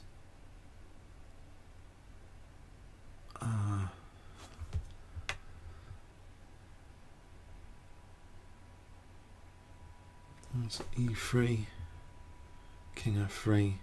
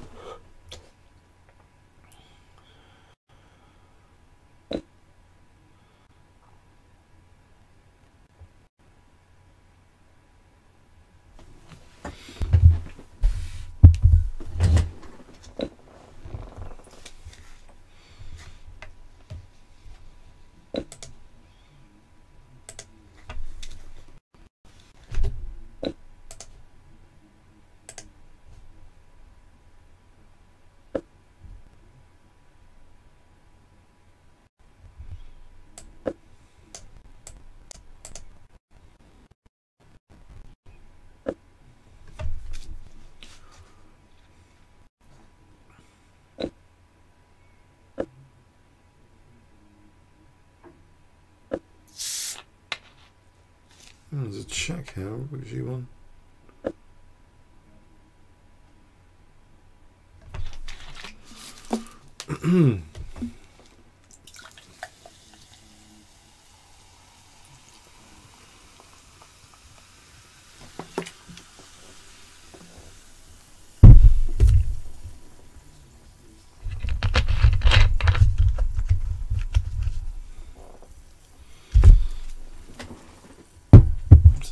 Look at this.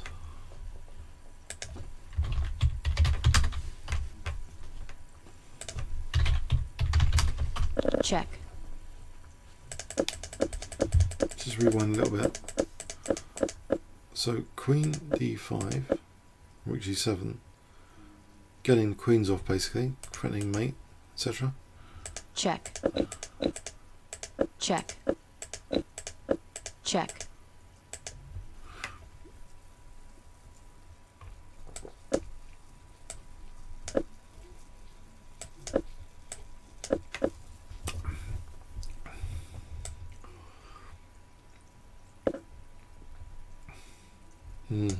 Oh, here. Here?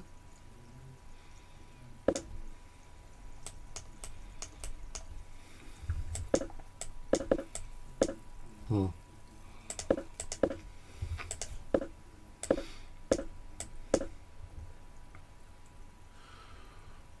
Gets this position.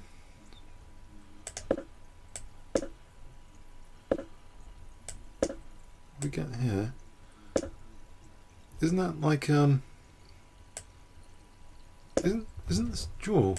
No interest. Check. Because it's gonna be a draw, isn't it?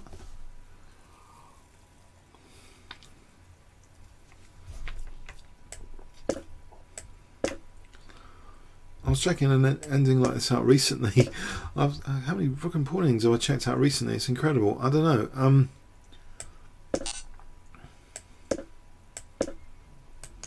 It's gonna be a draw, isn't it?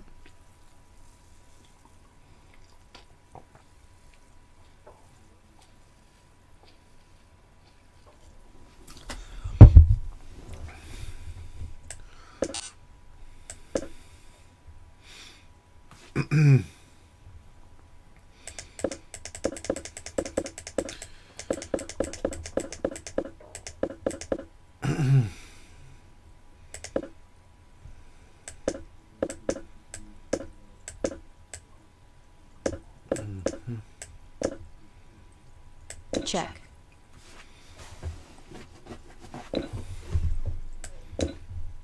This king G4.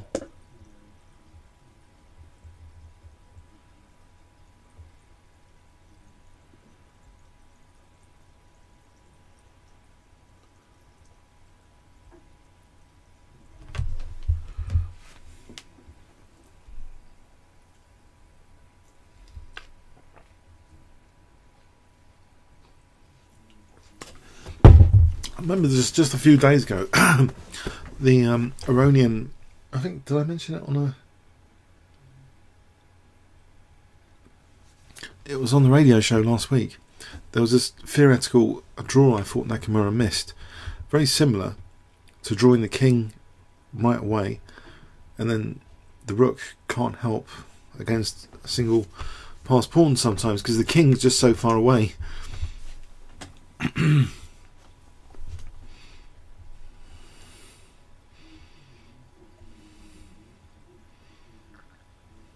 What is our engine thing here? It's got 0.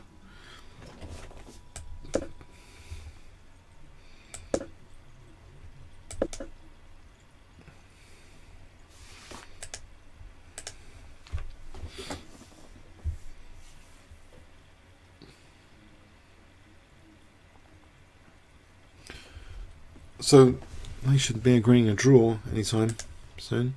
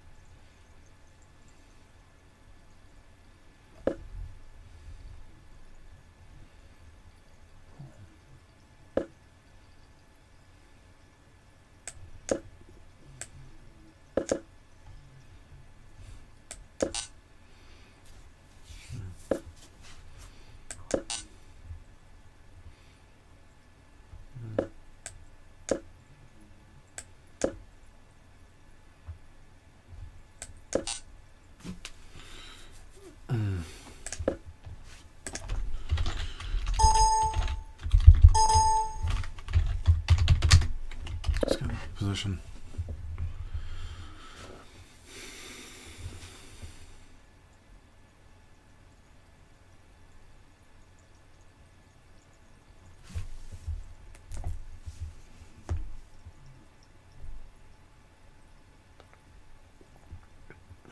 I did, yeah. It's a draw because the king's still too far away. So here, I don't think there's any tricks.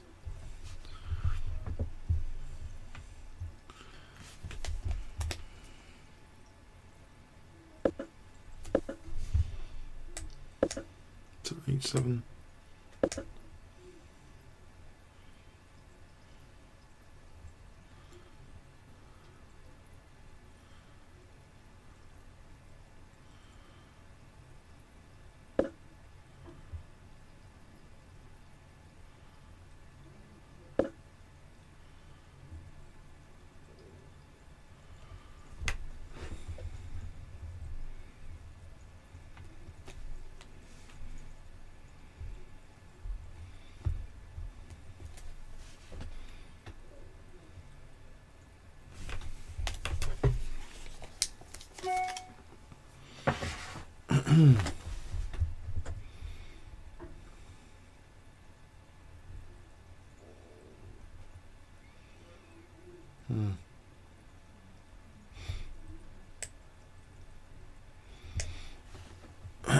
So G5 there.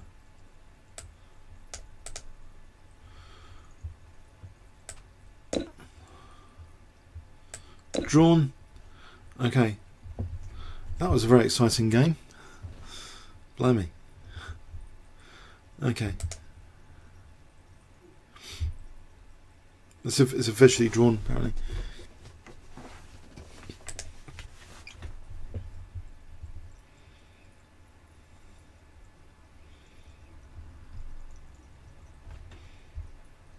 I don't know what's going on here. Let's have a quick look. This one.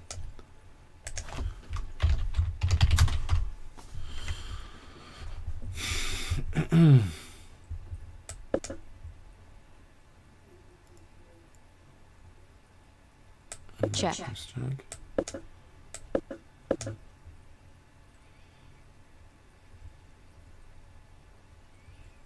Check.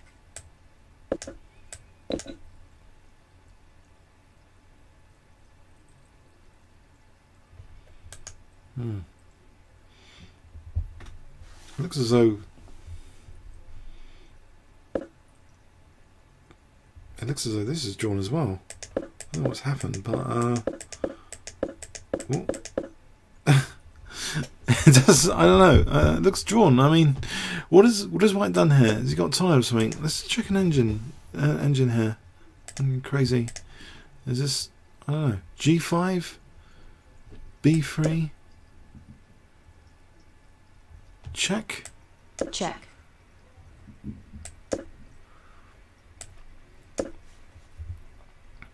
Check.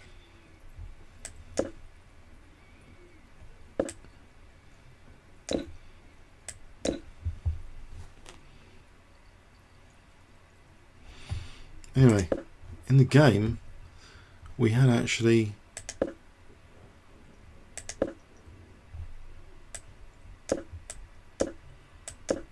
king e5.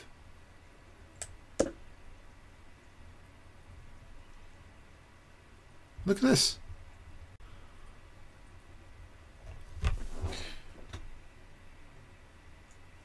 I don't think anyone knows what's going on in rook and pawn endings.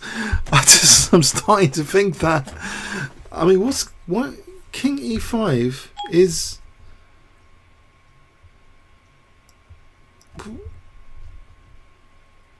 Look at this. It's apparently equal with rook e3 check. Check.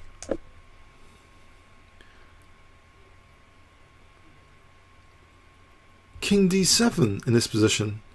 King d7. Look, this pawn is queening if we take here. Yeah? Because we're stopping this b7 square. I wonder if Tania might find this. That's very interesting. Amazing. But rook e3 check apparently check. Draws. King f4. Now king d6 apparently is 0. What about b2? No, white's winning that with check. But king d6 and there's no check. Why is that a big difference?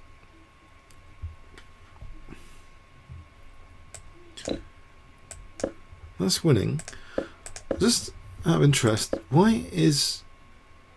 So b2 is losing and king d6 is drawing. Check. Check. Rook b7 is okay for white. Not grabbing this rook.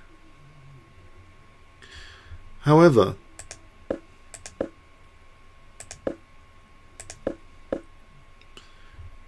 incredibly, I don't know if this can be found by Tania. So rook e3, king d4.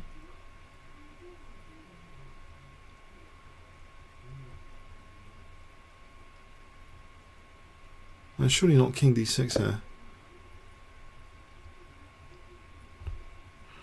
No, apparently rook g3.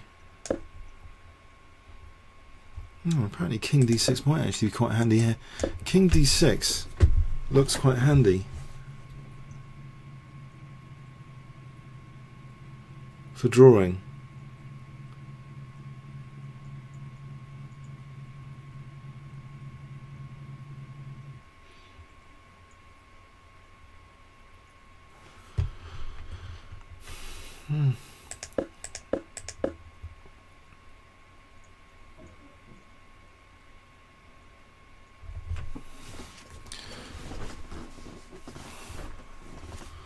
This is really quite tactical. I mean, yeah, I was going to say that historical California. I think no one knows how to play rook and pawn endings. Seriously, just on the evidence of the last 2 days. I mean, look at this check. This is incredibly tactical. That in this position, rook g3 might draw. What does it? Rook g3 or king d6?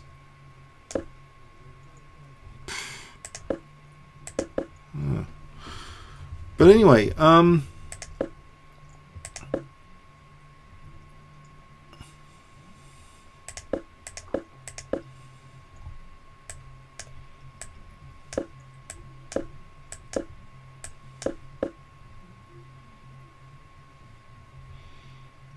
she played king d7, which does like potentially cover that b7 square on the check, so the rook can't get behind the pawn there. And apparently this is at 0 now. Unbelievable. Someone once joked all rook and pawn endings are drawn. Oh man.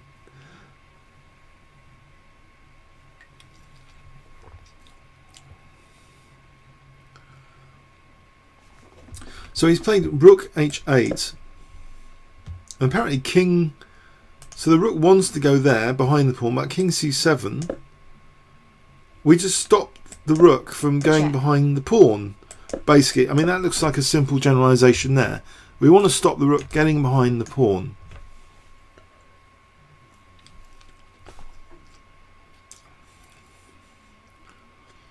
Apparently this is equal. If white wants to lose this, then G6, and then B2 is winning for black. So it looks like a perpetual. I think the GM's blown it. He might have blown it.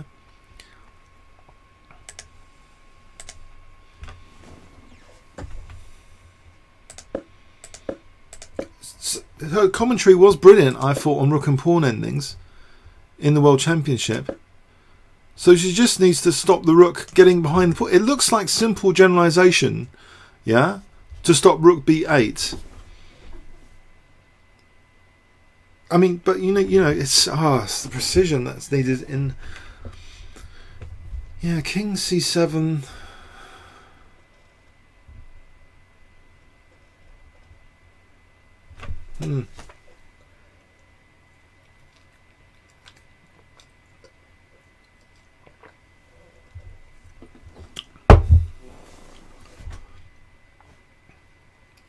She's got a draw in hand. It's incredible. It looks, once you see it here, that white, you know, is threatened with losing the game though after king c7 because of this b2 threat. The rook actually can't get behind the pawn.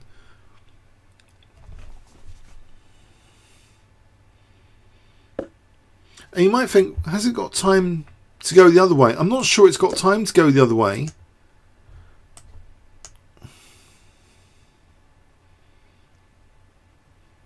Let's see exactly why in this position.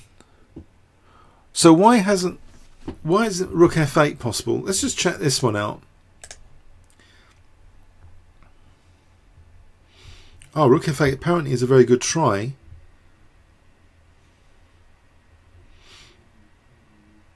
For something.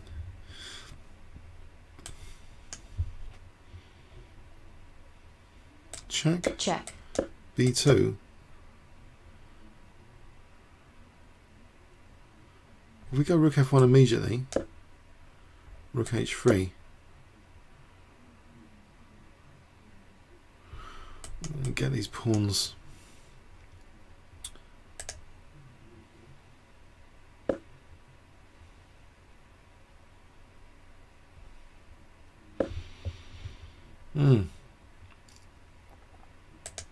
Nope.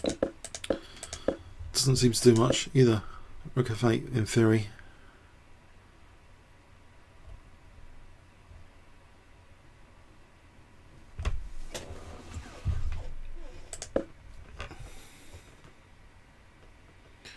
No, I'm going to give that a miss, I think. Too quick. Too rapid.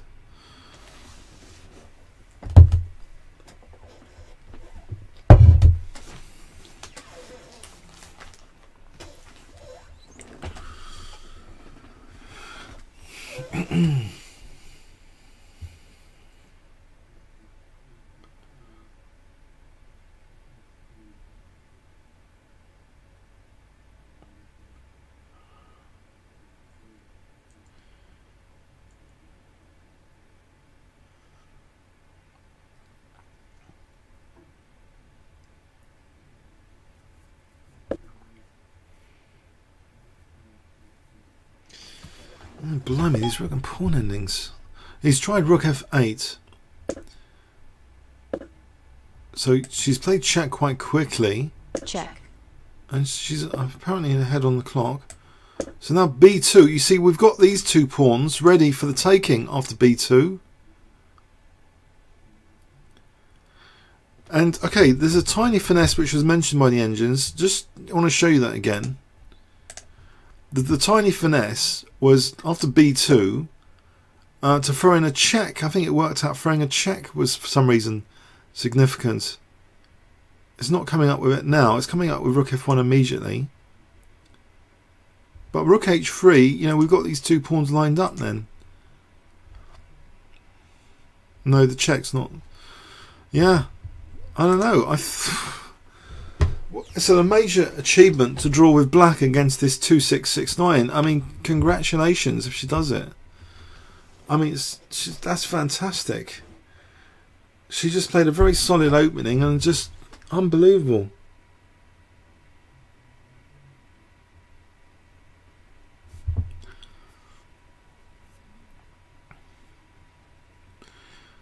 If we follow this through, you know, was white going to be left with a G-pawn? You know, if we follow this through, so rook F1, rook H3. Let's go with rook H3. Right, has to be, I suppose this is tricky as well. Hang on a sec, what's going on here? Do we take on A4? No. I think if we take on A4 we might lose this G-pawn. That starts to get a bit tricky. So more simple is rook G4. Leave the A-pawn, not the G-pawn. And then this is, it doesn't matter about the A-pawn here. And we just check. Yeah.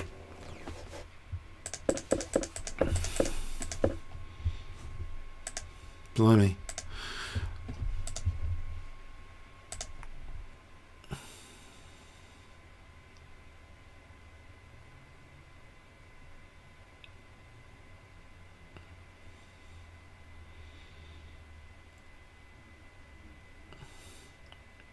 This looks to be a another rook and pawn ending coming up. Looks like another king and pawn ending coming up. Is it? Or not? Is black going to play rook e8? No, hold on a sec. I think black's got a trick here with rook e8. I think...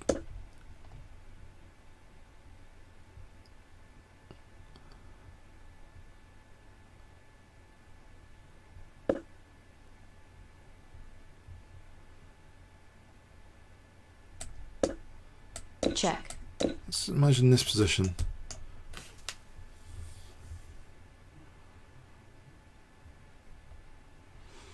Oh, that's rubbish. No. Check. Check.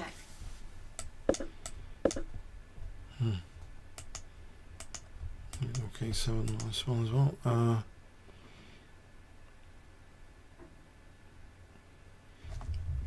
This looks drawn as well. I don't know. Draw?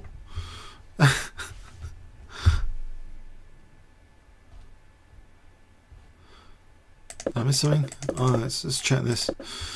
So bishop b6. Okay, let's check this.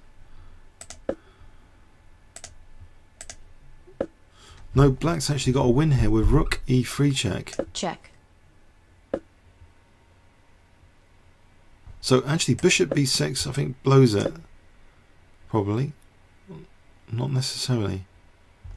d8. Check. Check.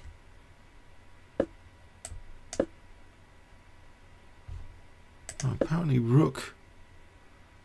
Oh, just rook e8. Oh no. Okay, this is better. Much better version. No. Okay, black will be winning here apparently. So this is trouble. Okay. Check or bishop b6. Apparently both check. Win. So bishop b6. Check. So the point is we check. Don't play. So king e7 is not brilliant. Like, maybe that is winning as well. No, this pass pawn seems to be winning here. Yeah, that's winning. That seems to be winning for black. Right, there's not an endless amount of magic in these rook and pawn endings. So, but this one. So what's happening now?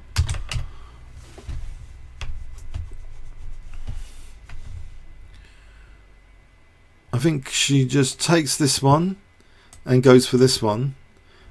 And that should be, I think, drawing. Now, if white tries to hold on to f6, Check. let's have a look at this possibility. If white tried to hold on to f6, is that possible?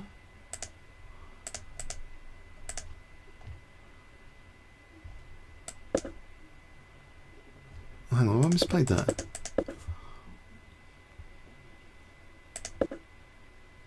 Takes. Check. King e5.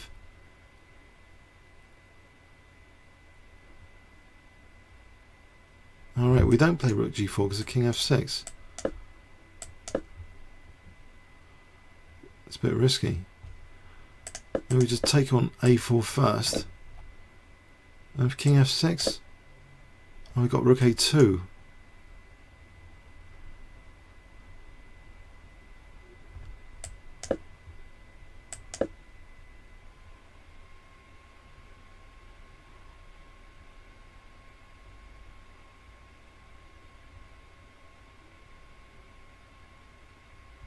If rook g2, that's bad, losing that pawn. Well, we actually play this silly little move, threatening b2, I guess. So if g6, we've got b2.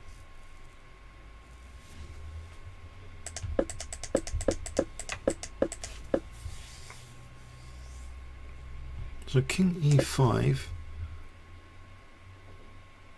So apparently the safest is to take here.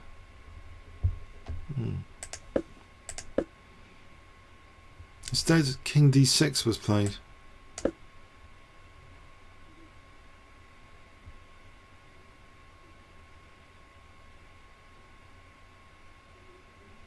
So this stops all this nonsense with king e5 and f6, and apparently we're going to get in this and this then without any of this business. So we get this in, and then we get and then we get this in, and I don't think it's a pawns. Big deal, is it? We can just take here and loads of checks. So let's go back to the game continuation. So king d6 seems even simpler.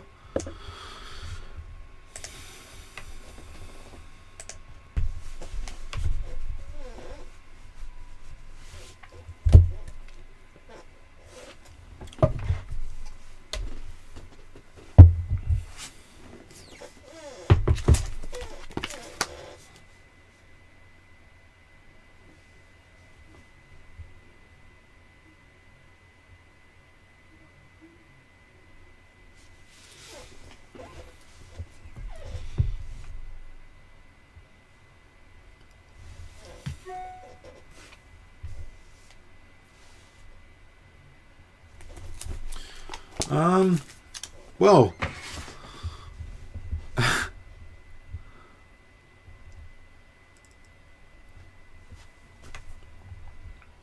yeah, this, I mean, yeah. So she's ruled out this possibility of this pawn being dangerous.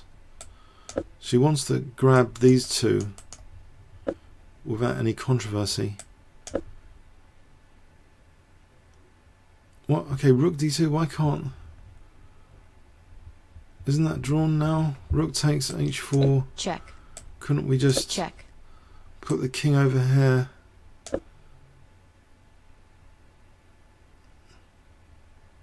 There's a rook g2.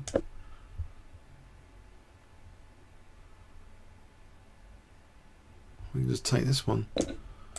Let's go over here and round this up.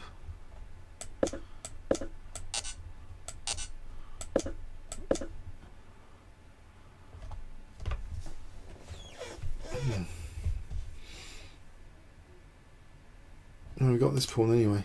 Sorry, losing the plot. Yeah, king d6, rook d2 apparently is being played. I should take that. Check.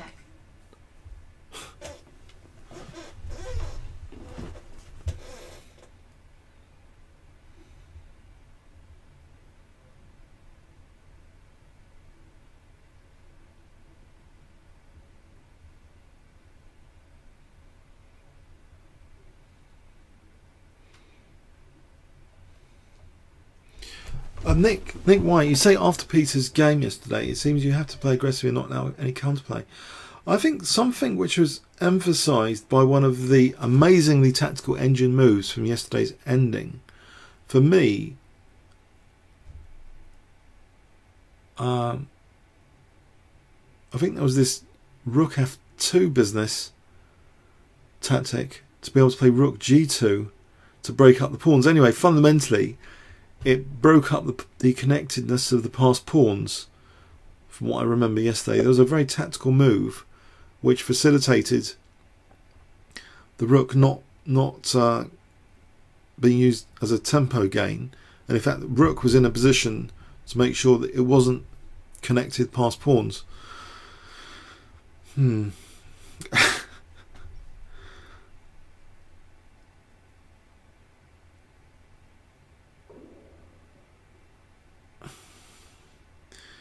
I suppose if you assume that connected past pawns is a way of creating counterplay in an endgame, then yeah, you know, isolate the opponent's past pawns so they're easier to handle.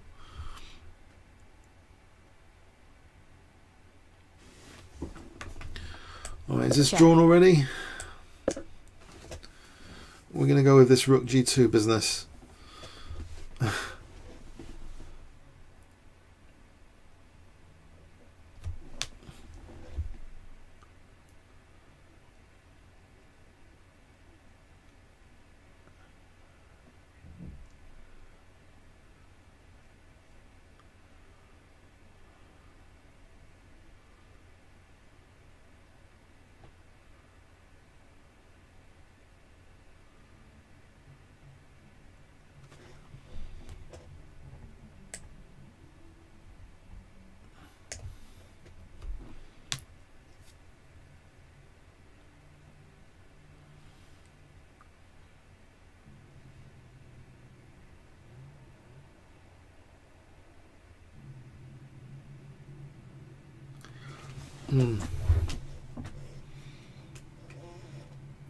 By the way, advanced notes, I've got a chess match on Thursday. I'm not sure I'm doing much commentary on Thursday. Maybe just 1 or 2 hours or something.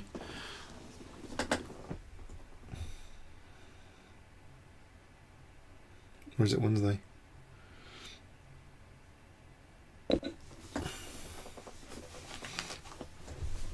King takes b3. Rook g4.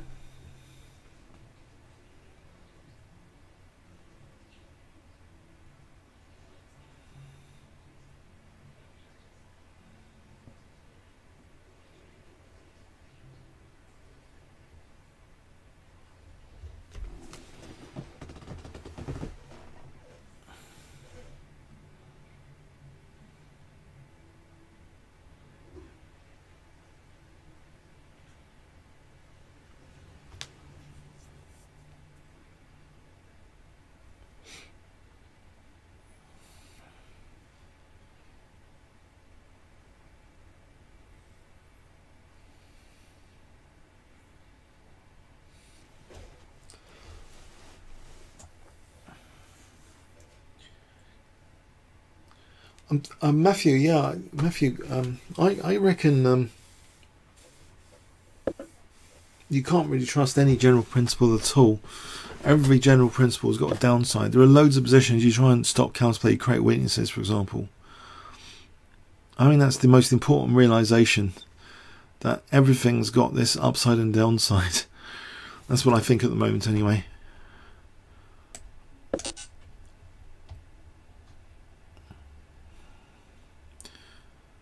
There might actually be situations, just like counter-argument, where you encourage the opponent to have counterplay so you can create some winning chances. If it's not too dangerous. Check.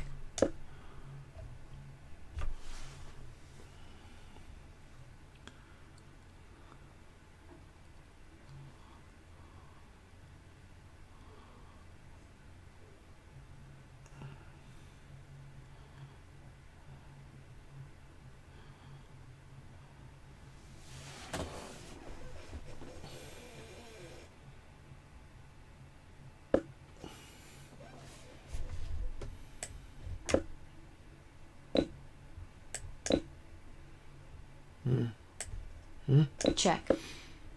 Oh, a5. Check. Okay, drawn.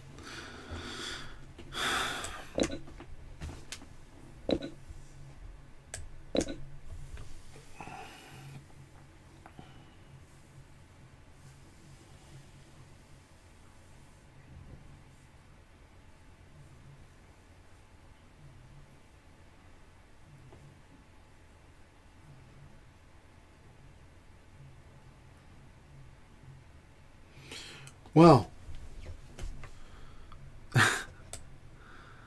blimey. So that's why chess is such an addictive game, because it's not really even rook and pawn endings can be fluffed up by 2600 GMs if this was winning at some point. Right, so close that off.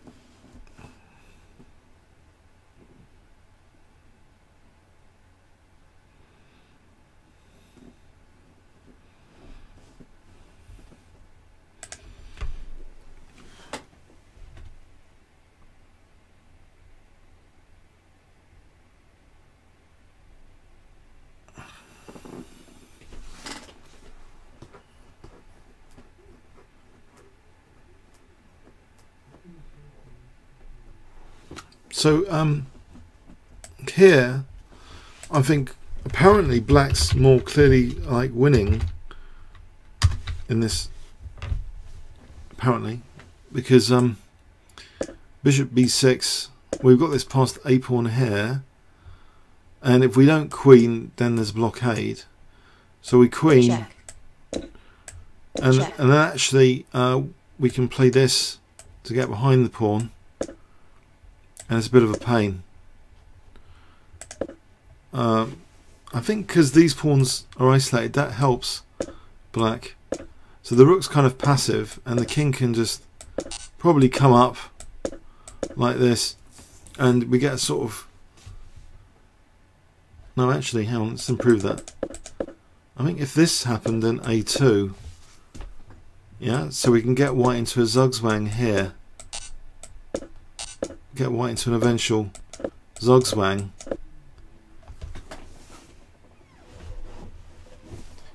Yeah.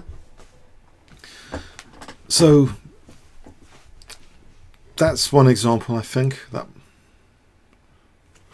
this a pawn just ties down the rook. We get a kind of zugzwang here.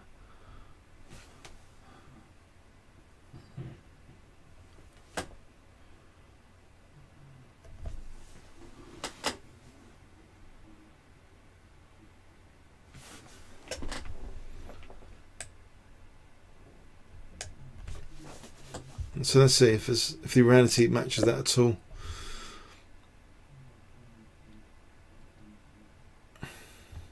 Did white actually go for a break or something? Did white actually play? I mean, what's going on here?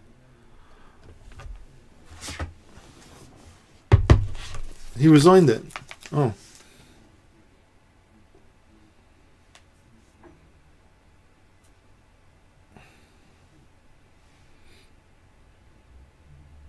So in that case, just checking on the iPad.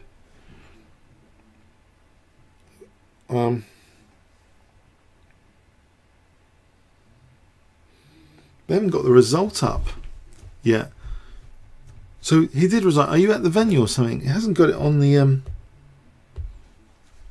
one of the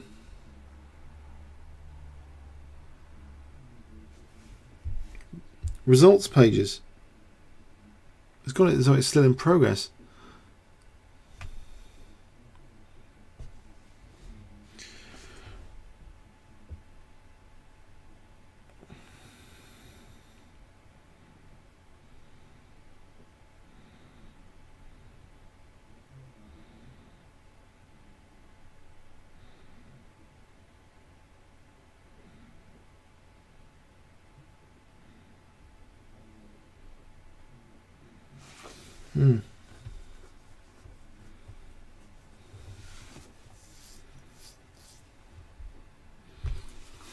By the way, I think yeah, Black. Okay, so Black resigned. Gupta, who won came first equal, he got massacred. Let's have a quick look at that to finish off. Just out of interest. So Gupta got massacred apparently. Put it on the big screen. I think either last year or the year before he came equal first. So how did the IM do him over?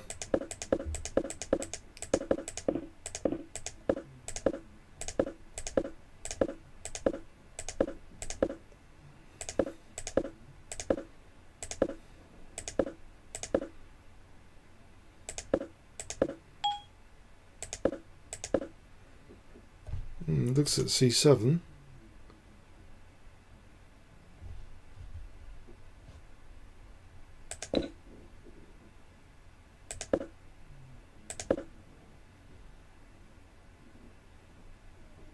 One sec. If D6, oh maybe Rook. Oh no, D6.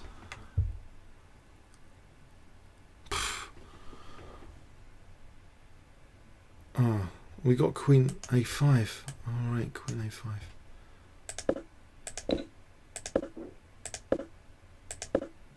Check. Check. Oh, that's horrible, isn't it? Check. Oh man! This is a massacre.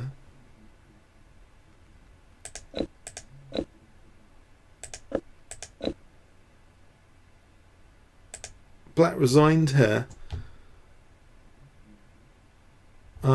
If you want some analysis on this, let's have a quick bit of analysis on this. This was a massacre. That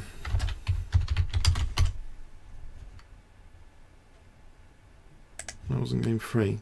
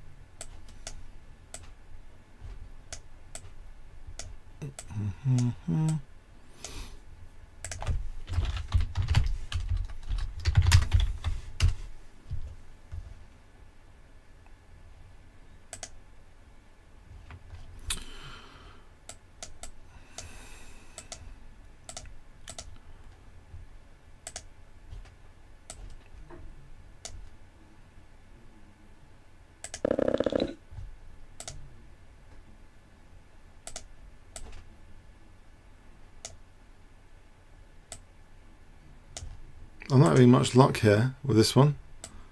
Oh, that's strange.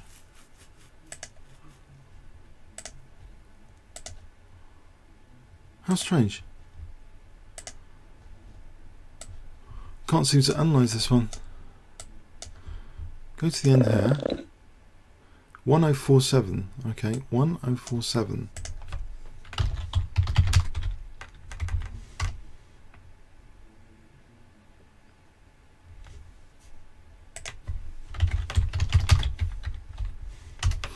Sorry, yeah.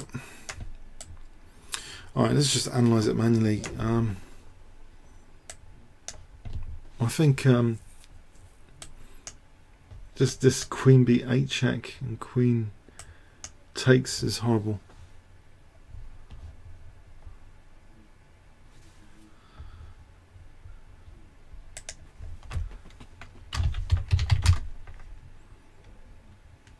Is it 8?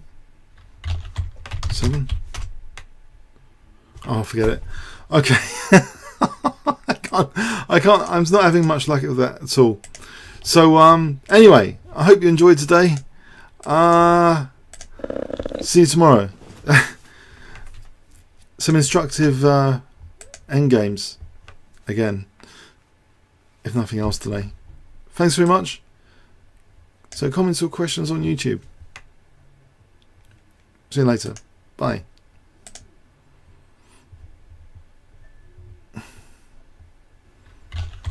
7.